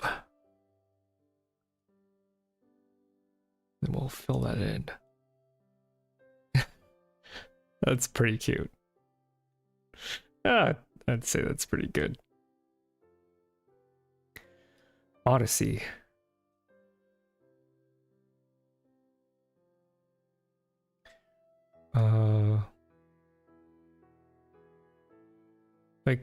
Like the Odyssey? Famed tale?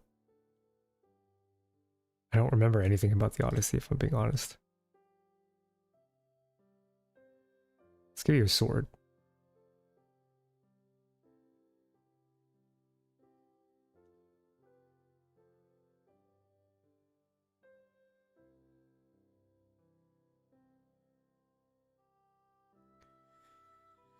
Oh, chat, how are you doing? We are reaching the end. Oh my gosh. We're so close. We're so close.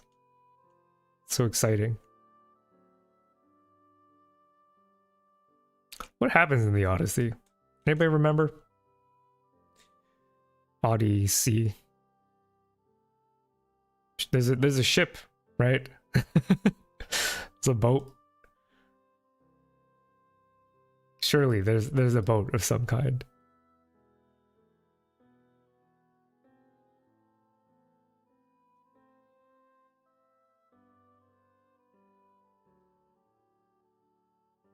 Odyssey is the second part. Bro's trying to get home and keeps getting delayed for like 10 years. I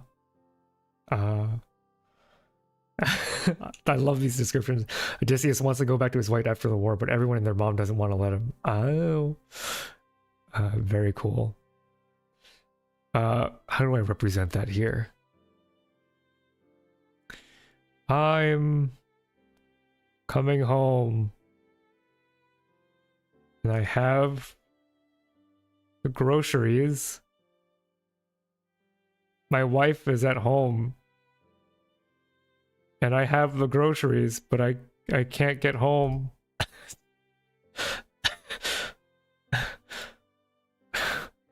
Okay. I'm committing to this idea. I don't care. I mean, I do care, but I don't care. You know what I mean? My brain is so spent. The groceries. No. The rotisserie chicken is gonna be so cold by the time I get to my wife. That's Apple. Okay, let's do the thing that everybody does when they draw a bag of groceries. Let's make some bread. Thank you for the Odyssey Spark Notes chat. Thank you. My bread.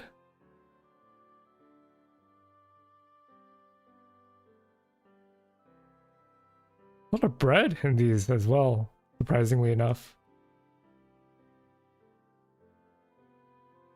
The groceries. My wife needs these. I was so busy getting these groceries, and now everybody and their mother wants me to go on a fetch quest for them for some reason. Okay, that's probably Odyssey, I think. A quick Odysseus, the ice was gonna melt. Yeah, exactly. Get on that boat. Go home to your wife. I think that's it. I think that's it for him. Cyclops and Sirens. Oh, that would have been cool. That would have been really good, because that that's just begging for a Cyclops. But I think this is Odyssey though. This might not be Odysseus, but this is Audi 6047.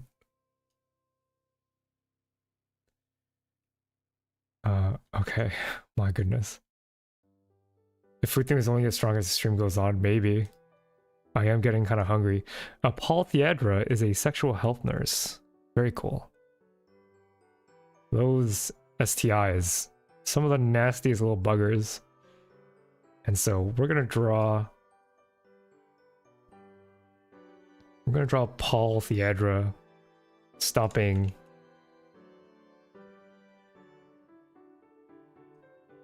on, I'm just gonna import a little thing on some gonorrhea, I think.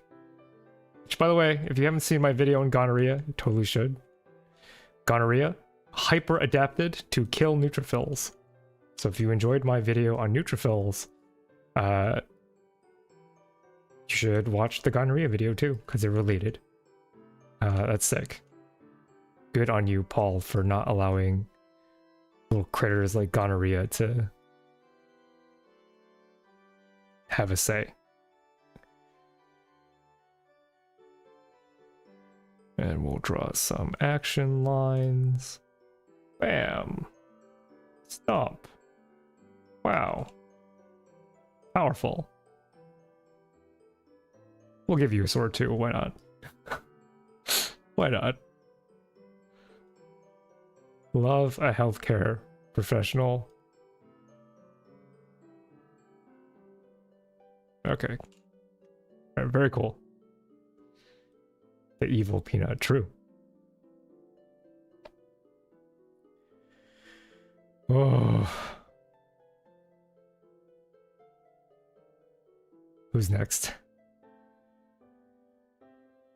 Nikolai. Oh my god, we're so close. We're so close, y'all. Nikolai.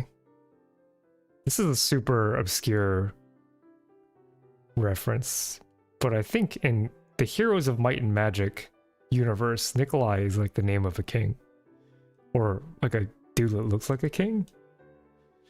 So let's just go with that.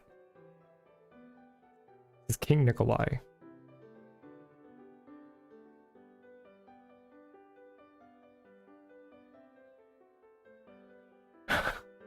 Three swords in a row? What are the chances, right?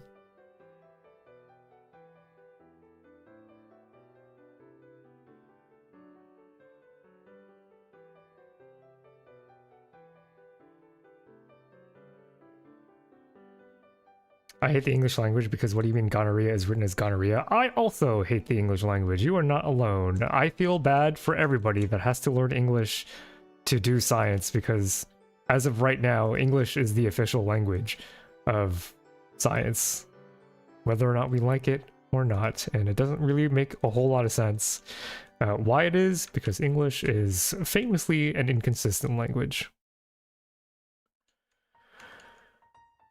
Iden BB Edward.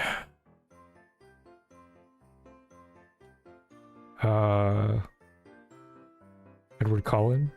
Is that low-hanging fruit? I'll take fruit that hangs low, though. Hey, low-hanging fruit is still fruit.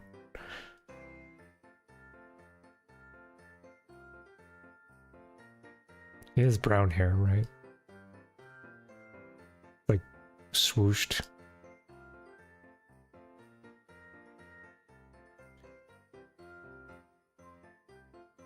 Oh, I'm so hungry. I'm so hungry.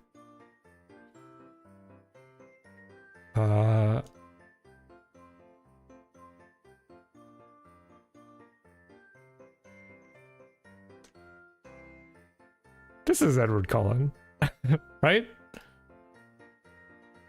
I think this is Edward Cullen. I think so.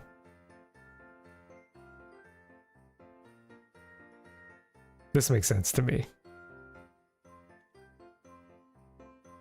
Okay, Cleo. Cleo, yay! We've reached the members who joined today. I need to bring up a reference for you, Cleo. Cleo, a fellow VTuber, educational VTuber. If you are interested. I think Cleo does content primarily in Indonesian, though.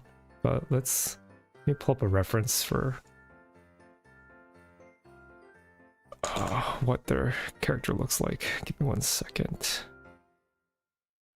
Cleonium.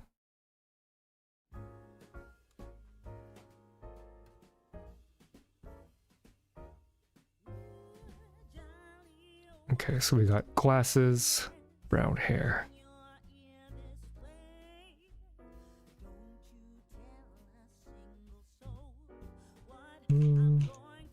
Let's do this instead.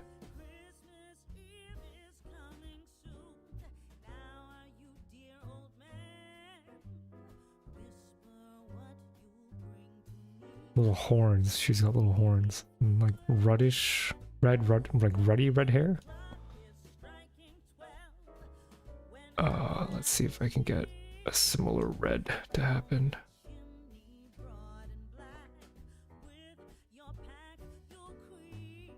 Okay, and then her hair is like...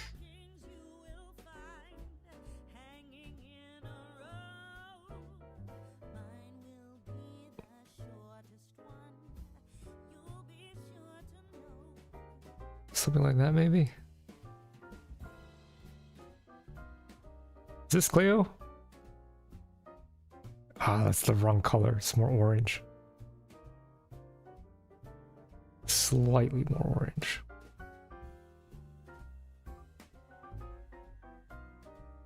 Yeah, okay. That looks better. And then she's got little horns here, too.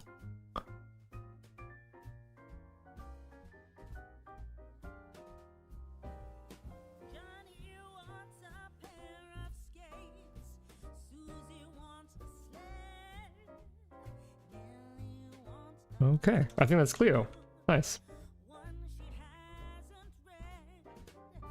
Oh, English is famously inconsistent, but at least most of the time enzymes end in A's unless they don't. Yeah, I mean, there are always exceptions.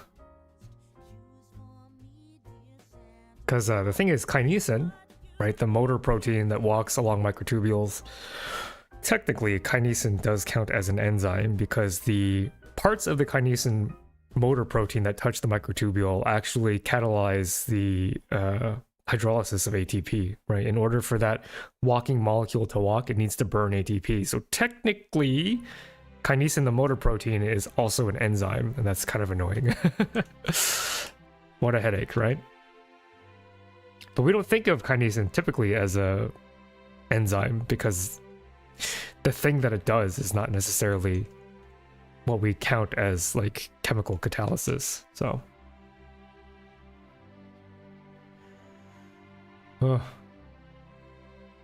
YouTuber, maybe 2 VTuber avatars in my time, hoping to make more eventually. That's very exciting. VTubing is good. Oh, you heard it from me, folks. I think VTubing is good. I think it has a lot of unexplored potential in the realm of teaching. Because I think it's more fun to learn from a cartoon character than it is to learn from just some dude. At least I think so. At least I think so. Maid isn't Ronald and Rick. Oh, very exciting. Very exciting. Mylan, fellow vtheorem member, let me give them a shout.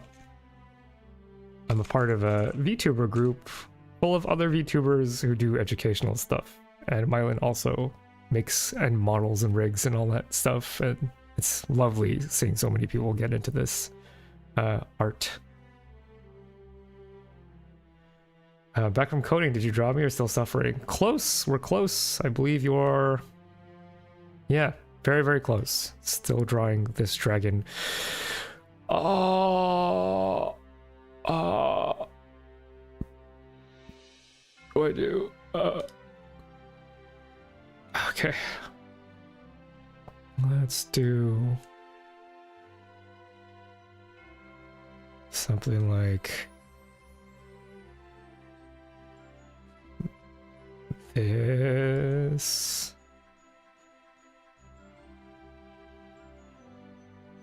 Nope.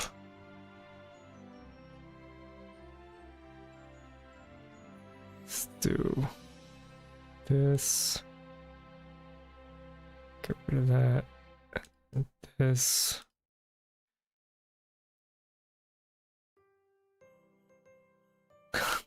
that, I think. Just something like that. I'm cooking, chat. Just let me cook. Okay, just let me cook.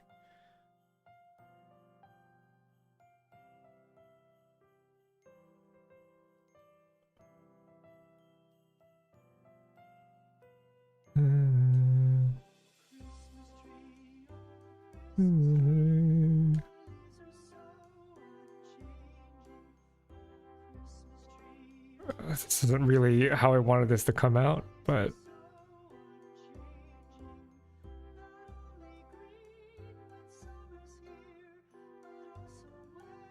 this is so... Oh, come on, get in there. Get in there. Gyarados? Yeah. This is my attempt. This is my attempt at a Gyarados. What should be a dragon. Like, for real. Should be a dragon. Gyarados is always mad, so... Gyarados is some kind of yellowish pattern thing. Gyarados from memory.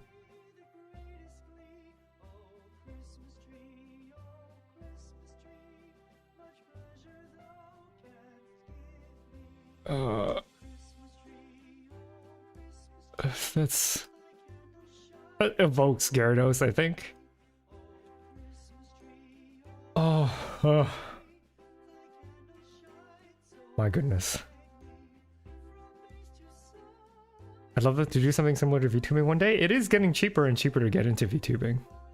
In fact, if you want to just do like 3D stuff, there are often 3D models that you can rig and design for free. It doesn't have to be this like crazy expensive thing to start with. Oh my god, is that Phineas? That's awesome. I don't yeah, I mean we could do that, I think.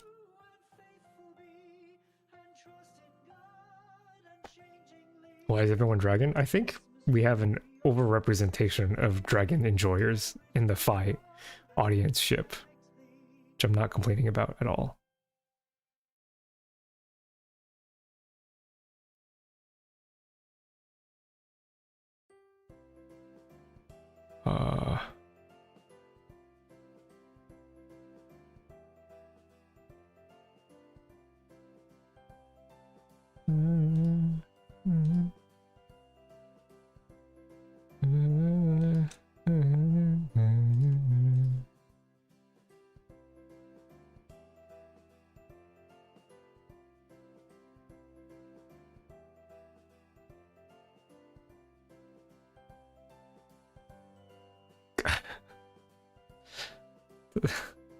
I think this evokes Phineas, right? He's not wearing pants. I don't want to draw pants. I think that evokes Phineas. Okay, the coder.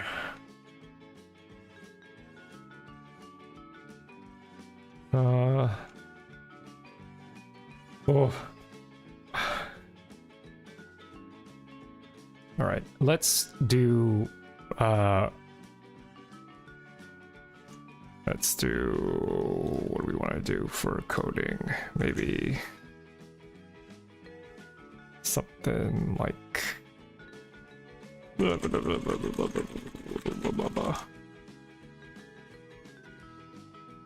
oh, I mean code. Maybe we do ones and zeros.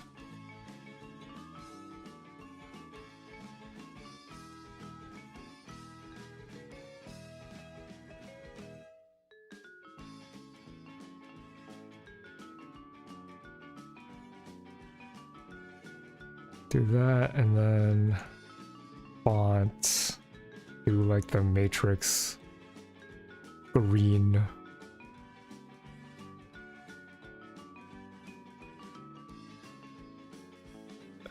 And we'll erase. I'm not going to bother masking. Just use the erase tool.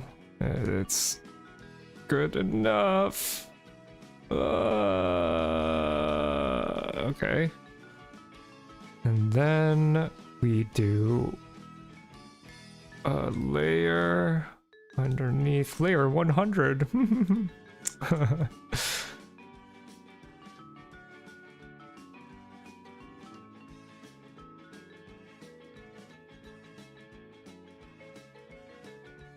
Yeah, you know, I'm gonna call that good enough.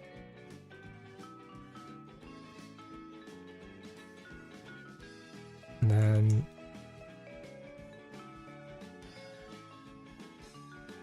do some grabby hands with the power that programming can give you. That looks too much like a naughty finger. And then we'll have you stanced up. I think a lot of these characters are stanced up. Okay. That's the coder. And I think that's it. Whoa, man. Oh, you want sunglasses? Oh, all right, all right.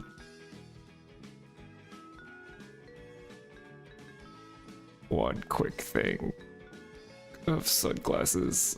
My poor hands. Okay. There we go. I think that's everybody. I sure hope if people joined. Let me go check real quick. I'm going to zoom out to the entire thing, and then we'll just kind of scroll down and appreciate this community. But before that, I'm just going to check my YouTube channel real quick to see if anybody joined stream that I forgot to put on the list here. I think we're good, actually. Oh my goodness. We are good. We are good. Okay, let's go ahead and zoom in and just appreciate all of the members. All right. This is my equivalent of like thanking you all for super chats, but thank you Engine Crafter, thank you Surprise Pants, thank you Toxo, thank you Mercella Karnstein, thank you Pamela, thank you Slipstream, thank you Cynical Copycat, thank you Azure Legends, thank you Super Soyagen, thank you Trojanet, thank you Austin, thank you Mr. Dr. Wikipedia, thank you Clockwork, thank you Niao, thank you Taker sorry, the name is really hard to say. Thank you Idri, thank you More Juice, oh, thank you Aurora Infinity, thank you Flying Taco, thank you Inatlos, thank you Darko, thank you Paul, thank you Dreamless, thank you Zach, thank you Astral, thank you Isanil, I gotta so pronounce it, Isan.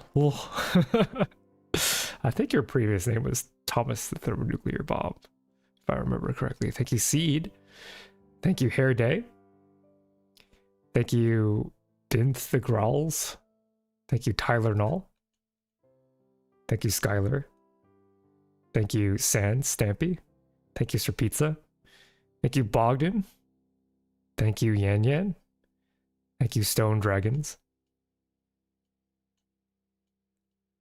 thank you LED, thank you Frog, thank you Megu, thank you Basis Alt, thank you Saris, thank you Mark, thank you Do Listen Please, thank you to Q Potato, thank you Kaz, thank you Arch Chrono, thank you Sky Whale, thank you Nguyen, Win, thank you Josh, thank you Mithun, thank you Wall Pancake, thank you Gallo, oh, okay, there we go, thank you Aragon Awesome, thank you 123 Wall Guy, thank you Brady, Musical Skelly, thank you Amina, thank you Paul, Raul, sorry, thank you Saeem, thank you Life Gives You Lemon, thank you.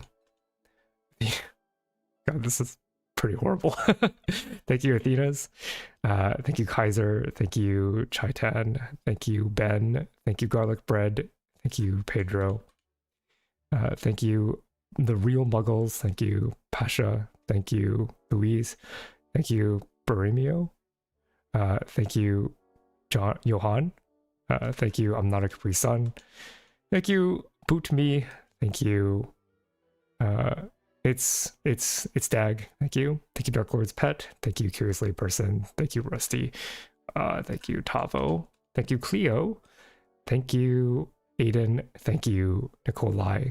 Thank you, Paul. Thank you, Odyssey. Thank you, Luna. Thank you, Trenton. Thank you, Cryptic. Thank you, The Coder.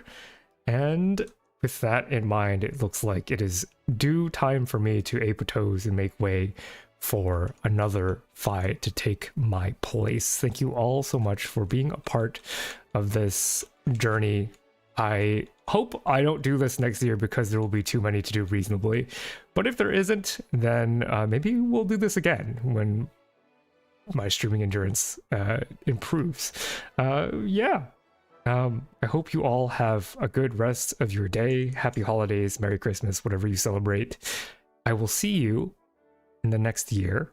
When am I streaming next? I'm probably streaming Minecraft Monday next Monday, and giving more details about the 24-hour charity stream to raise money for the Breast Cancer Research Foundation that is happening on January 10th. In the meantime, I am working on preparing the slides, and as well as the Molecular Origin of Life video, which I hope comes out late January, early February. Hope you stick around to see that. And with that being said, yeah, goodbye, y'all. Bye. Thanks for being here. Bye-bye. Bye.